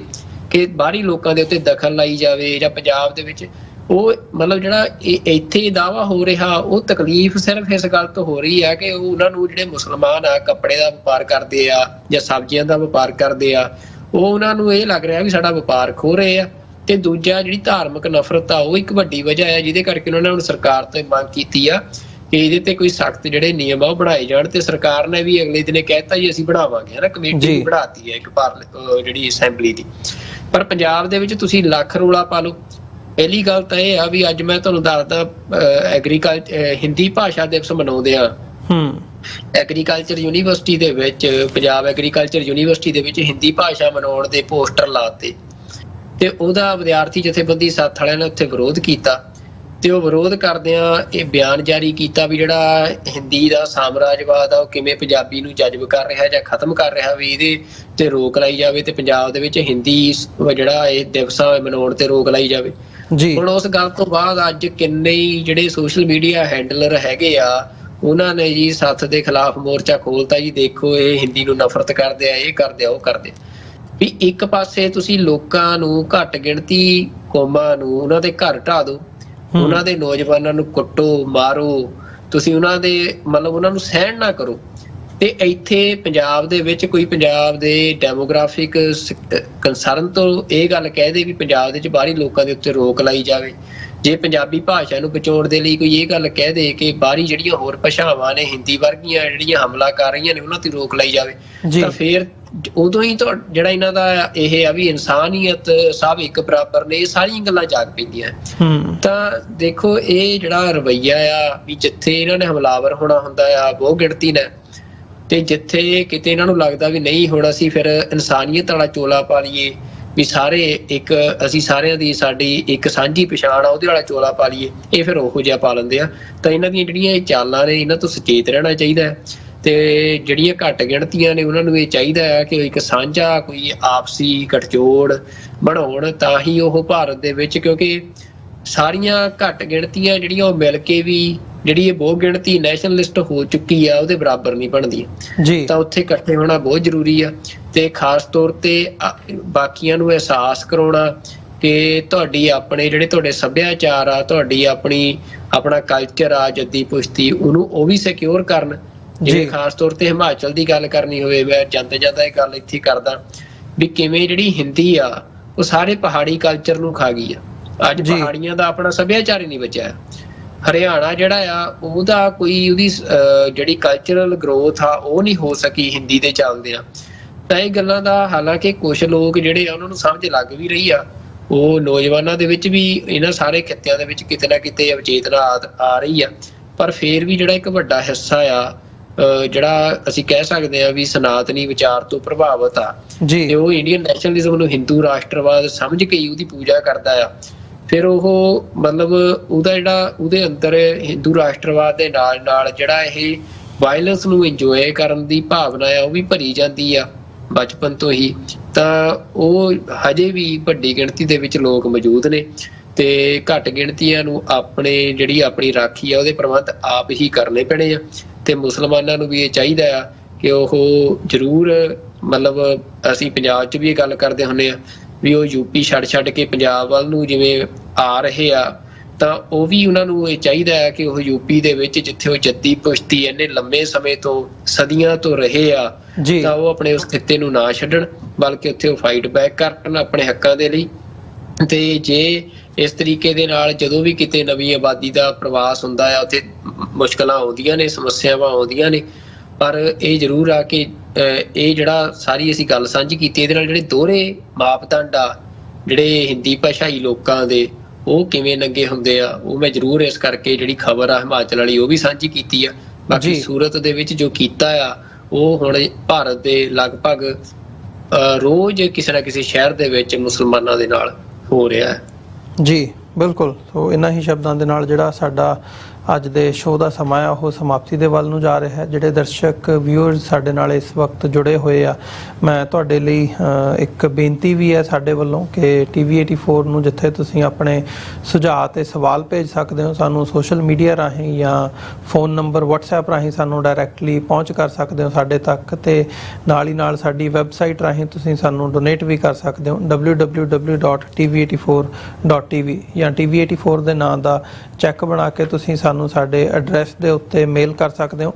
3601 37th Avenue Long Island City, ਨਿਊਯਾਰਕ 11101। ਫੋਨ ਨੰਬਰ ਤੁਹਾਡੀ ਸਕਰੀਨ ਦੇ ਉੱਤੇ ਆ ਰਿਹਾ ਹੈ 5166191984। ਇਸ ਨੰਬਰ ਰਾਹੀਂ ਤੁਸੀਂ ਸਾਨੂੰ ਡਾਇਰੈਕਟਲੀ ਕਾਲ ਕਰ ਸਕਦੇ ਹੋ ਜਾਂ WhatsApp ਰਾਹੀਂ ਸਾਡੇ ਤੱਕ ਸੁਨੇਹਾ ਪੁੱਜਦਾ ਕਰ ਸਕਦੇ ਹੋ। ਇਹਨਾਂ ਹੀ ਸ਼ਬਦਾਂ ਦੇ ਨਾਲ ਵਿਊਅਰਸ ਅੱਜ ਦੇ ਸ਼ੋਅ ਦੇ ਵਿੱਚ ਅਸੀਂ ਇੱਥੇ ਹੀ ਤੁਹਾਡੇ ਕੋਲੋਂ ਇਜਾਜ਼ਤ ਚਾਹਾਂਗੇ। ਦੁਬਾਰਾ ਫਿਰ ਤੁਹਾਡੇ ਨਾਲ ਮੁਲਾਕਾਤ ਹੋਵੇਗੀ। ਫਤਿਹ ਦੀ ਸਾਂਝ ਪਾਈਏ ਸੁਖਵਿੰਦਰ ਸਿੰਘ ਜੀ ਅੰਤ ਦੇ ਵਿੱਚ। ਵਾਹਿਗੁਰੂ ਜੀ ਕਾ ਖਾਲਸਾ, ਵਾਹਿਗੁਰੂ ਜੀ ਕੀ ਫਤਿਹ ਜੀ। ਵਾਹਿਗੁਰੂ ਜੀ ਕਾ ਖਾਲਸਾ, ਵਾਹਿਗੁਰੂ ਜੀ ਕੀ ਫਤਿਹ ਜੀ।